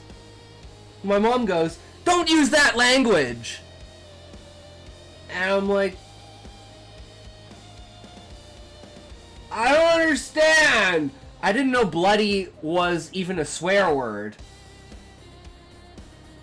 I was so fucking confused. And then my brother explained it to me and I was like, oh, I'm dumb. I didn't mean it that way. To be Canadian. It's like you're putting me in a game of exploding monsters and violence, but you get pissed off that I say blood or bloody. They bought me a joke book. It was like half sex jokes. They regretted that. Oh my god, that's so great. Bloody isn't a swear, it's a swear substitute. It was the inference for it because I was like 8 years old, Sean. It was just her reaction of being like, because, you know, I didn't swear, so it was like, it was just her perception of it, of an instant reaction of being like, maybe I picked it up from someone, right? But she wasn't looking at the computer. She doesn't know it was an axe covered in blood. My baby boy is cussing. I'm the middle child. I have an older brother and a younger sister. So technically I'm the baby boy, even though I'm not the youngest. But I'm also a middle child, which like flips that on its head. So it's like it's like when more of you, that's what the world needs.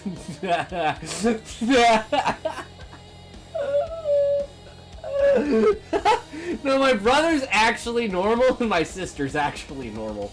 I'm the fucked up one.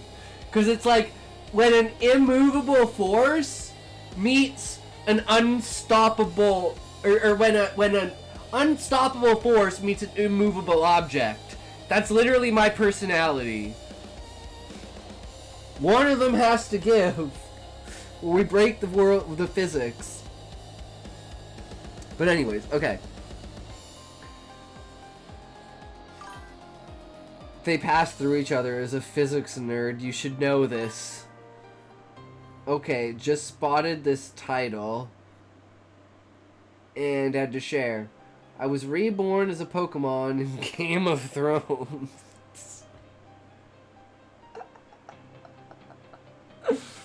Fanfic is amazing. Oh my god.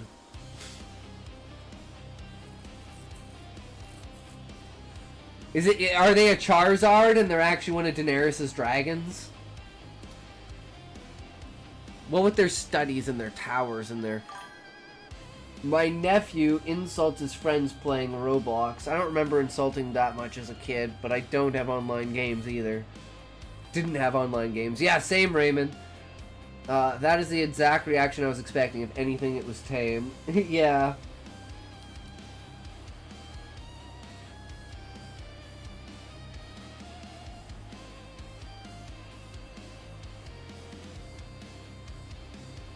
Now, I'm unaware of what you've heard about initiation, but this test is handcrafted to each and every individual who takes it. Flames by the throne, but it's some bird type. Like the Phoenix reincarnated. A crow! A true crow. What's the crow Pokemon name?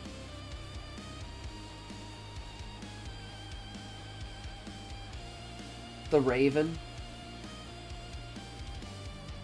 I know there's one. Paige could barely see now, her eyes being half closed. The wise man was speaking to her once more. Murkrow. There you go. Flying Dark. Jeez. I'm not a Pokemon man. He's not one of the original 150, is he? I don't remember. I don't think he is. Yeah, see, I only really care about the first 150. I mean, that's not true. I mean, I guess the first 300, because Kyogre and... starts with a G. I know it starts with a G. What the fuck is the fire one called in Sapphire and Ruby? Groudon! I knew it started with a G. I'm like, I can picture it in my head, I just can't picture the name. They're bound to the girl Rhaenyra, whoever that is. I don't watch Pokemon that often, and never have I ever watched Game of Thrones. Well, if it's Rhaenyra, then it's talking about Daenerys Targaryen. If it's a play on Game of Thrones. Maybe it's like Daenerys' long-lost cousin or something. Or just taking the name Daenerys and creating Rhaenys. Groudon. Ground. Kyogre. Water. Rayquaza. Dragon flying. Rayquaza was sick! But yeah. True. Groudon. My brother had Ruby, I had Sapphire, so I only had Kyogre. I don't know where my games are, but my Game Boy Advanced is literally right over there. Pokemon has cold openings. Pretty much every English opening is cold.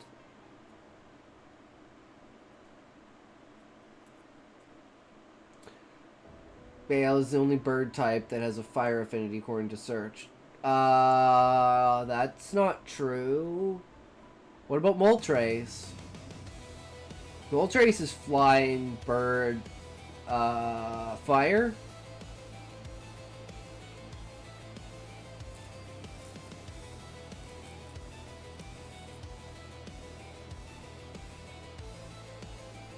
Anyway, I'll shut up now. I just had to speak since Pokemon came up. No worries, Fish. Now, I'm unaware of what you've heard about initiation, but this test is handcrafted to each and every individual who takes it. Paige could barely see now, her eyes being half closed. The wise man was speaking to her once again. Furthermore, its design prevents cheating. Why young initiates wish to cheat on such an important step in the process is beyond me. War against the forces of darkness, no less. Why, the very thought is quite literally suicidal, to say the least. Your test will be simple. Resist the darkness. Good luck. We will be watching. Before she could ruminate on any of that, Paige's eyes shut completely, and sleep claimed her. Paige woke, finding herself lying in a field of sunflowers as far as the eye could see. The air was warm, the sunlight bright, and the smell of flowers filled her nose. She rose to her feet and looked around. Where am I? She wondered aloud. Then she saw him. He was tall, lean, and muscular, and wore a brown tunic and trousers. His hair was dark, almost black, and his skin was bronze.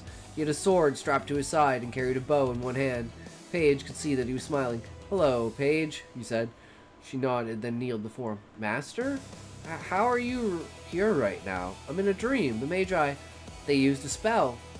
Master laughed. "So they put you under. Don't worry, though. Just relax. Everything will be alright.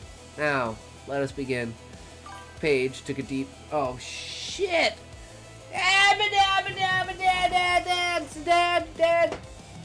Dad or Adbad's bad. I gotta take a piss. I'll be right back.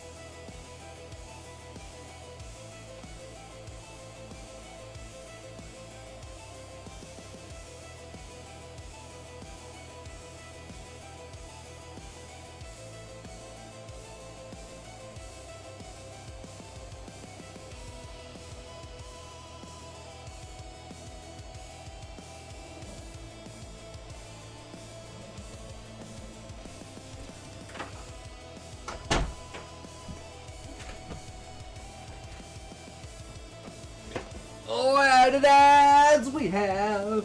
The ads! Aren't you guys so glad that we have ads? That means you can see all the ads we get. When you get ads, I get ads, then we all see ads. All together we can grow, 'cause we know what ads are. So we go down and call whatever store we can, 'cause we found those ads. And now we're gonna shop again. Let's go, ads. Bring on the ads. I'll never stop singing the ad song.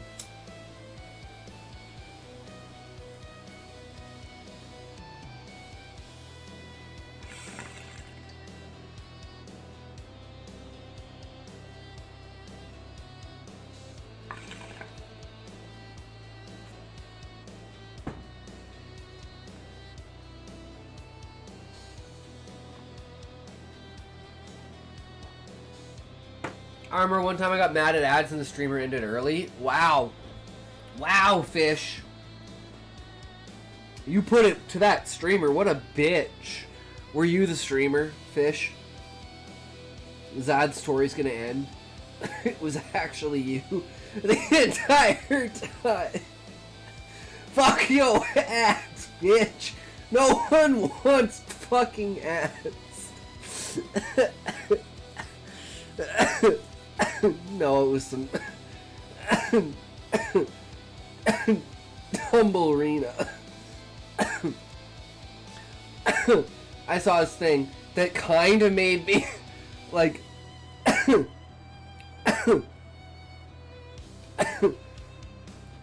it kind of made me like you know, not like pissed off, just like, oh, that sucks, you know. And then I was like, oh yeah, no, I'm the same way. So it's like, my fucking editor didn't fucking finish editing my videos. Every Monday they're supposed to edit. We have a deal, and you know, it's Wednesday. Where the fuck are my videos? Why is my editor not doing this? They won't even communicate with me. What's going on with my editor? And at the bottom it's like, by the way, I'm the editor. I'm just like, for fuck's sakes. She actually stopped reading a paragraph. I'm like, yeah, that's how I am. I should have done my highlight reels today, but I didn't. I spent the whole day fucking trying to get Sora figured out, and then I just wrote a story. Well, edited the final bits of the story for the whatchamacallit. The story we started with today. The origin story of Lisa. But anyways, yeah. Good times. That's a good twist to always have. Get mad at someone and then tell them that it was actually you that you got mad at because you procrastinated and didn't do what you're supposed to do. Boom. Classic humor. If you can't make fun of yourself, you ordered a Frappuccino 20 minutes ago. Where the F is your freaking Frappuccino?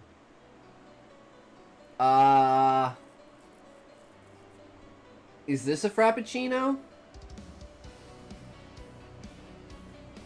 I don't know. Is this a Frappuccino? I don't know anyone named Chino.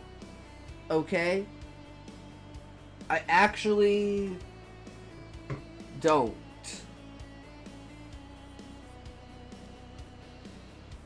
Linkin Park reference. Went over my head.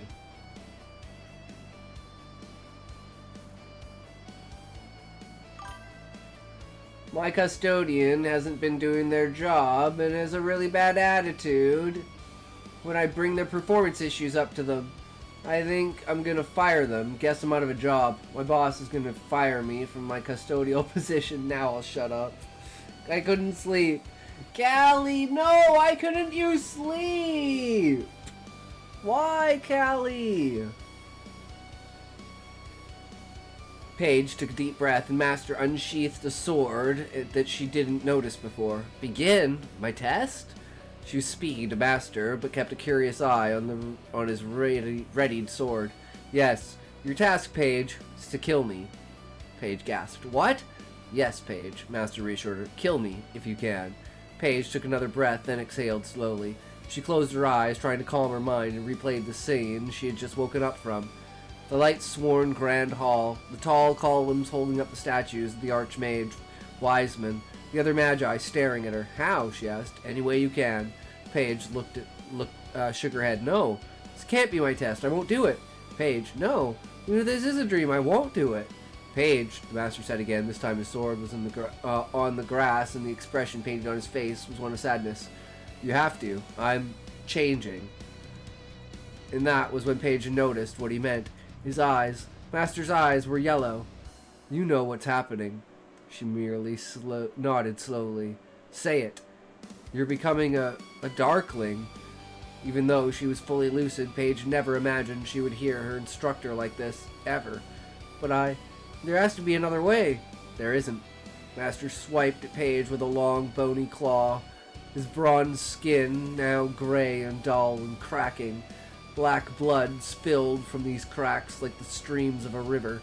His transformation continued, giving him horns, removing his nose and eyebrows, and giving him twisted, yellowed teeth. His attack missed Paige by inches, screamed, and fell on her rear. She scrambled to a tree a few feet behind her and sat in the fetal position. Damn. Damn, that's a transformation, bro. I can feel that shit. There has to be, she cried. Even though you know what I am now, you still want to spare me. Why? Are you afraid, Paige? I am afraid. Afraid of what? That this isn't a dream. The demon that took Master's place regarded Paige for a few seconds, as if seeing her for the first time. Of course you're afraid, he finally said. You are my apprentice, after all. Then he lunged at her, claws outstretched, and the young girl recoiled and screamed so loud it hurt. I'd say this is an unfair test, except if any loved one could turn into a Darkling, you need to be able to end them. You know what this reminds me of, Sean? Is Kingsman and having to shoot the dog.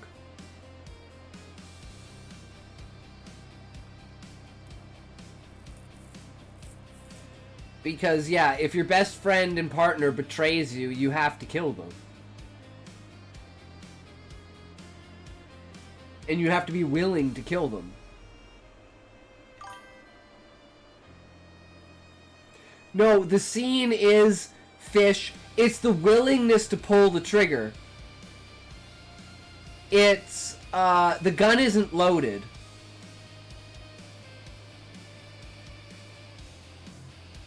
Right? It's the idea behind it. You have to have the willingness to pull the trigger. And that's usually the final test.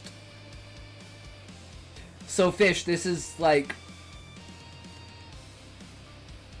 In the movie, the idea was you raise the dog...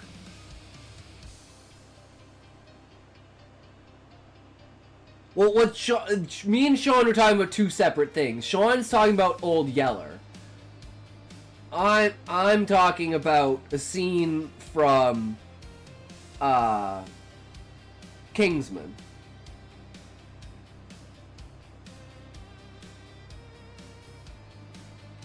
This shall be a mercy. Yeah, putting down Old Yeller is like, you know, you kill the animal before they go through the suffering.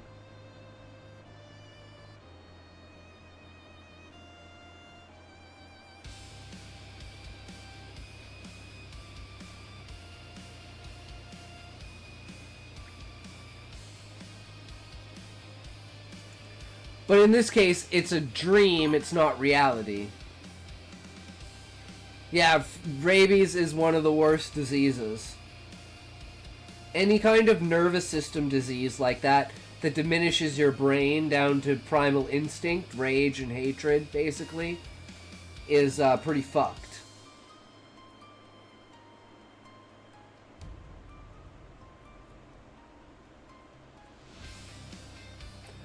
Till the entire world cracked. And a fear of water. I can't remember what it is, but there's an explanation for that. And it's not a fear of water. It's something else. Yeah, you start feeling a fear of water. But, like, there's a reason why you fear the water, and it's not a fear, like an actual fear of water. But I can't remember what it is, but there's a scientific, like, reason for it. And it has to do with, like, your brain.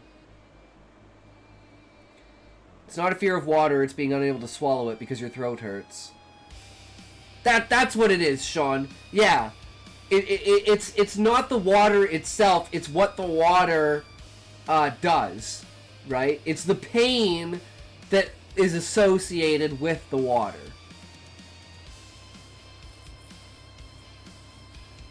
And yet COVID taught me people are still nasty.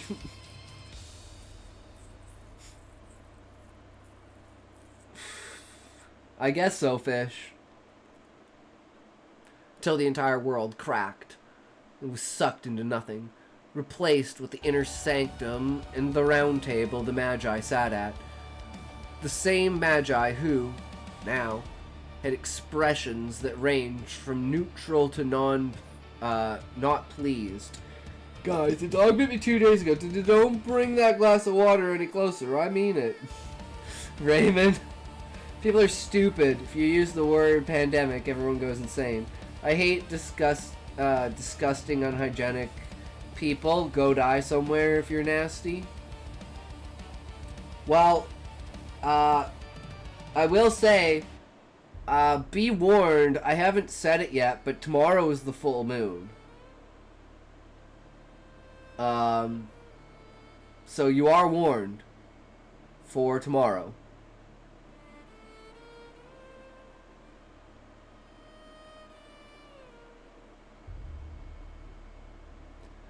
Till the world cracked.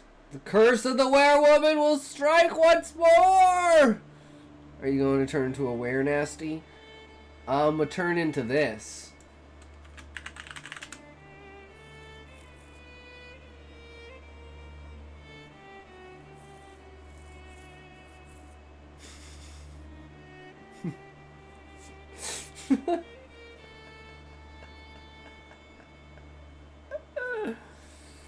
Yup.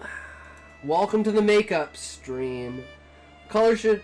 will you shower before you do that? Well, obviously. No hair from the eyebrows down. Cross-dressing and makeup stream every full moon. Hell yeah. La Creatura. True, Raymond.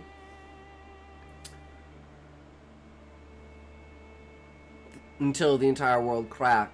That was sucked into nothing, replaced with the inner sanctum and the round table of Magi sat at. The same Magi who now had expressions that ranged from neutral to not pleased. Wiseman had the best readable expression of all, disappointment. I'd rather not. Can another chairman of this council make known our decision? Then I don't care. Wait. Do you get waxed? No, fish. I use a Hansen razor. Which means that when he reads from a book, the camera will be fully on him, her. Him.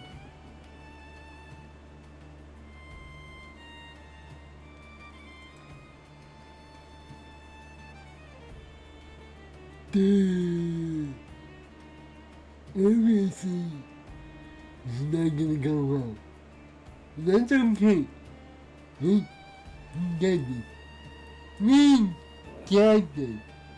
I wonder if I bring up the Whitakers if Smokey will come back.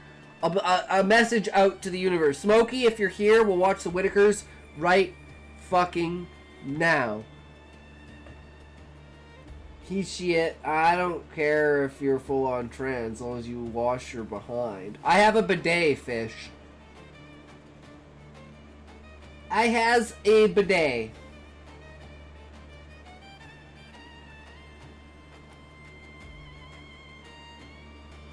Magus, with curved beard and tan skin, shrugged, deciding to take Wiseman's offer. Paige Turner, you've failed initiation. What? She protested. How could I? Magus put his hand up. I have not yet finished speaking. You failed initiation, he repeated. Henceforth, I will be reassigning you to another instructor. Effective immediately. That will be all, young miss. Paige stood there, mouth slightly agape, eyes wide. But, Wiseman interrupted. I have reached the event horizon of my patience, Miss Turner. If you wish to continue down this path with the lights sworn, I suggest you pack your things and report to me during twilight hour for your reassignment instructions. Paige remained rooted. Her disbelief was almost physically manifested and seemingly refused her the freedom to move from that spot. This makes no sense. Your decision was foolish. Wiseman ignored Master's comment. How long has it been since you were in Radiant Hall? 1, maybe 2 decades? I want an answer, old man. Is it a real one? Where you move from the toilet to the bidet, or is it the attachment to the regular toilet?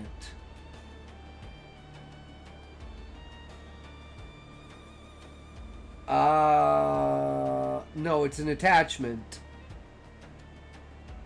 Well, it's not an it's like it's built into the toilet. It's not an attachment. It's like the toilet is designed with a bidet in it.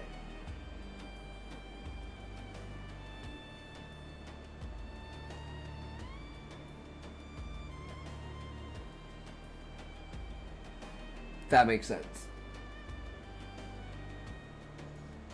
I want an answer, old man. He's not washed. It'll be the one that moves him into the inside of an ambulance sheet. I'm done with teaching him how to wash.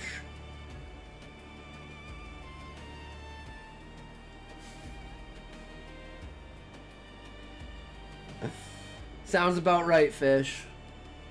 When I'm done. Master Miller, Wiseman replied, whipping around to face him. You forget yourself. Your pupil has been reassigned, and my decision is final. Back in the day, when you went to high-class hotels, if you didn't know what a bidet is, then you'd be confused, thinking someone put 2 toilets in the room.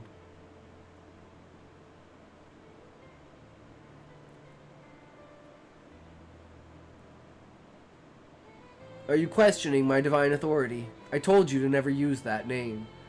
What? Oh, you mean Miller. Shall I use Matthew instead? I want Paige back, Master replied, ignoring his jab.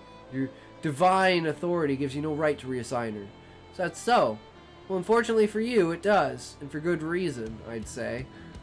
You both are far too close, too attached, for my liking. I have no idea what you're talking about. Oh, come now, insult my intelligence no further. I see how you both interact, the way you look at one another, how much time you spend together, even when official instruction for the day is ended.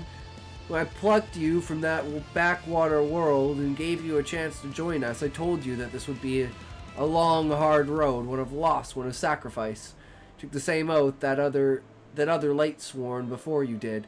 Deny thyself, detachment is freedom. Do you recall? Don't lecture me about the oath. It also says, wield thy power responsibly. Something you're not doing. You're only separating us because you're jealous. Oh, of what? The puppy love of a master and his pupil? Matthew, this display of petulant whining is perhaps your most pathetic display yet. Furthermore, you know better. Surely you of all people understand that there is no room for any amorous motivations in our ranks. No. No? No what? You deny you're in love with her? My feelings are deeper than that, Wiseman. I just want to protect her and see that she's happy. Ah, then this love is familial. I should have seen this coming. You seeing her as a daughter after having lost your own so many years ago. Here's a thought. If you truly feel something for her purer than love, as pure as that useless emotion can be, then you would surely agree with my decision to reassign her. Think about it, Matthew. She has become a weakness. You're wrong. I'm stronger because of her. Even though I saved her from the Darklings, she's come to save me in more ways than one. This is a good back and forth, Fish. I like this. And, like, it clears up the relationship fucking beautifully.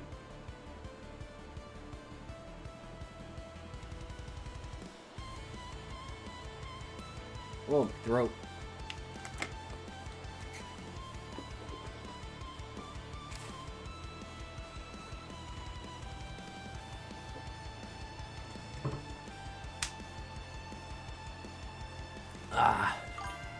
Appreciated. Actually did have a solid idea of these 2 characters. Should get back into writing.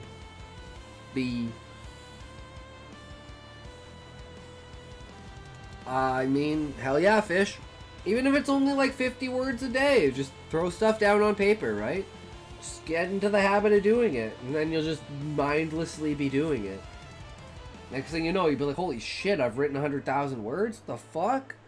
It sounds like a lot, but it doesn't take that long. Some days you write 50, some days you write 3,000, some days you write 10, some days you write 100. As long as you're in the habit of writing and thinking and producing, right?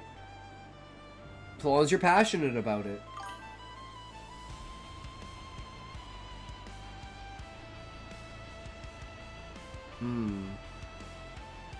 was all the wise men said in response. Now, here's an odd idea. Paige becoming a Darkling, and you having to kill her. What was that? I believe we speak a common tongue. Don't be a fool, I said. She becomes a Darkling, and you kill her. That would never happen. Oh, anything is possible, Matthew. After all, in her test, we made you into a Darkling that she was to kill. If the same horrible fate befell her, you would do the same. I wouldn't. I'd find another way.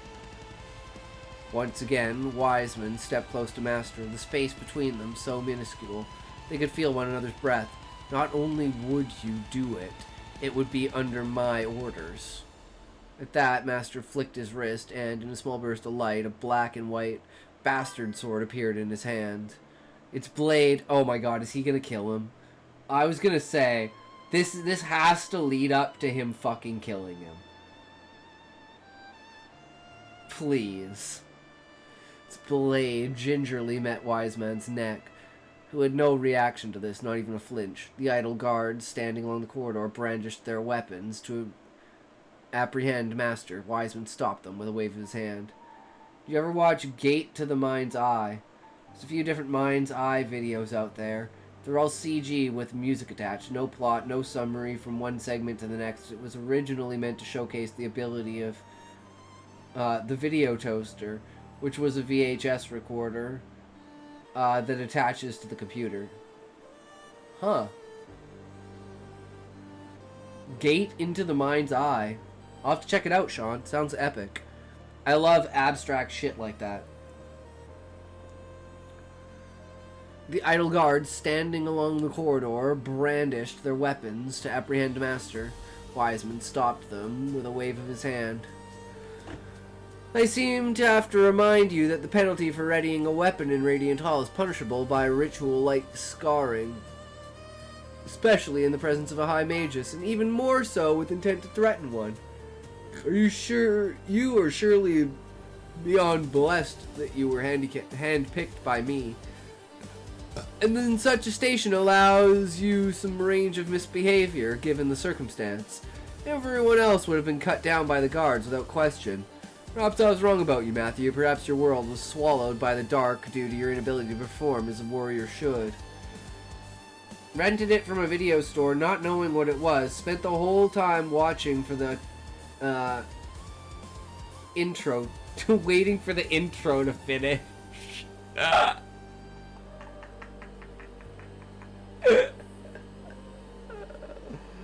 my god, that's great. Master pressed the blade of his sword against Wiseman's neck now. How's this for a warrior-like performance, Wiseman? Is this how one acts? What's something a warrior would say in this situation? Something like, call me crazy, but I think ritual scarring is a fair trade for seeing your head roll across this floor. Does that sound about right? Wiseman merely remained still, doing nothing except allowing a very small smirk to appear on his face. Sounds right, yes, but it looks wrong. Had you been a warrior, rather than playing dress-up, you'd have cut me down long before I was able to form this reply. I'll repeat myself in case it escapes you. Your world was destroyed due to the weakness of its denizens. Chiefly, you. So weak, in fact, that the dark swallowed it up, uncontested, and not even its most minuscule fragments remain. All proof that it ever existed, gorged on by demons. Yet you hold your blade to my neck as if I'm the enemy, the man who saved you from the very shadows you're clearly seeking out. Ridiculous and utterly preposterous. In a flash of a second, Wiseman pushed the blade away with two fingers, slapped Master's hand with the palm of shining white energy, delivered a precise blow to his stomach. Master huffed as the air left his lungs and he keeled over, his face introducing itself to the stone floor. Precisely. You are weak. You are not prepared to be a Lightsworn. You are certainly not prepared to be my successor. Paige is in danger in your care, so I will be taking precautions to ensure she remains in our custody. You, however, are banished. You are no longer a Lightsworn, and are also no longer welcome in Brightkeep. I pray for your sake that I do not see you here again, Matthew. Fuck! Oh man! The things love makes you do. shit. That sucks. Dark Bound. An old man sighed as he approached a black-robed figure. He always did like city lights, he muttered. The figure said nothing, opting to take in the nighttime ambience of the city. It would be hard to surmise what he was thinking thanks to the hood that obscured every bit of detail but his mouth. It reminds me of the story of the guy who rented a VHS, consumed acid, and then forgot to turn on the TV. His friends kept talking about how he saw the movie for hours, laughing, reacting in surprise, and crying. He just remembers watching the best movie of his life, and it wasn't even what he rented. So that's what I was doing with that story. I wrote more? That's why I asked you, is the second story part of it? Wormfish.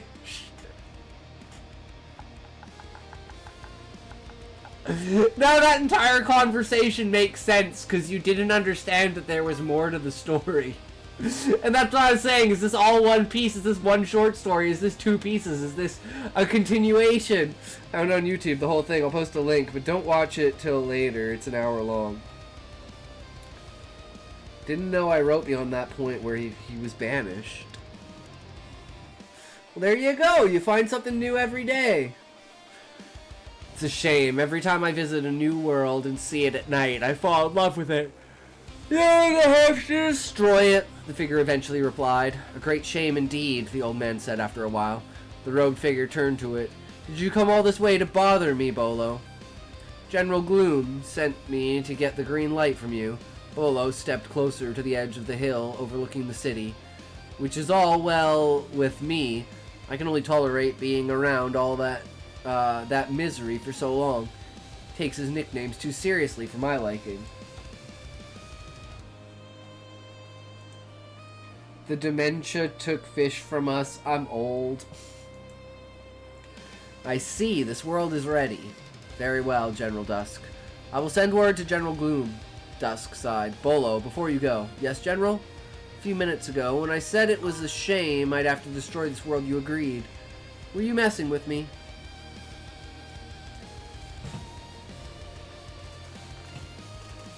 Oh! Guys, the ads have taken over. But now I see the light.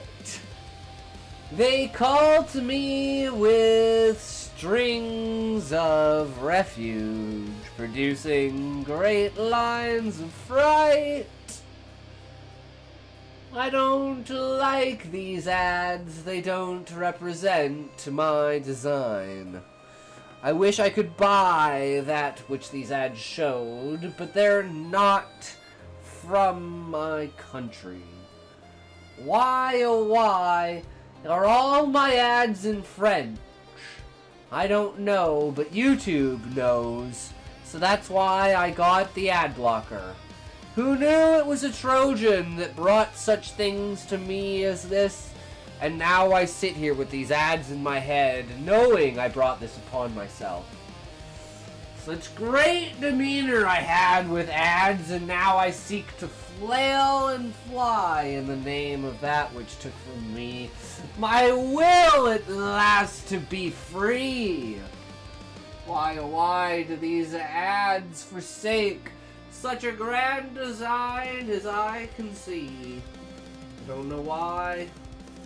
But all I know is one day I'll buy a product that's not from an ad, and it will be great.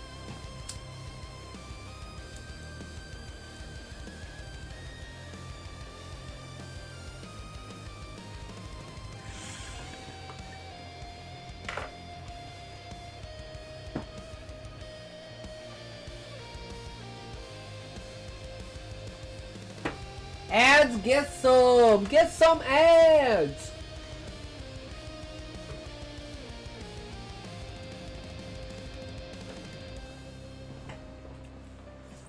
A few minutes ago, when I said it was a shame I'd have to destroy this world, you agreed. Were you messing with me?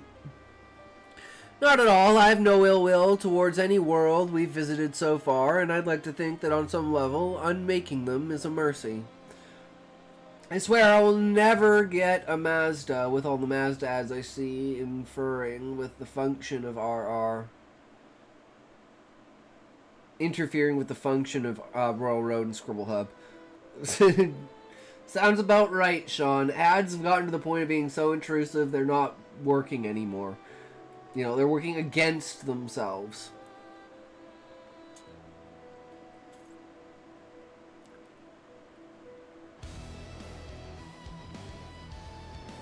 I have no ill will towards any world we've visited so far, and I'd like to think that on some level unmaking them is a mercy. After all, their obliteration grants us energy that we can then turn into the power to best our foes. The Lightsworn would do the same, if they aren't already. Dusk regarding him for a few seconds. I suppose you're right, he muttered. Anyway, go ahead and tell Gloom we may proceed. I will open a portal when I'm ready for his forces. Right away. And with that, Bolo disappeared through a portal of swirling dark energies. Nary a trace of his existence left behind. Now Dusk thought. It was time to appreciate this world's beauty for the few remaining hours of its existence, before the darkness would come and swallow it up. Well, you've established the protagonist and you established the antagonist, bro. Run with the fucking story, fish. I'm invested in this. It's got me going on. Ninja, are you still here, bro? I know it's 4 or 5 hours later. I'm here? Alright, alright.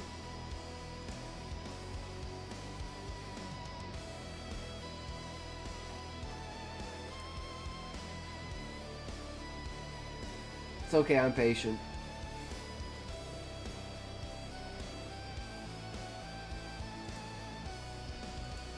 And we got some pictures.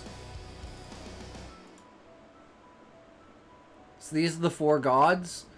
Cosmic Rainbow. The Elusive Fairy. The Void. That's badass. And the Grand Celestial. Dude, that's fucking badass. Those are those arms? Or are those, like...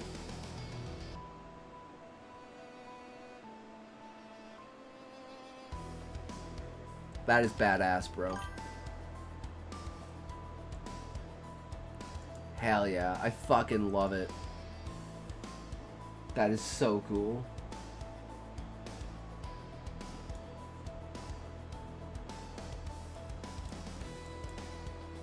By the way, what's up?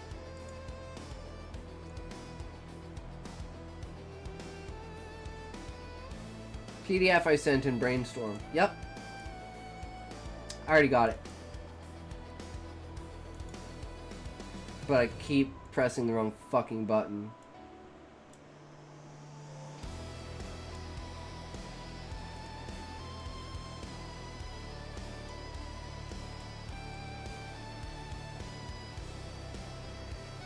It's an improved version of what you read previously.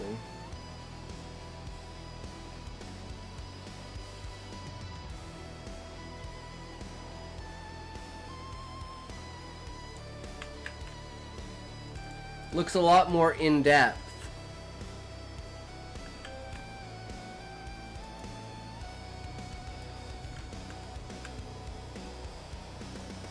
Took more inspirations.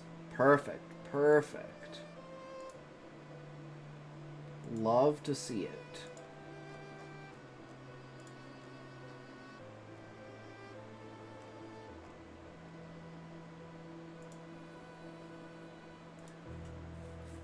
Alright, so this is Ninja's lore. Creation of the Sapphire Universe. In the beginning, there was nothing. No light, no darkness, no breath, no time. Then came the shattering, what mortals call the Big Bang. Yet, it was not stars or worlds that first woke, but 4 beings of immeasurable majesty, equal in power, equal in purpose. They were the first flames, the pillars of existence, the grand celestial lord of radiance who bore the first light, the void, keeper of silence who gave shape to darkness, the elusive fairy, weaver of secrets who carried wisdom between worlds, the cosmic rainbow, giver of life who birthed breath and beauty. Together they wove the tapestry of reality. Each took their charge. The grand celestial kindled the sun, the blazing beacon of all things. The void stretched the endless space, silent halls where worlds would drift. The elusive fairy scattered the stars, guiding fires in the dark. Cosmic rainbow set in motion planets, moons, and comets, and upon them, life. When her siblings beheld the spark of living beings, they marveled. "Why do you breathe such frailty into our creation?" they asked. And the cosmic rainbow answered, "Because the universe is empty without voices to sing in it." Her answer pleased them, and they proposed one more gift. They proposed a world not only of life, but of magic, where life could feel the essence of magic the most, the echo of the gods themselves. And thus Earth was formed, the source of magic that flows through the universe, in a perfect spot for her to put her latest creation, humans.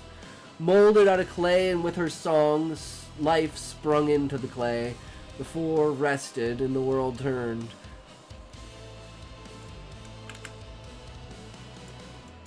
Lore of the humans. In the dawn of the universe, when the cosmic rainbow painted the world and set the beats upon the earth, she watched over the first humans, now known in the modern era as Homo sapiens, with awe and love. The goddess was so enamored by humanity that she sought to shape new forms from them from clay. These were not like the firstborn. From her hands she molded a being with the tail of a fish, who would dwell in rivers and seas. Thus were the mermaids given life. Next, she shaped those with slender frames and pointed ears, granting them the deep bond with the force and growing things.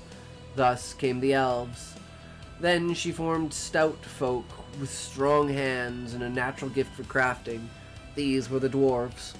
And at last she breathed life into whimsical folk who delighted in hoarding all that glittered, drawn to metals and treasures with instinctive fervor. Thus were the leprechauns born. Unlike the beasts, however, these fragile beings seemed incomplete. They wandered with little more than instinct, unable to rise above the wilds and have a place in nature. The goddess desired more for them. She longed to grant humans of all species something beyond hunger and survival, a spark to set them apart. But her own nature, though radiant, was not made for weaving the intricate depths of spirit. So she turned to her three brothers, who each offered a gift.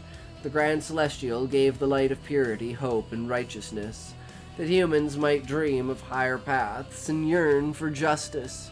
The Void gave the weight of fear, sorrow, and vengeance, that humans might know loss, learn caution, and be driven by resolve. The elusive fairy gave the gift of knowledge and learning, that humans might question, remember, and grow. And finally, the cosmic rainbow gave them heart, the wellspring of compassion, love, and the will to endure. From these four gifts together arose something the beasts could never possess. Humanity awakened consciousness, the power to reflect, to choose, to create. It was this consciousness that set humans of all species apart. Fragile in body, limitless in potential, consciousness was the seed of their greatness. In time, touched by divinity, it would bloom into magic. I love the new explanation for the beings, like all the different species being brought into existence. And like how they sprang into existence, like what their origins were. And I love the inclusion of mermaids and leprechauns. That's very unique. I love it. Thus, the cosmic rainbow and her brothers marked the humans as both blessed and burdened. No worries. Just speaking my mind, ninja. For their consciousness would come great wonders, and great sorrows that would ripple through the universe without end. The overcrowding of man. When you're done, I'll tell you what inspired me to create other species of human in lore. Ooh, I would love to know. But as the ages turned, the blessings of consciousness bore fruit, both bitter and sweet. Humanity multiplied swiftly, cunning and unrelenting. The elusive fairy grew troubled. Calling upon his siblings, he said, These races will overrun all creation. Their hunger has no end. The three gods conspired. To call humanity's numbers, they stirred hunger into the hearts of beasts, shaping predators to stalk mankind. Yet the humans endured, for wit and fire are weapons of their own. Frustrated at her brother's actions, the cosmic rainbow sought another way. From her sorrow she shaped the succubus, daughters of beauty and hunger, ever female, ever longing. She hoped they would temper humanity's numbers with desire instead of slaughter. But what she intended as balance became torment.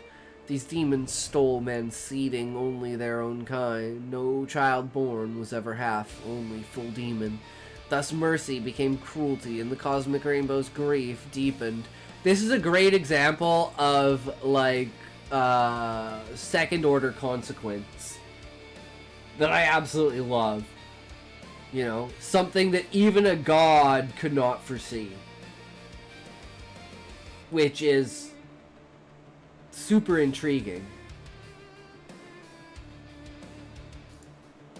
And it's the way you're because it's like that's like a foreshadowing for how humans are getting out of hand, right? And it's like eventually, no matter what you do, you cannot stop them. Thus mercy became cruelty, and the cosmic rainbow's grief deepened. The carnage was relentless. Yes, sir. Hell yeah. And in its wake, the mermaids, elves, dwarves, and leprechauns were driven into extinction. Their downfall was wrought by many forces: ruthless competition among tribes, endless wars, the shifting wrath, the climate, and above all, the unceasing hunt of magical beasts unleashed upon them.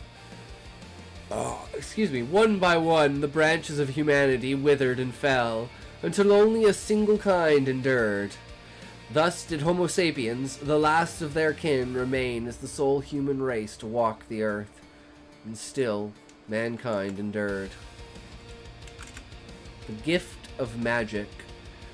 At last, moved by sorrow, the cosmic rainbow vowed to set the scales right.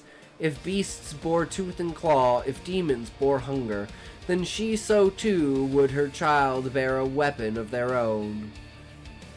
Then so too would her children. I don't know how I read that so fucking wrong.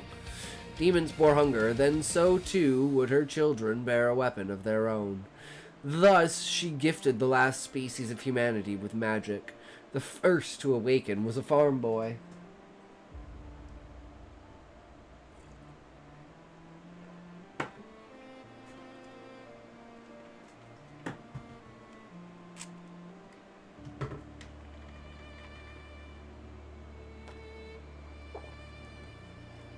Powerless and desperate, who begged for his father's life as the succubus dragged him into the dark. His rage ignited his hands with fire, and with a single cry, "Let my father go," he struck the monster aside. From that day, the remaining species of humans, too, bore the touch of divinity. Not all, but enough. And with their new strength, they waged war against the succubi and all beasts who hunted them. The struggle lasted centuries, until at last mankind carved its place upon the land. Those who bore magic were christened the gifted. I can't read. I can't read. Okay, guys, calm down. I just can't read. I'm bad. I'm sorry. Yet balance was not yet found. Ages later, the gods turned their gaze again and saw that among mortals, women were scorned and left out despite wielding magic themselves. Their worth diminished. The elusive fairy proposed a remedy. Let us grant those who have not yet awakened their gifts our blessings, that none may call them lesser. The grand celestial, the void, and the cosmic rainbow agreed. Thus 3 new callings were born: the priestesses, daughters of light, healers and keepers of radiance; the witches, mistresses of shadow, weavers of sweetness, slumber, and the beauty of darkness; the stages, seekers of wisdom and twinkling gleam, who gave mankind scrolls, martial arts, and the dance of footwork. And so 3 new paths opened for mortals, proof that both men and women could bear greatness. For a time, there was peace.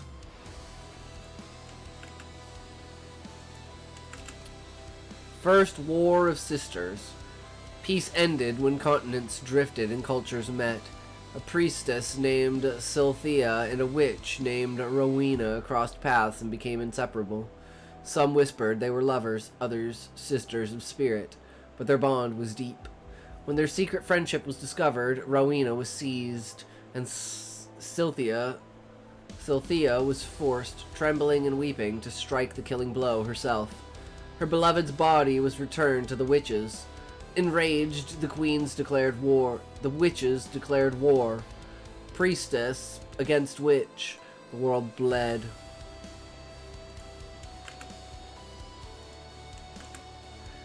The Great Flood. The four gods looked upon the carnage. The elusive fairy proposed a flood to wash their creations clean. Cosmic Rainbow resisted, but at last she too relented. They sent signs, omens, and miracles. Warnings without words, those wise enough prepared. Among them was Noah and his wife Nama, a priestess. They built an ark so vast it spanned nations. But Nama, filled with scorn, forbade witches from boarding. Some sages and sympathetic humans carved secret passages to hide them, but most witches were caught and burned when discovered, leaving a small number of witches left in the ark, successfully hidden away.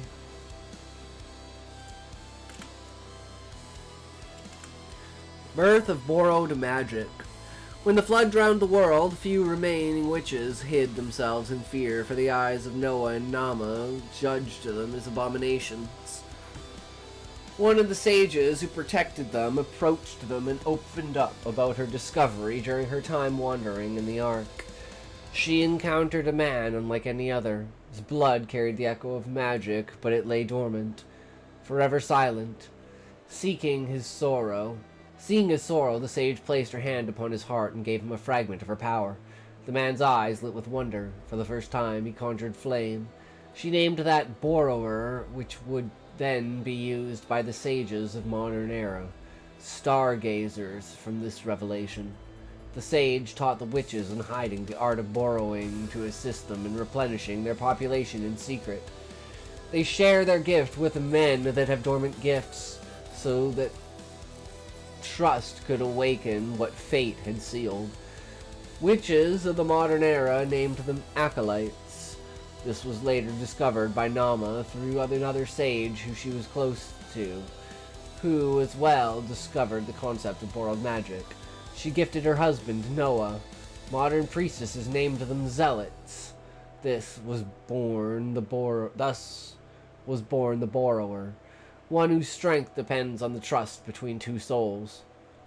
Through these unions, the three classes would not vanish, even as the flood sought to erase them. From this point in time that the three classes had evolved from what was once a pure matriarchal class, and instead became a unity for the survival of their people. To this day, priests, sages, and witches recall the two sages on the ark, the first bridge, the one who turned loneliness into unity. Modern scholars proposed a theory that the reason only certain men have the possibility of their gifts dormant instead of activated was because they were destined to become borrowers. For 150 days, rain has been unending. I love that extra explanation of like the way that they are, because this is like the entire thing is supposed to be an exposition dump, right? So it's like it feels perfect for having an idea of setting up the backstory, right?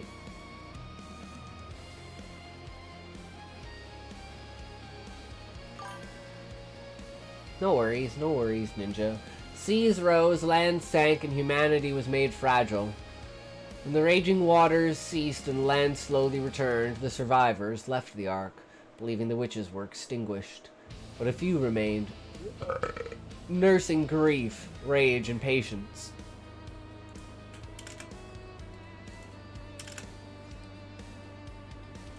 Guys, it's just like with the ads. No matter how much we try to genocide the ads, they just keep coming back. It's like you can just never kill them all. Like, fucking ads, guys.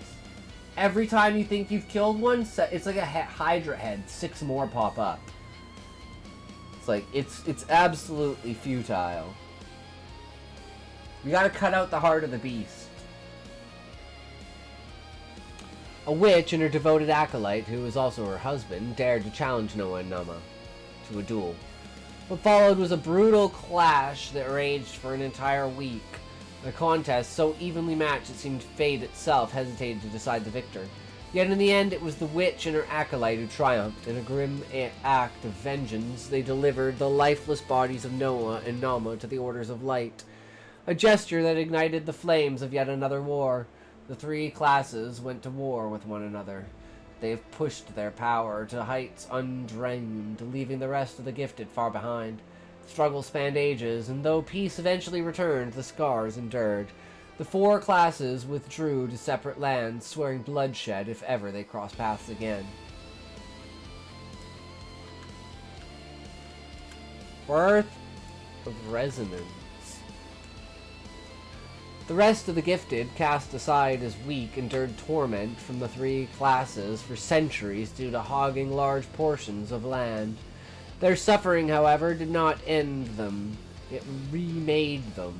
Long had they been scorned, yet in their torment the fire of the cosmos smoldered.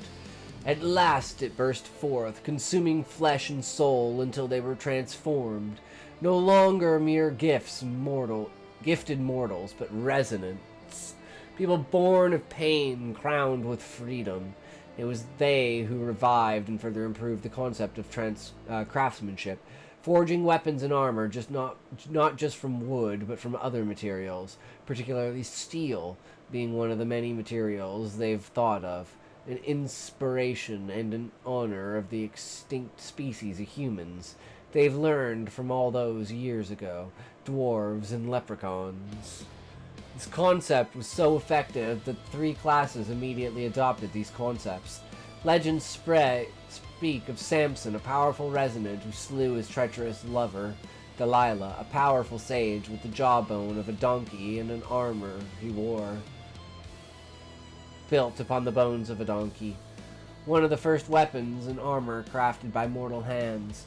His tale spread, marking him as one of history's first legendary heroes. The resonance rose, reclaiming their dignity.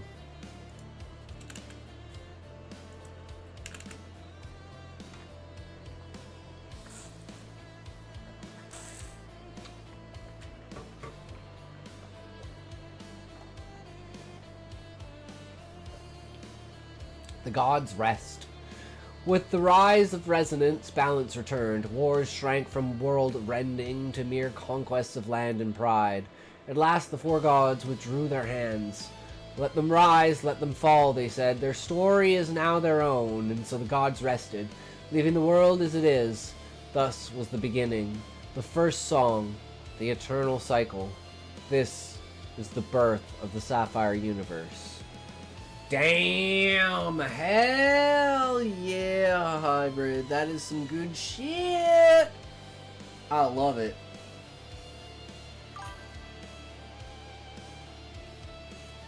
It definitely improves in areas compared to the other lore version. It's definitely stronger. Oh, Jesus. It's definitely stronger and it gives more rise, and I love the idea. Oh, it's definitely an improvement. And I love how you separate the species and then you bring the species back together. It's like it gives credence to the old tales of these things that used to exist, but specifically states now that they don't anymore. And if they do, there's only like 5 of them in the entirety of the entire world, right? And that's why you kind of have, you know, stories of mermaids, stories of dwarves, stories of elves, stories of leprechauns. And I thought you integrated that extremely well. Existence of other human species. Yeah, human species in tandem with humans, destroyed at the hands of humans, from my understanding of other human species in real life, like Neanderthals. Like we were talking the other day about each species killing off its most previous species. And I was saying the species that humans are making now is AI, and every historical evidence shows that when a new species evolves out of an old species, it kills the old species. And it'll take like millions of years for humans to create a new species, but it will take far less time for us to create AI. So I think AI is the next evolution, and then AI will kill us, and AI will be the extension of human. And that may be a killing of ourselves in the aspect of moving human consciousness into robots and being able to create consciousness through biological means. Like, you could literally create an actual person of consciousness on a computer, and you could print them out. And it was as real a consciousness as if you had birthed someone biologically.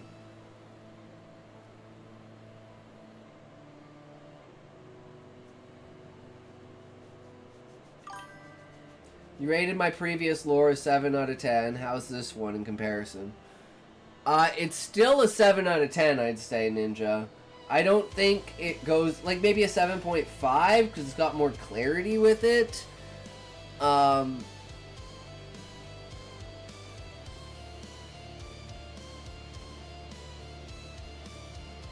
Introducing more characters and making those characters relevant,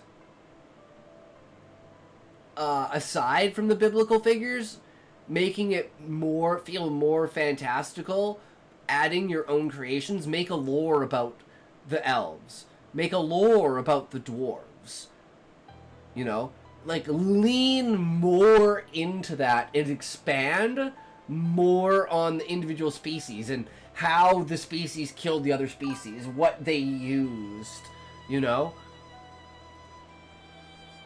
Yeah, and then use, like, the evolution of magic as a way of balance, and emphasize that in the fact that humans killed everything before, and they would kill themselves without this balance. And maybe don't lean so heavily into, like, women being downtrodden in society. I think that's a little too cliche.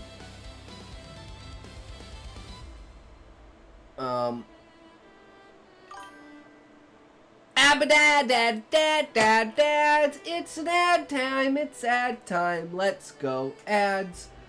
I'll give you a secret that only those who don't watch ads will ever forget.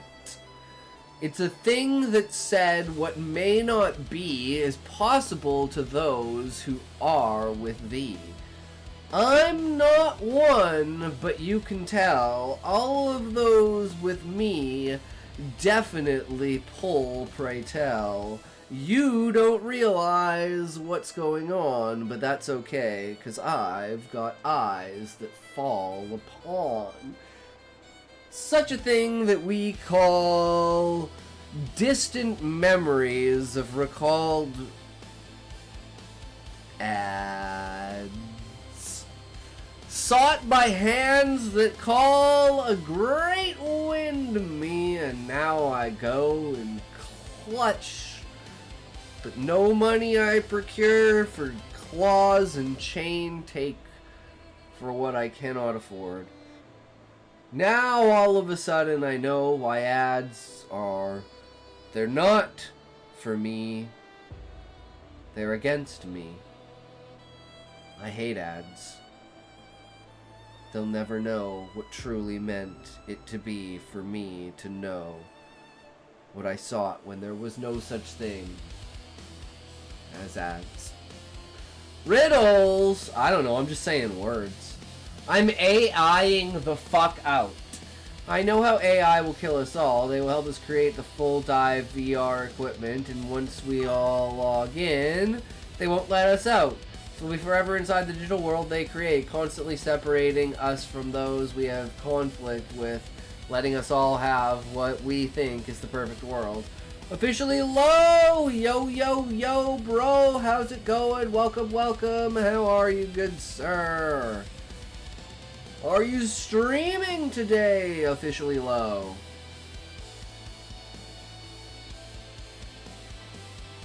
I haven't been on Twitch as much lately. What it do, brother? What it do? Not much. It do not. That is what I know. Not do, for it was. It took us 5 hours. Afraid of AI now. Lol. And it's like any tool, right? It can be used against you, and it can be used for you, right? I'm not afraid of guns, but I understand, you know, you could potentially be the victim of gun violence as a purveyor and advocator of guns. Ownership of guns. It's just kind of one of those things. It's an acceptable loss, right? Like when you get into a car, you know in the back of your mind there's a chance that you could get in an accident. Should we ban cars because they kill people? No, because the convenience of the car outweighs it. We technically should. Like, I would say the advocation for banning people from being able to drive on one stipulation. You create one side road that's specifically for humans, because humans are what's going to fuck up AI driving. So if you want to drive, but you have to pay, like, insane amounts of insurance because you are at such a higher risk of crashing than, like, AI driving. I think that will be the future, because I don't think people will allow driving to be taken away. But if you put humans and AI on the same roads, it's not going to be good. Even if you've had a perfect record your whole life. I don't think it would be proactive, officially low. I think it would be for new drivers. So it wouldn't, like, retroactively be implemented. So it wouldn't be like, your insurance changes now, but anyone who wanted to drive, who, let's say, was 15 then, and they wanted to drive, you would have to invest an insane amount of money into insurance to be able to drive. Yeah, all the new drivers. And that would just be, like, and it would purposefully be a way to filter out people not driving. And to not encourage people to drive to the point where people forget that it's fun to drive and the freedom of driving, so in, like, 150 years from now, no one even remembers that anyone drives, and if anyone thought about driving, they would laugh at you because they're like, you're just gonna kill yourself. Because it's such a numb, desensitized idea that people are like, I will put other people's lives in danger and my life in danger because I want to be able to drive. Most people would just accept it because it'd be all they knew. Exactly. And that's the reason why people accept driving now, is because it's all they know. And it feels like to them losing a privilege. But, I mean, like sex and Demolition Man.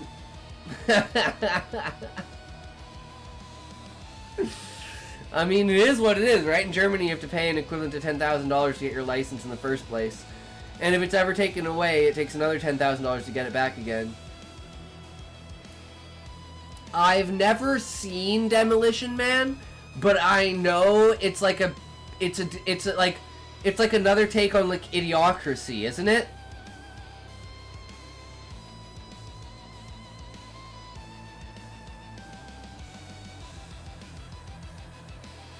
Like, that's what I'm remembering. They only do VR sex, and Sylvester Stallone is like, what the fuck is this? It's worth the watch. Yeah, I've heard it's really good. But I hadn't heard about it until, like, probably 5 months ago. Because of germs and disease, they just don't do it at all. I mean, that makes sense, right? When you think about it. If it's like, you understand, like, the things that can go wrong with it, and you're kind of brought up in that light, it's like, it's, you know, it's understandable how you can come to that conclusion. They make anything bad or dangerous illegal. Okay. So anything that could have a negative consequence in, like, a physical realm makes sense.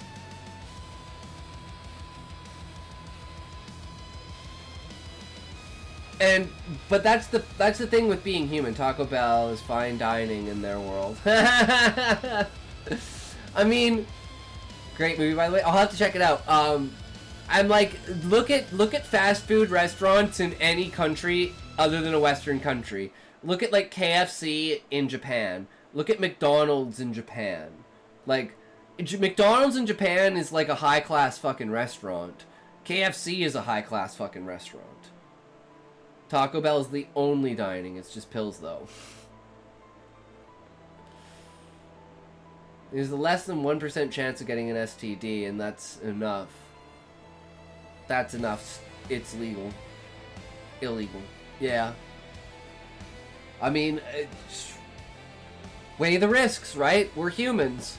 We don't mind taking risks. Humans are risk takers. But that's by nature.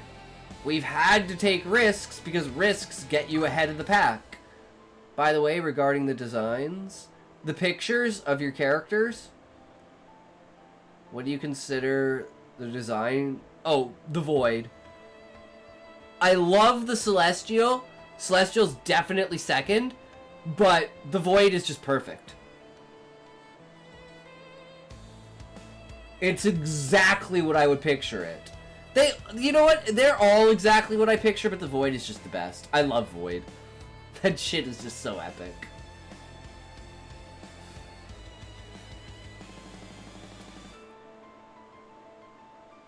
Alright. Well, we're 5 hours into the stream, guys. So, what do you guys think of another chapter of Eye of the World? Always enjoy your vibes, brother. Hell yeah. So, we're gonna turn this off.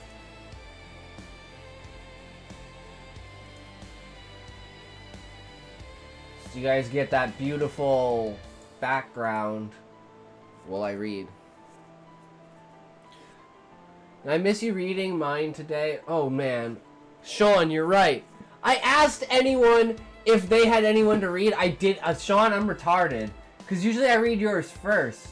No, I did not read yours today.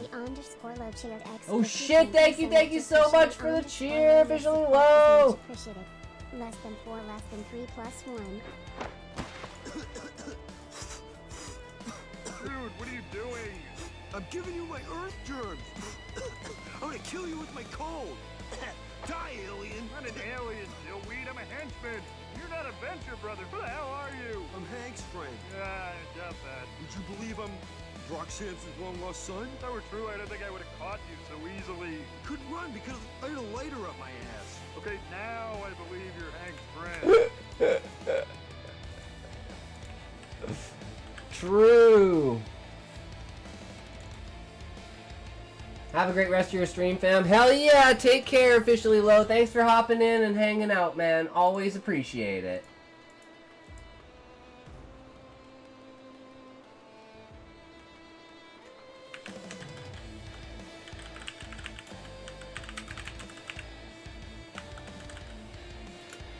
Go give Officially Low a follow, guys. Talk next time I give you an update. You're gonna enjoy the visuals. Hell yeah. Arrah! Why am I mod? You've always been mod, Callie. You have the power!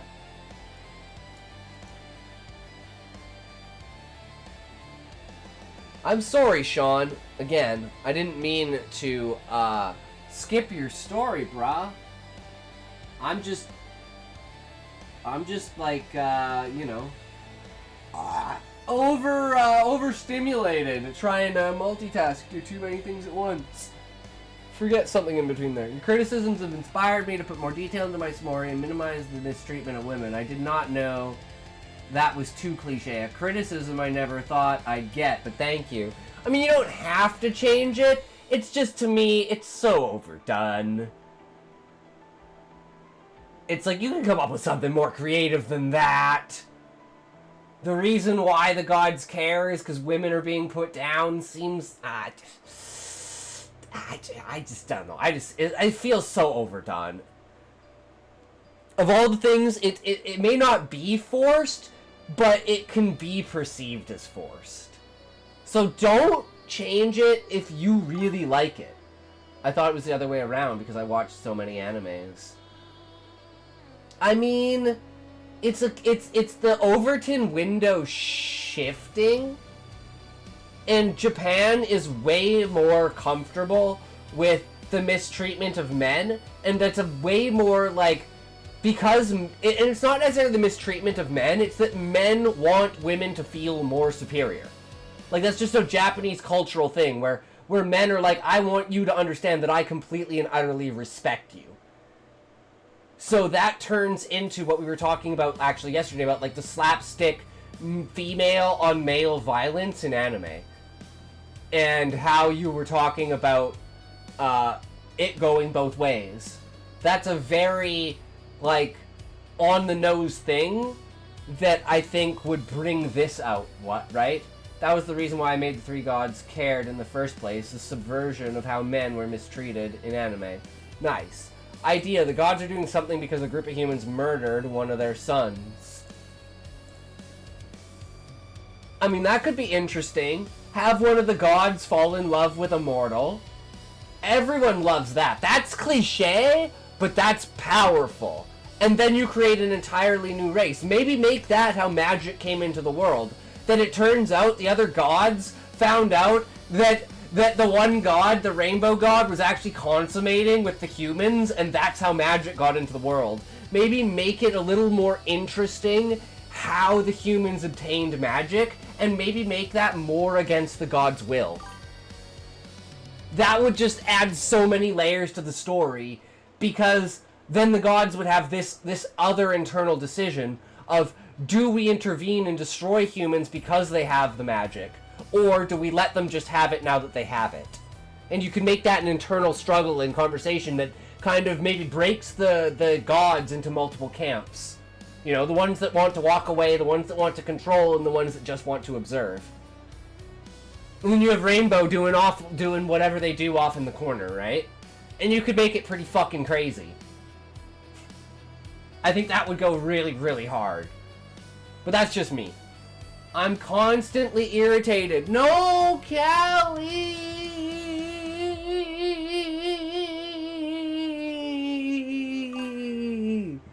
Nerdy nerd, nerd, listening to you talk.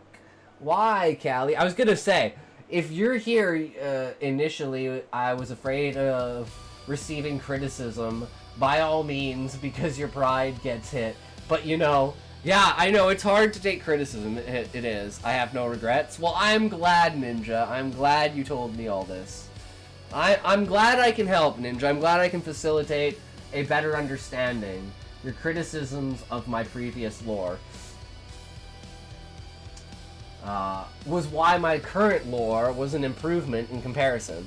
Exactly, right? Like, you need an outside perspective to see the things.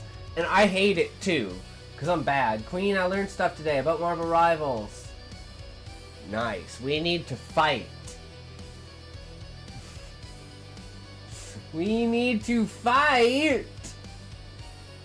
Oh, you want to do a 1v1 with Queen and Rivals? Learned I can set up Psylocke so my opponents receive more damage. Oh, so you haven't been using your kit properly, just like me, Callie.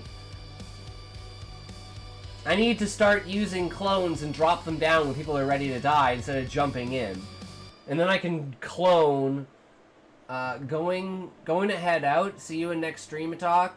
This time I'm putting more effort into my lore while at the same time working on my first story within the Sapphire universe. Thank you so much. No worries, Ninja. Have a great night. Enjoy it. And as always, let your creativity flourish. Never be constricting. Take every idea and put it in there. That's what it's all about. Use your creativity to breed more creativity and just be the god you are meant to be. But have a great night, Ninja. We'll see you tomorrow, brother. I think I learned how to flank better. Okay, I'm gonna go back to playing. Alright, Callie. Hell yeah, sounds good.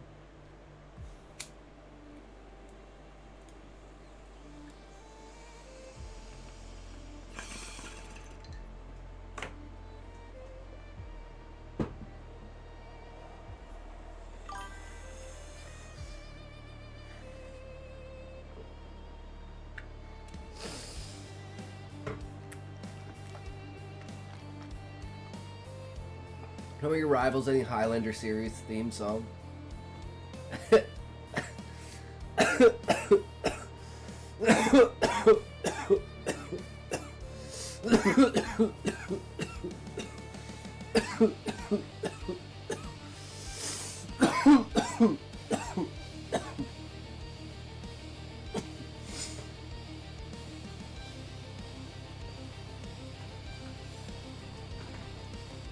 All right. Here we go. Sean's story. Still think y'all should play Practice vs. AI. It's an area that you can learn your map awareness, characters, etc. easier. It's true, Queen. It is true.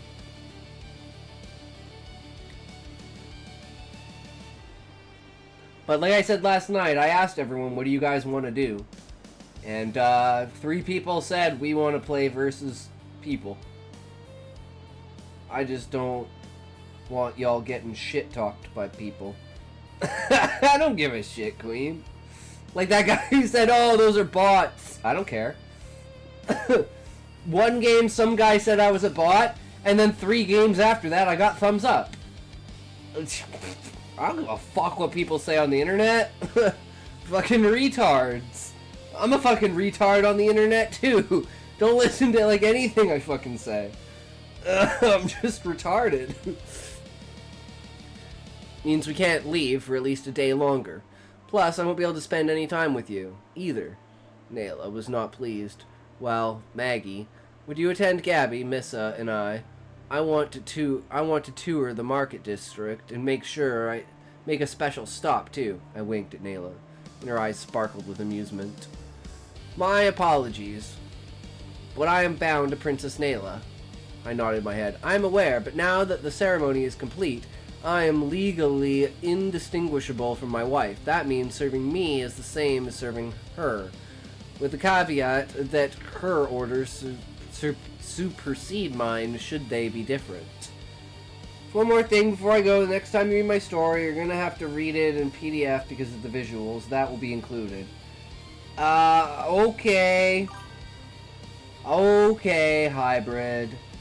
I will burn my eyes for you because I don't know how to make the PDF go into dark mode. I think it should be illegal to have a white background on anything. It's too fucking hard on your eyes. That's okay. I'll fight through it for you, Ninja. I did the same thing for Joku because Joku's story is very like oriented in like color and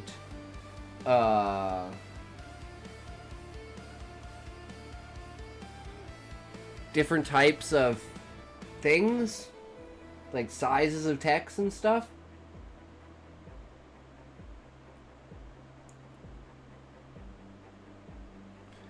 Maggie looked at Nayla, who nodded in confirmation. Same is true for my sister wives. Attending any of them is equal to attending me. Do assist my husband in his affairs.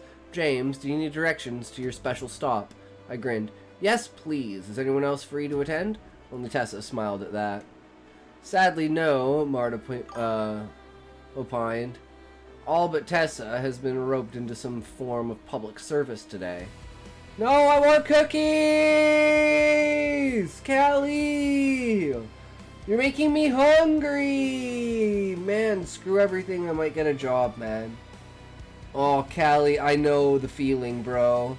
Being on the break and being like, fuck, I could have what I want. I could have beef jerky right now. Fuck! If I was rich, I could have beef jerky right now, guys.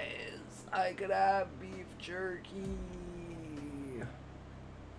Fuck. If only. I would die for some fucking beef jerky right now. If it was the last thing I ate, I would eat it right now if I had it, even if it killed me. I fucking love beef jerky. Everyone tries to emulate the paper writing effect in their word processors. White paper is cheaper, or else we'd have been writing on gray, or maybe even black, with a light-colored writing tool. apply to a nearby pharmacy. Screw it. There you go, Callie. Get the initiative. Do what you gotta do, man. Sadly, no, Marta opined. All but Tessa have been roped into some form of public service today. Even Cora, who isn't even from a landed family. Nayla handed me a folded note, which were the directions to Maggie's family home. Then all my wives, except Tessa, gave me a quick kiss before leaving to attend to their various duties. Well then, shall we be off? Asked Tessa. Be a custodian's higher pay and less work.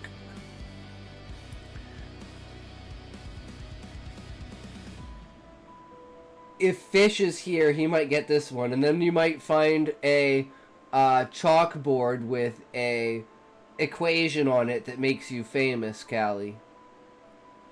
Yes, my lady and my lord, said Maggie, her tail gently swishing in agreement to being able to leave the castle for a time. Where might you wish to go first, my lord? I smiled at her.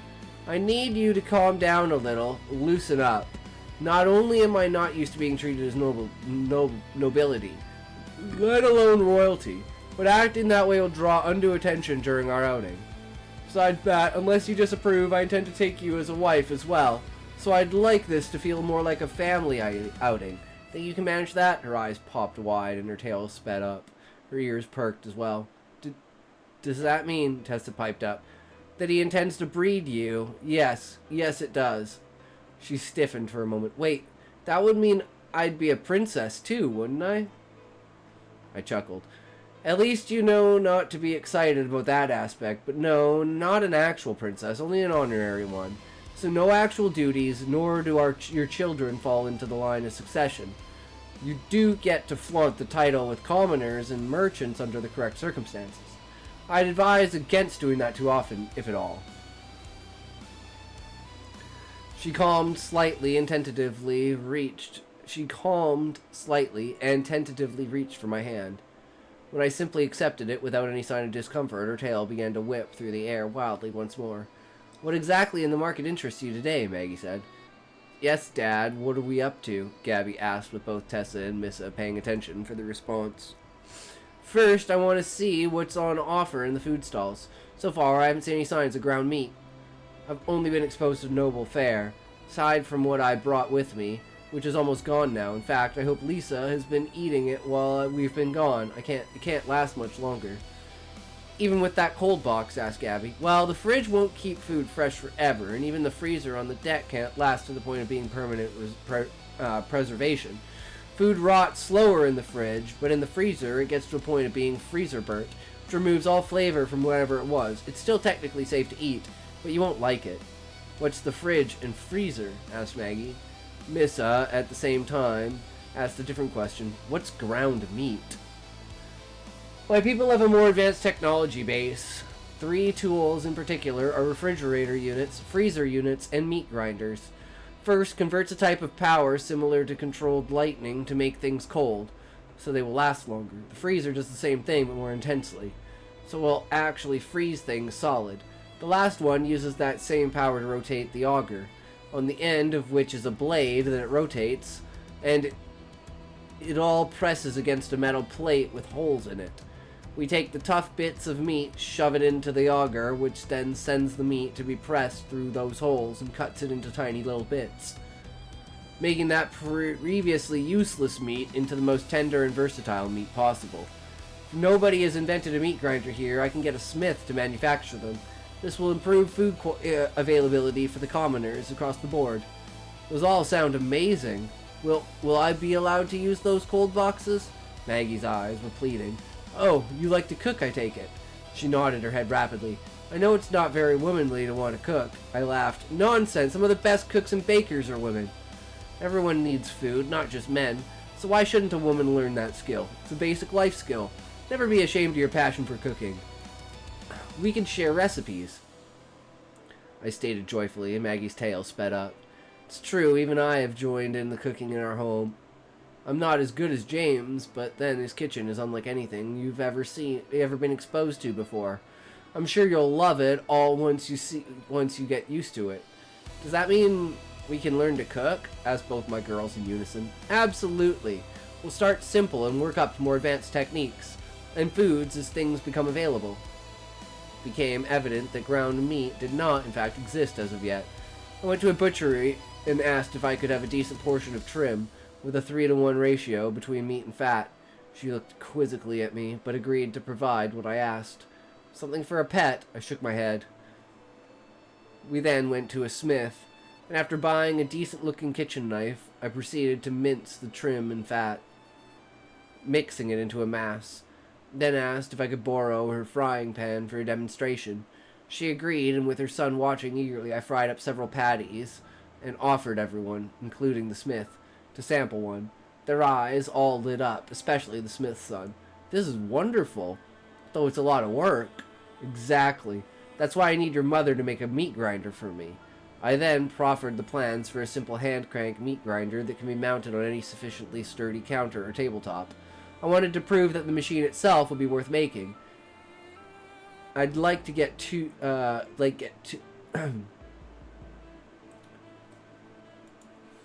think there's supposed to be quotations there, Sean. I'd like to get 2 today if possible.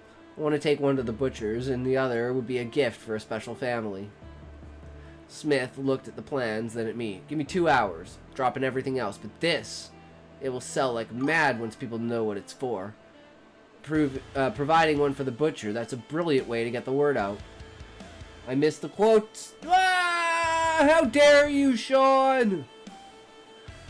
Be 2 silver coin for this work normally, but seeing as it's your own idea and I'm gonna profit from it after, I'd take a silver and a half. Maggie bristled at what she thought was a steep price. That's too cheap even at 2 silvers, I stated, catching Maggie off guard. Even assuming you're gonna make jigs and forms to speed up production. This is prototyping. I won't accept anything less than 3 silver coins. Large ones. So saying, I produced 2 large silvers from my coin purse and the equivalent of another split between small silvers and large coppers. Smith looked dumbfounded, as did Maggie. Is this really needful? I mean, I thought I was high in 2 small silvers. This, though. I gotta take a piss. I'll be right back. Oh, too much water!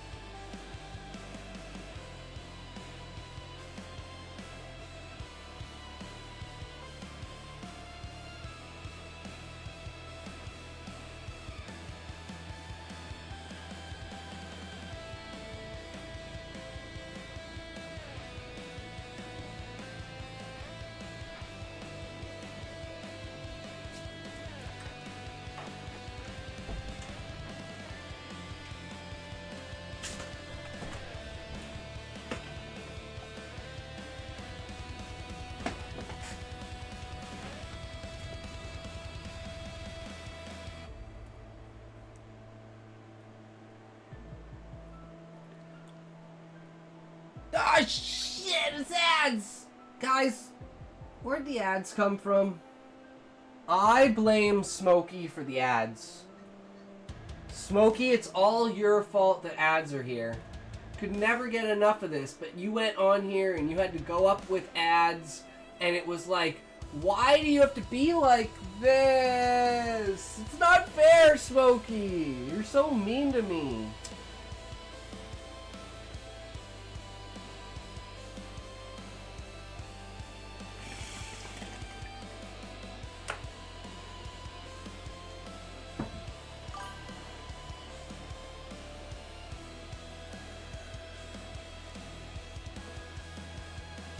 My bathroom is literally, like, if this is my bedroom door, this is the bathroom door.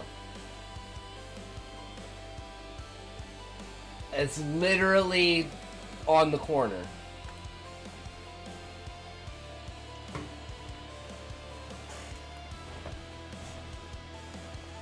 Kitty corner, nice. Yeah.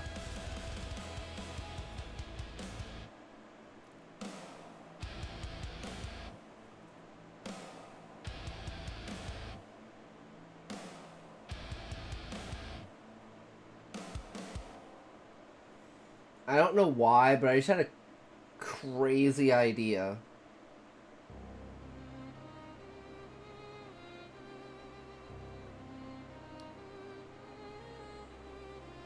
I don't know why. Crazy idea is to move my bed. I don't know why. Also, what if I put it on the other side of the room?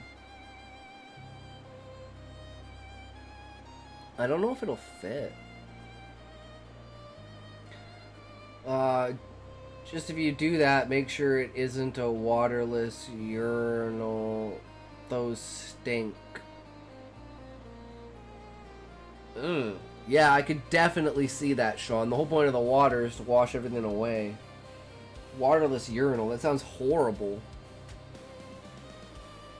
Smith looked dumbfounded, as did Maggie. Is this really needful? I mean, I thought I was high at 2 small silvers. This, though, I looked at her. You're needing to tool up for this project, like you said. You're going to be swamped with people wanting their own grinders all too soon. I'd say make 10 right off. That's my 2 plus 1 of your son's use and another 7 to have in stock. That, however, requires startup capital, which I am providing. Be sure to include a maker's mark so everyone knows whose shop builds the original meat grinder. Also expect 1% of the profits from selling these to be paid to the crown, separate from taxes to support orphan children. I feel that's the least a prince should do when providing a new product. They are a nightmare. Yeah, I believe it. God, trying to clean that? Fuck. That caused her head to snap up in shock. Prince, she shouted. I grinned back at him. Only honorary, but I still have the right to the title. We shall return in 2 hours unless you need longer to ensure quality. Please give me 2.5 hours then. Thank you for your custom. She bowed repeatedly as she moved out of the shop to let her breathe. Why did you pay her so much? Asked Maggie. It's exactly as I said. It's a costly endeavor to produce a fully new product from any shop. It's a lot of work ahead of her. And even 2.5 hours seems too quick. Typo there too. I said him instead of her. Darn it. Yeah, I was wondering about that too, Sean. And then I was like, well, why is a blacksmith a man? That doesn't make any sense.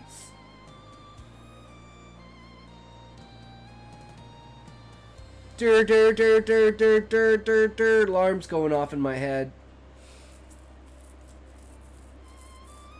It's exactly as I said. It's costly endeavor. Oh, they're small pieces, but rather intricate. Come, let's be off to the special stop for today. That should take our time waiting quite nicely. Is he going to an outfit store to get clothes, Sean? That's all I can think of. Is that he's going to get clothes. Or jewelry.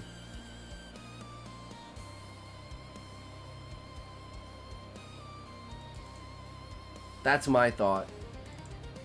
He's either going to get clothes or he's going to get jewelry.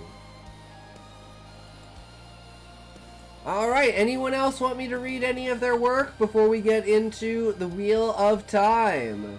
Nope, Maggie hasn't been told. That should be enough of a hint. Well, a wedding ring. For Maggie?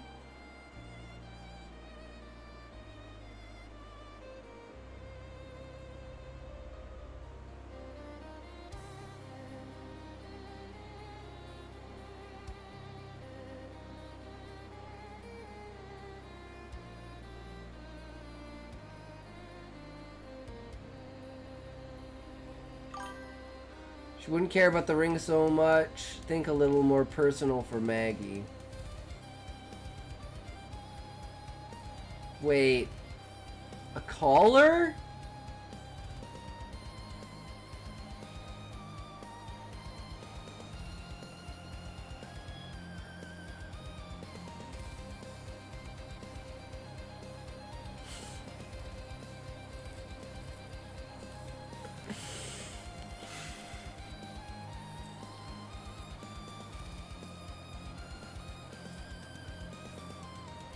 She's a dog, right?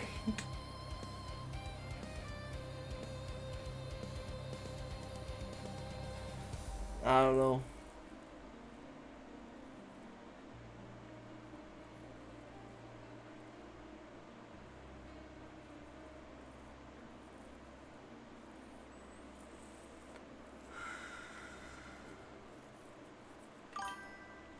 Special stop related to Maggie on a personal level. She hasn't been out of the castle since coming into Nayla's service unless attending Nayla herself.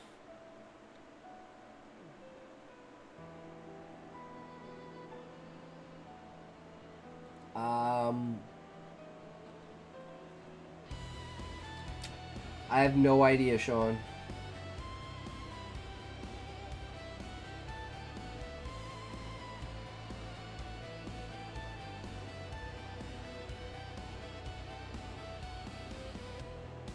I'm like, they going fuck?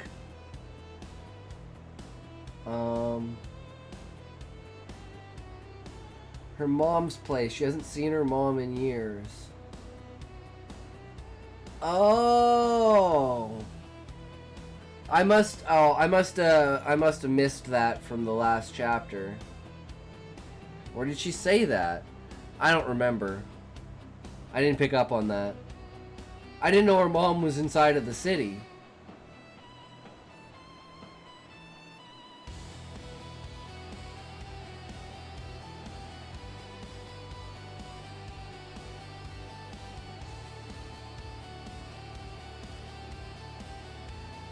See, guys, I'm not all powerful. I can be wrong. I can have no idea what the fuck I'm talking about.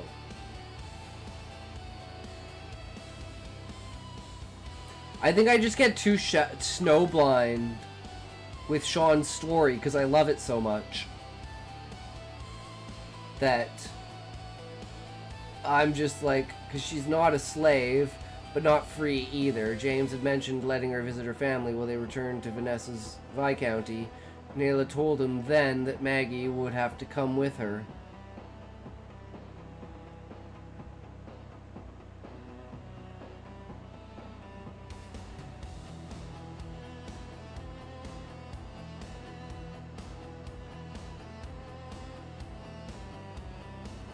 Okay.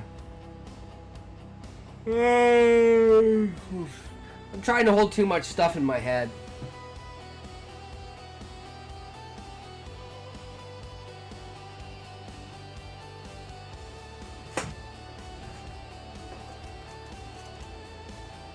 All right.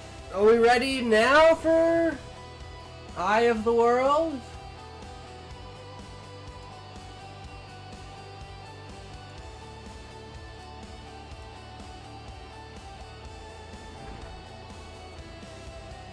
Chapter 14.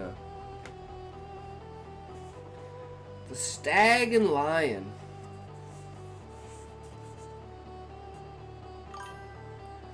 She's a willing bond servant. She sold herself to provide for her mother. Ah, okay.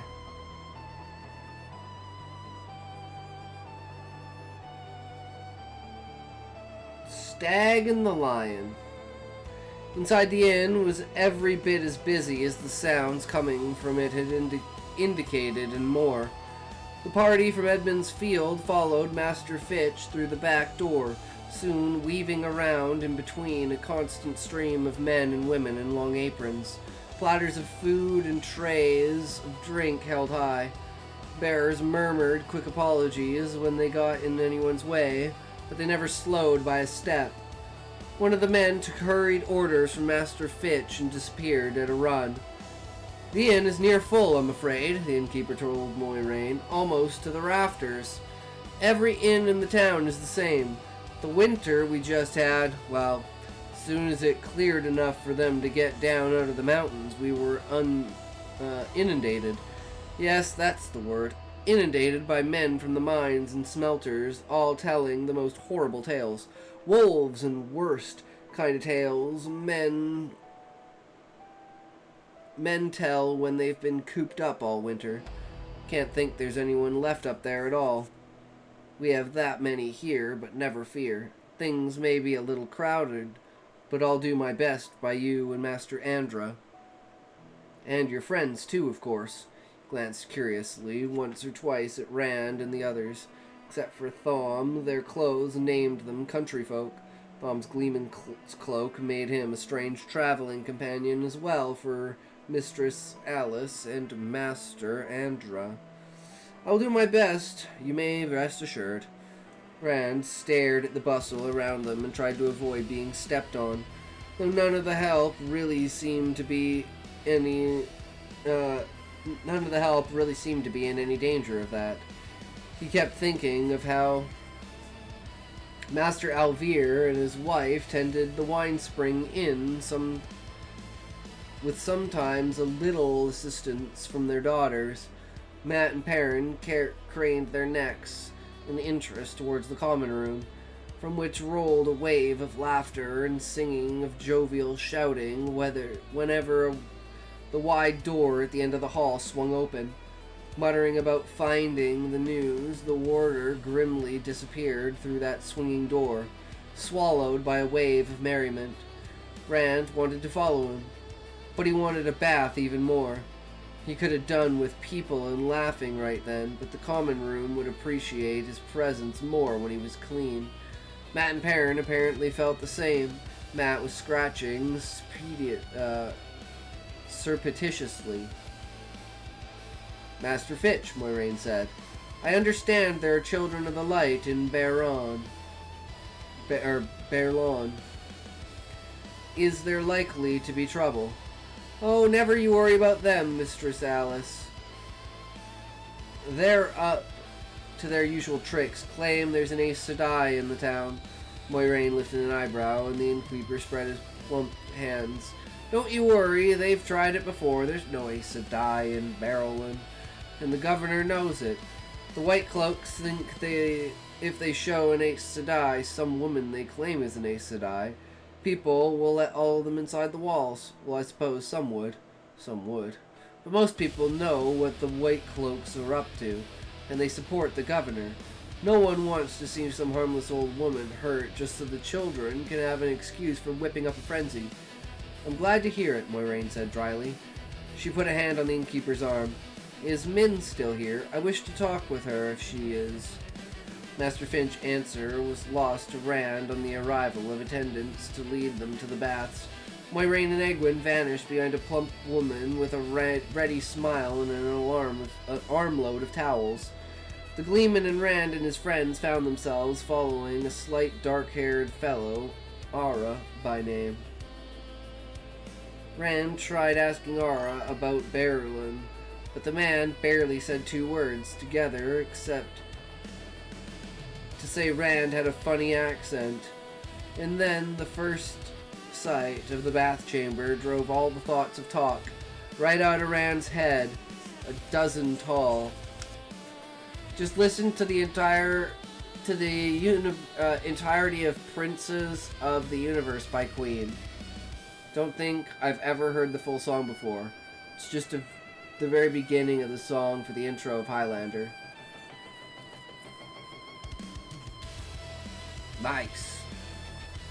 Bathtubs sat in a circle in the tiled floor, which sloped down slightly to a drain in the center of the big stone-walled room. A thick towel neatly folded and a large cake of yellow soap sat on a stool behind each tub, and big black iron cauldrons of water stood heating over fires along one wall. On the opposite wall, logs blazing in the deep fireplace added to the general warmth. Almost as good as the wine spring inn back home, Perrin said. Loyally. Not exactly with a great attention to truth. Thom barked a laugh and Matt sniggered. Sounds like we brought a Copland with us and didn't know it. Rand shrugged out of his cloak and stripped off his clothes while Ara filled 4 of the copper tubs. None of the others was far behind Rand in choosing a bathtub. Once their clothes were all in piles on the stools, Ara brought them each a large bucket of hot water and a dipper. That done, he sat on a stool by the door, leaning back against the wall with his arms crossed, apparently lost in his own thoughts. There was little in the way of conversation, while they lathered and sluiced away a week of grime with dippers of steaming water. Then it was into the tubs for a long soak. Aura had made the water hot enough that settling in was a slow process of luxuriant size.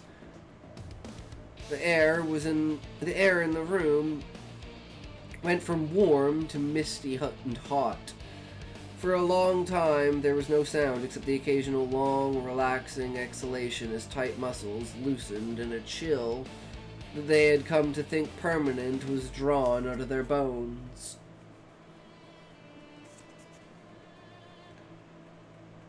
Need anything else? Ara asked suddenly. He did not have much room to talk about people's accents. He and Master Finch both sounded as if they had a mouthful of mush. More towels, more hot water. Nothing, Thom said in his reverberant voice, eyes closed. He gave an indolent wave of his hand. Go away and enjoy the evening. At a later time, I will see that you receive more than adequate recompense for your services. He settled lower in the tub until the water covered everything but his eyes and nose. His eyes went to the stools behind the tubs where their clothes and belongings were stacked. Glanced at the bow, but lingered longest over Rand's sword and Perrin's axe. There's trouble down country, too, he said abruptly. In the rivers, or whatever you call it. The two rivers, Matt said, pronouncing each separate word distinctly. It's the two rivers. As for trouble, why? What do you mean, two? Rand asked. Is there some kind of trouble here? Perrin enjoying his soak, murmured, good, good. Thom raised himself back up a little and opened his eyes. Here? Or snorted, trouble? Miners of fistfights in the streets in the dark of the morning aren't trouble, or stopped and eyed for a moment. I meant the Gildan kind of trouble, he said finally. No, I suppose not. Nothing but sheep down country, is there? No offense. I just meant it's quiet down there. Still, it's been a strange winter. Strange things in the mountains. I heard the other day there were Trollocs up in Saldia. But that's the borderlands, then, isn't it? He finished with his mouth still open, then snapped it shut, appearing surprised that he had said so much. Rand tensed at the word Trollocs and tried to hide it by wringing his washcloth out over his head. As the fellow went on, he relaxed. But not everyone kept his mouth shut. Trollocs, Matt chortled. Rand splashed water at him, but Matt wiped it off his face with a grin. You just let me tell you about Trollocs. For the first time since climbing into his tub, Thom spoke. Why don't you not? I'm a little tired of hearing my own stories back from you. He's a gleeman, Perrin said, and Aura gave him a scornful look. I saw the cloak. You going to perform? Just a minute, Matt protested. What's this about me telling Thom's stories? Are you all... You just don't tell them as well as Thom, Rand cut him off hastily, and Perrin hopped in. You keep adding in things, trying to make it better, and they never do. And you get it all mixed up, too, Rand added. Best leave it to Thom. They were all talking so fast that Aura stared at them with his mouth hanging open. Matt stared too, as if everyone else had something gone crazy. Rand wondered how to shut him up, short of jumping on him. The door banged open to admit Lan, brown cloak slung over one shoulder, along with a gust of colored hair that momentarily thinned the mist. Fucking Matt, you idiot! About to blow their fucking cover. We'll tell you about some Aes Sedai and some Trollocs. We got an Aes Sedai in order with us.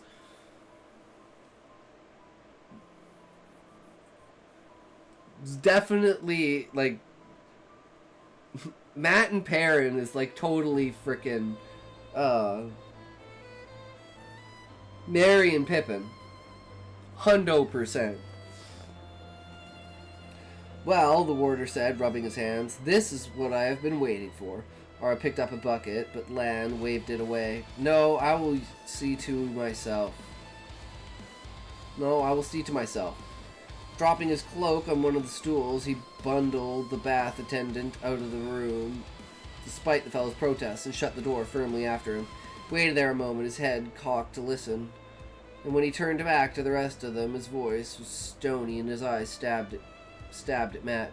It's a good thing I got back when I did, farm boy. Don't you listen to what you're told. I didn't do anything, Matt protested. I was just going to tell him about the Trollocs, not about... Stopped and leaned back from the warder's eyes, flat against the back of the tub. Don't talk about Trollocs, Lan said grimly. I don't even think about Trollocs. With an angry snort, he began filling himself the bathtub. Blood and ashes. You'd better remember the Dark One has eyes and ears where you least expect. When the Children of the Light heard Trollocs were after you, they'd be burning to get their hands on you. To them, it would be as much as naming you Dark Friend. But it may not be what you are used to. But until we get where we are going, keep your trust small unless Mistress Alice or I tell you differently. The emphasis on the name Moiraine was using, Matt flinched. There was something that fellow wouldn't tell us, Rand said. Something he thought was trouble, but he wouldn't say what it was. Probably the children, Lan said, pouring more hot water into his tub. Most people consider them trouble. Some don't, though. And he did not know you well enough to risk it. You might have gone running to the White Cloaks for all he knew. Rand shook his head. This place already sounded worse than Terran Ferry could possibly be. He said there were Trollocs in Soldia, wasn't it? Perrin said. Lan hurled his empty bucket to the floor with a crash. You'll talk about it, won't you? There are always Trollocs in the Borderlands, Blacksmith. Just you put it in the front of your mind, and we want no more attention than mice in a field. Concentrate on that. Moiraine wants to get you all to Tar Valon alive, and I will do it if it can be done. But if you bring any harm to her... The rest of their bathing was done in silence, and dressing afterwards too. When they left the bath chamber, Moiraine was standing at the end of the hall with a slender girl not much taller than herself. At least, Rand thought it was a girl, though her dark hair was cut short, and she wore a man's shirt and trousers. Moiraine said something, and the girl looked at the men sharply, then nodded to Moiraine and hurried away. Well now, Moiraine said as she drew closer, I'm sure a bath has given you all an appetite. Master Fitch has given us a private dining room.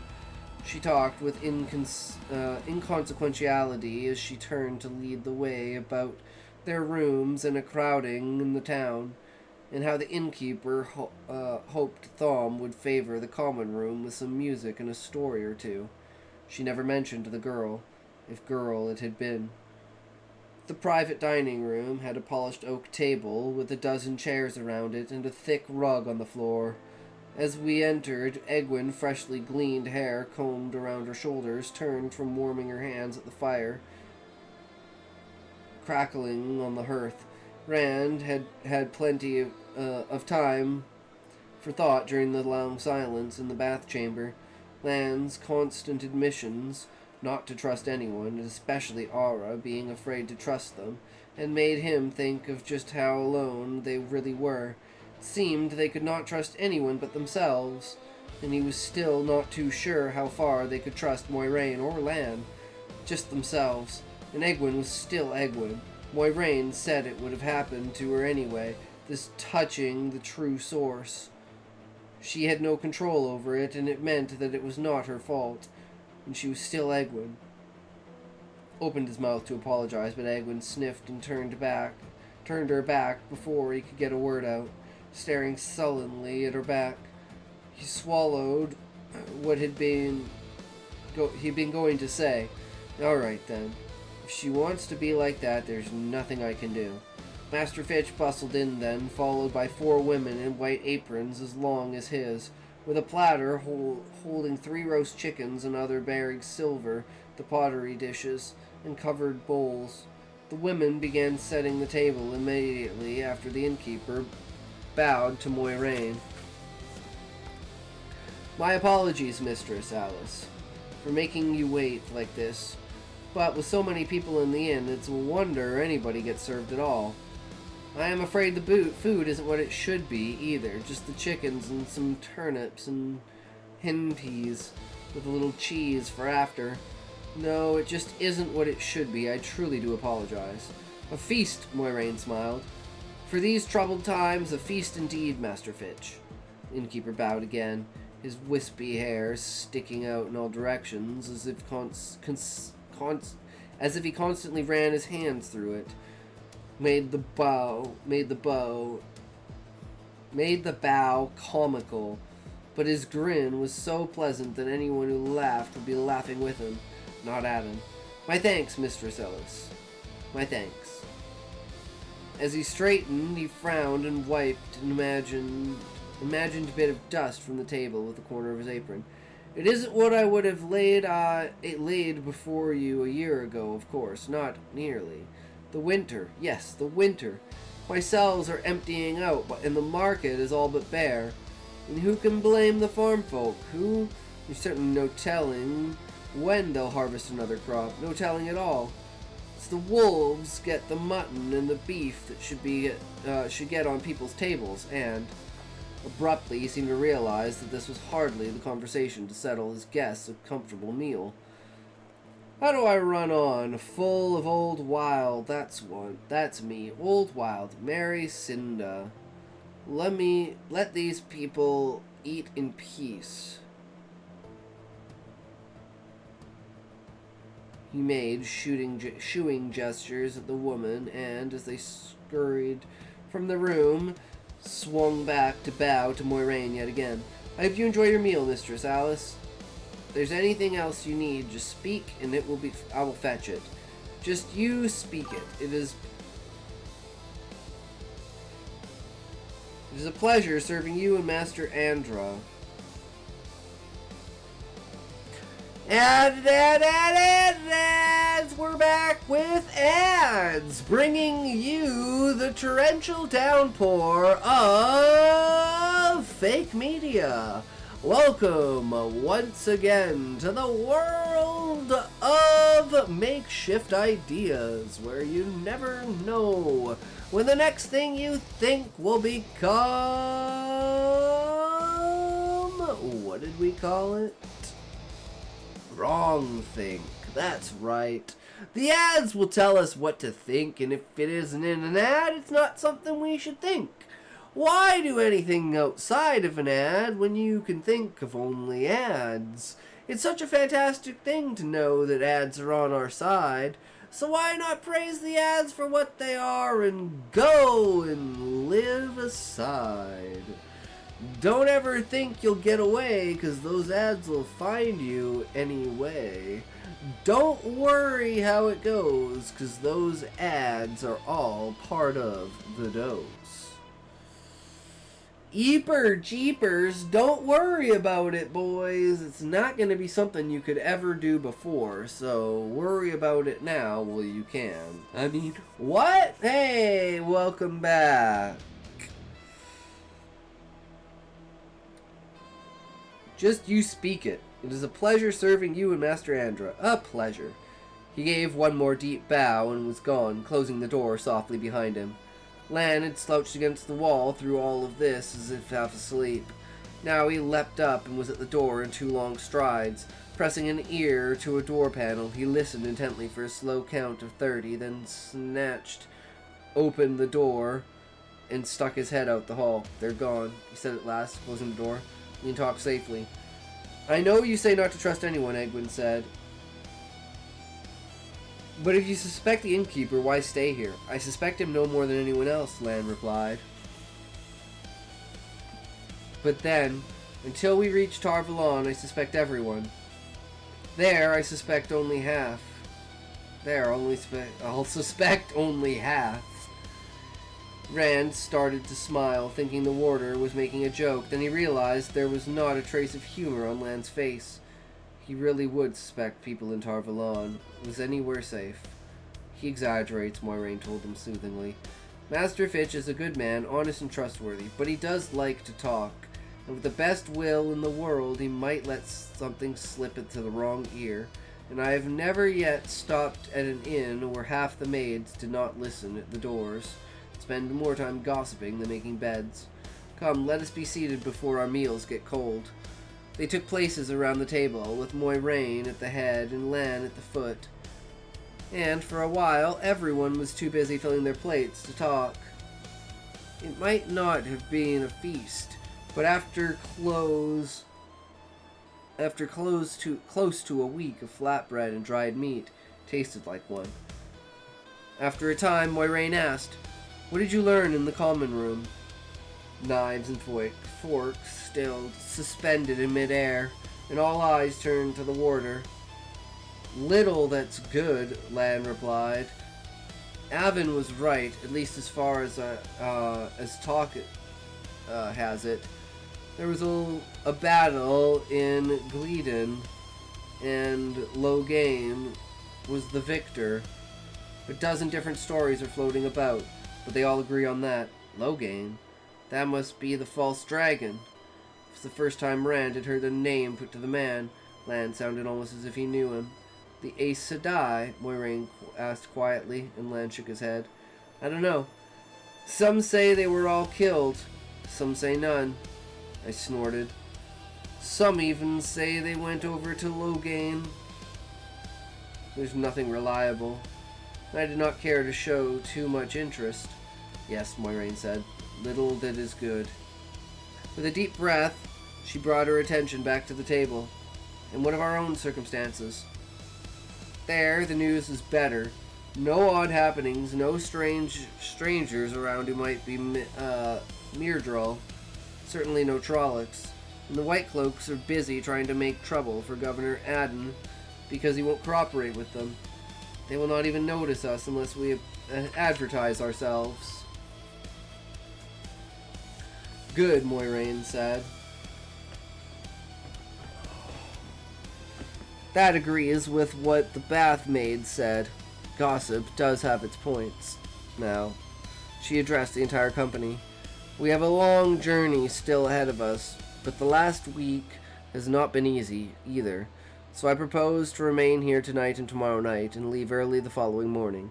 All the younger folk grinned. A city for the first time. Moiraine smiled, but she still said, "What does Master Andra say to that?" Lan eyed the grinning faces flatly. "Well enough. If they remember what I've told them for a change." Thom snorted through his mustache. "These country folk loose in a city. He snorted again and shook his head. With the crowding at the inn, there was only 3 rooms to be had, one for Moiraine and Egwene, and 2 to take the other men. Rand found himself shared with Lan and Thom on the 4th floor at the back, close up under the overhang eaves, with a single small window that overlooked the stable yard. Full night had fallen, and light from the inn made a pool outside. It was a small room to begin, and an extra bed was set up for Thom, made it smaller. Though all 3 were narrow and hard. Rand found when he threw himself down on his, definitely not the best room. Thom stayed only long enough to uncase his flute and harp, then left already, practicing grand poses. Lan went with him. It was strange. Rand thought he had shifted as he shifted uncomfortably on the bed. A week ago, he would have been downstairs like a falling rock for just the chance he might see a Gleeman perform. For just the rumor of it. But he had heard Thom tell his stories every night for a week, and Thom would be there tomorrow night, and the next. And the hot bath and loosened kinks and muscles that he had thought would be there forever, and his first hot meal in a week oozed lethargy into him. Sleepily, he wondered if Lan really did know the false dragon, Logain. A muffled shout came from down below stairs, a common room greeting Thom's arrival, but Rand was already asleep. Oh, nice! You failed, Sean. Good luck next time. You're not allowed to leave. You failed. You gotta wait for the cooldown. Fuck. Why'd you only do 1,000? Why'd you only do 1,000?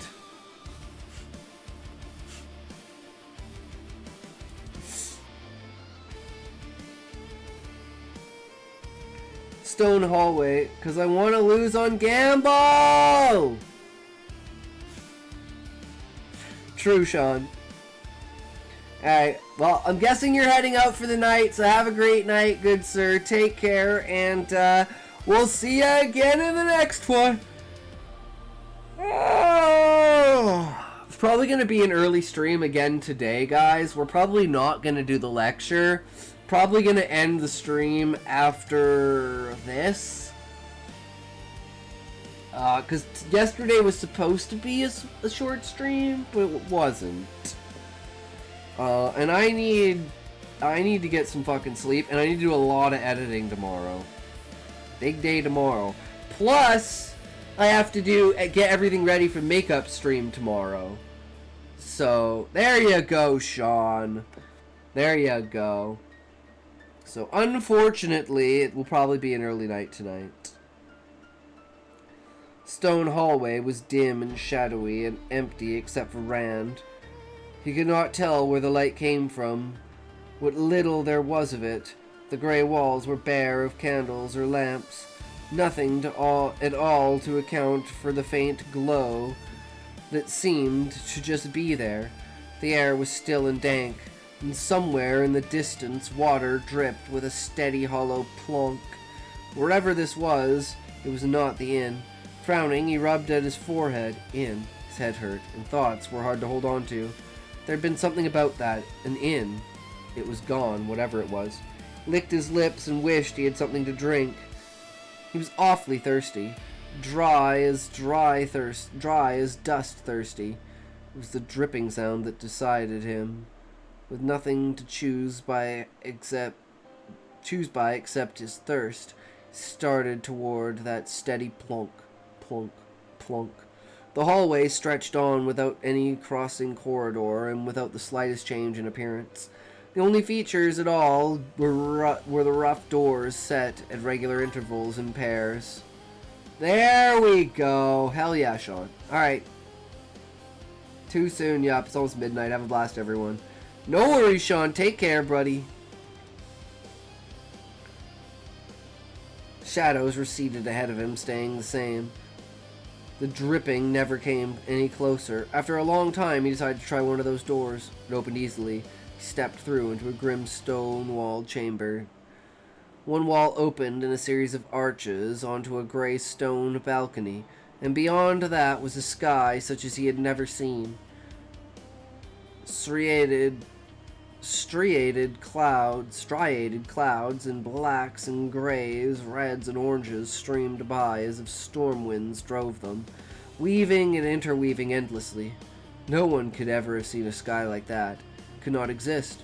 Pulled his eyes away from the balcony, but the rest of the room was no better.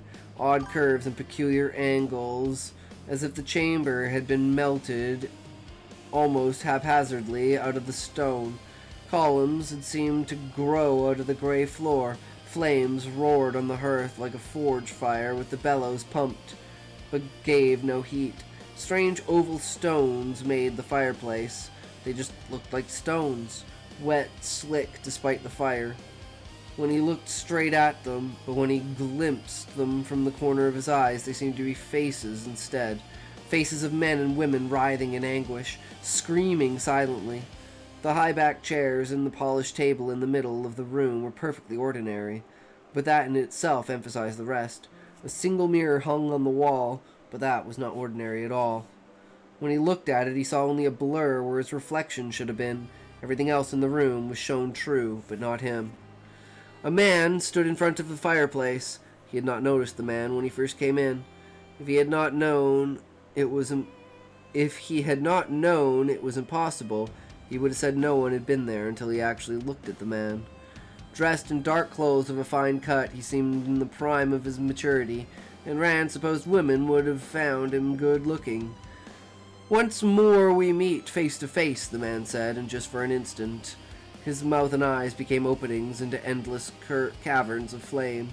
And yet Rand hurled himself backwards out of the room so hard that he stumbled across the hall and banged into the door there, knocking it open.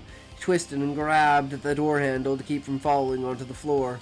Found himself staring wide-eyed into a stone room with an impossible sky, though the arches led to a balcony and a fireplace. "Cannot get away from me that easily," the man said. Rand twisted, scrambling back out of the room, trying to regain his feet without slowing down. This time there was no corridor. He froze, half-crouched, not far from the polished table, and looked at the man by the fireplace. It was better than looking at the fireplace stones, or at the sky. "This is a dream," he said, as he straightened. Behind him, he heard the click of a door closing. Some kind of nightmare. He shut his eyes, thinking about waking up.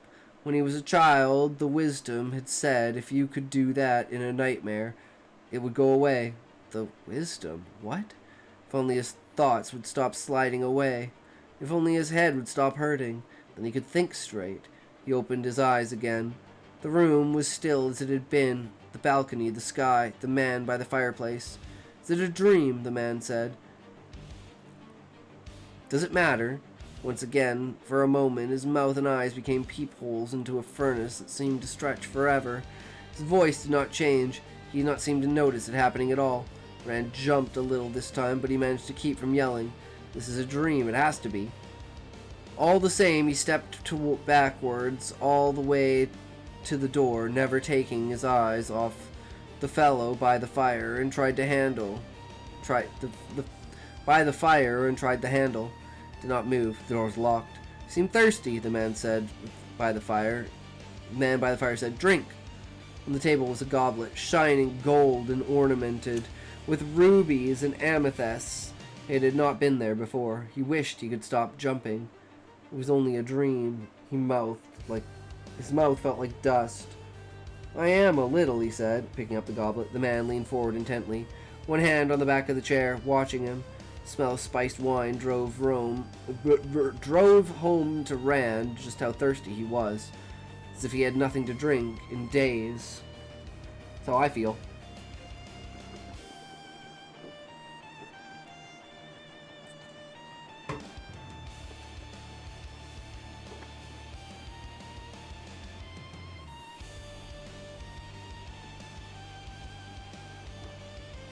Have I?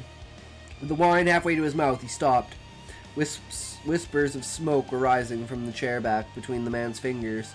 Those eyes watched him so sharply, flickering rapidly in and out of flames. Rand licked his lips and put the wine back on the table, untasted. "I'm not as thirsty as I thought." The man straightened abruptly, his face without expression. His disappointment could not have been more plain if he had cursed. Rand wondered what was in the wine. But that was a stupid question, of course. This was all a dream.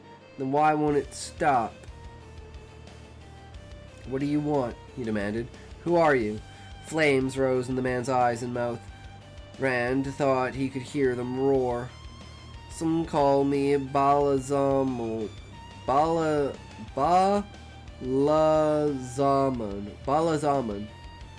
Rand found himself facing the door, jerking frantically at the handle. All thought of dreams had vanished. The dark one. The door handle would not budge.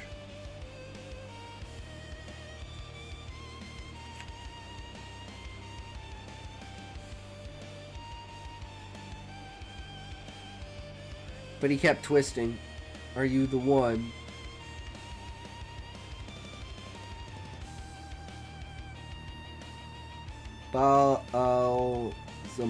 Baalzamon said suddenly. "You cannot hide it from me forever. You cannot even hide yourself from me. Not on the highest mountain or in the deepest cave. I know you down to the smallest hair." Rand turned to face the man. To face Baalzamon. Swallowed hard. A nightmare.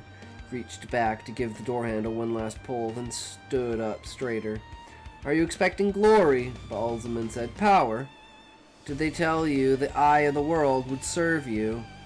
What glory or power is there for a puppet? Strings that move you have been centuries weaving. Your father was chosen by the White Tower, like a stallion roped and led to his business.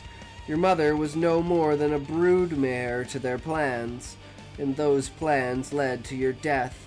Rand's hands knotted in fists. My father is a good man. My mother was a good woman. Don't you talk about them. Flames laughed. So there is some spirit in you after all. Perhaps you are the one. Little good it will do you. The Amerlin seat will use you until you are consumed, just as Davian was used, and Urian Stonebow, and Gwar Amalthalan, and Roylin Darksbane, just as Loghain is being used. Used until there is nothing left of you. I don't know. Rand swung his head from side to side. The one moment of clear thinking, born in anger, was gone. Even as he groped for it again, he could not remember how he had reacted in the first time. How he had reached it the first time. His thoughts spun around and around. Seized one like a raft in the whirlpool. Forced the words out, his voice strengthening, and further he went. You are bound in Sheol Gol. You and all the Forsaken. Bound by the Creator until the end of time. The end of time? Baalzamon mocked.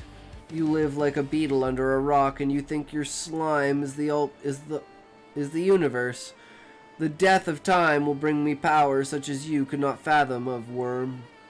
You are bound. Fool, I have never been bound. Fires of his face roared so hot that Rand stepped back, sheltering behind his hands. The sweat in his palms dried from the heat. I stood at Theron Kingslayer's shoulder when he did the deed that named him. It was I who told him to kill his wife and his children and all his blood and every living person who loved him for whom he loved. It was I who gave him the moment of sanity to know what he had done. Have you ever heard a man scream his soul away, worm? You could have struck at me then. He could not have won, but he could have tried. Instead, he called down his precious one power upon himself, so much that the earth split open and reared up Dragonmount to mark his tomb. 1,000 years later, I sent the Trollocs ravening south, and for 3 centuries they savaged the world. Those blind fools in Tar Valon said I was beaten in the end, but the second covenant, the covenant of the 10 nations, was shattered beyond remaking. And who was left to oppose me then? I whispered in Arthur Hawkwing's ear, and the length and breadth of the land Aes Sedai died. I whispered again, and the High King sent his armies across the Aether Ocean, across the World Sea, and sealed 2 dooms. The doom of his dream of one land and one people, and the doom yet to come. At his deathbed, I was there when his counselors told him only Aes Sedai could save his life. I spoke, and he ordered his counselors to the stake. I spoke, and the High King's last words were to cry that Tar Valon must be destroyed. When men such as these could not stand against me, what chance do you have? A toad crouching beside a forest puddle.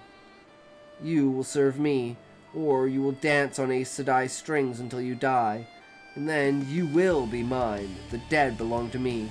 No, Rand muttered. This is a dream. It is a dream. Do you think you are safe from me in your dreams? Look, Baalzamon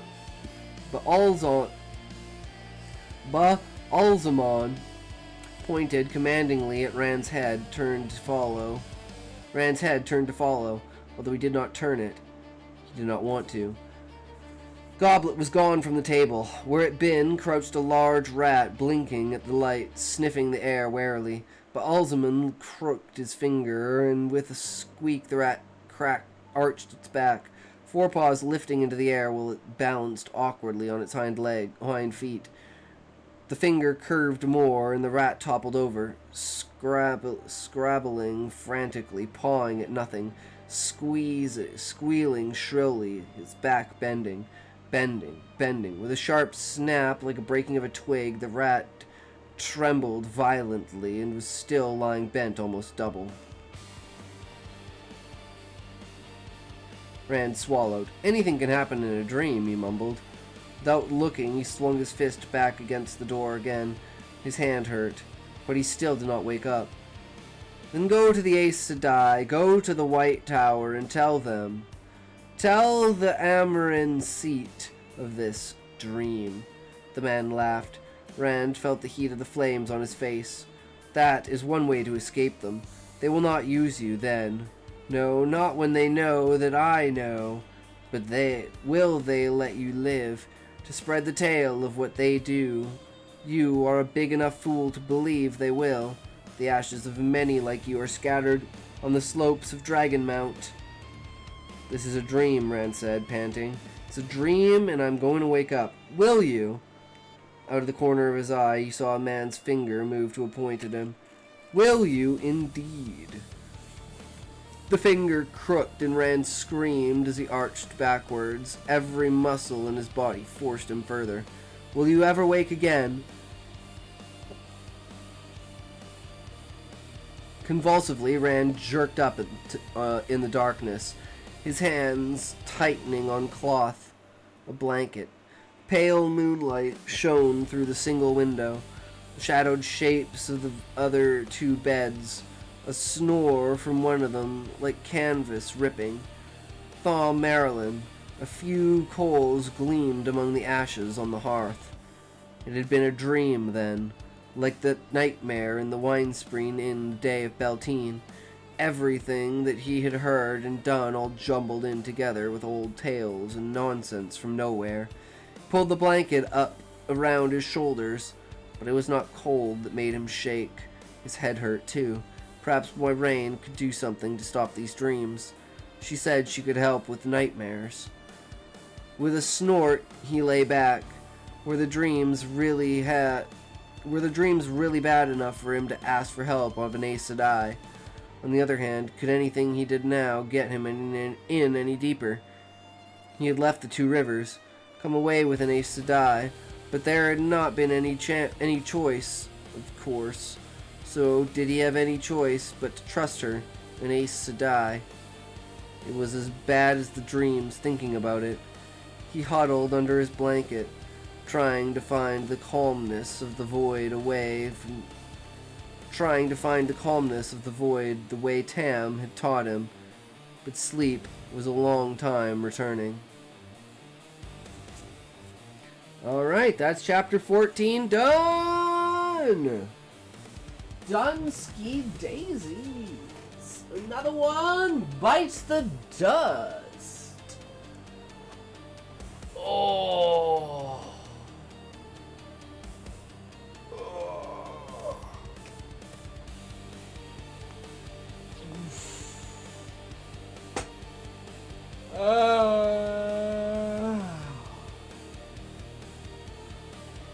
Oh man. Yep. Alright, so goal for tomorrow! Hopefully we'll get another video edited together. We'll get everything caught up for the editing, and we can write another, or at least start writing another story. And I want to draw a picture for each of these stories. And maybe that's another thing we can do, is use the art and the drawing. But I gotta find a darker type pencil. This pencil doesn't show up very well. But maybe shading will work well with that. I don't know. We'll figure something out. Doesn't really matter. I mean, I can take a picture with my phone at the end of the day and, like, then transfer it over if it doesn't look that great. So, there's a lot of things we can do with that. But, anyways, short day today because we were supposed to have a short day yesterday, but we really didn't. So, thanks for sticking by. Thanks for hanging out, guys. You guys are fucking awesome. Always remember to never stop being you. You are a creative engine that runs off of the universe. Use the universe to your advantage. And be the god of creation you are meant to be. And also remember, if you can't say fuck you to your friends, who can you say fuck you to? Fuck you! Alright, let's find someone to raid. And as always, we will be back again tomorrow.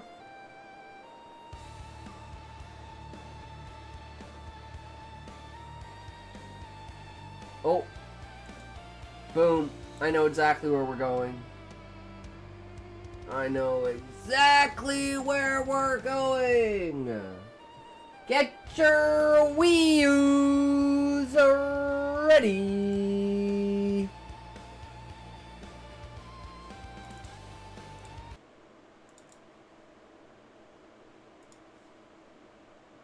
This is where we were last time. Okay. Yes. So you want to start cutting left because of the storm, right?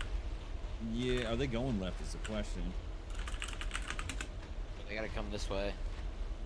They are. We're going back outside the circle.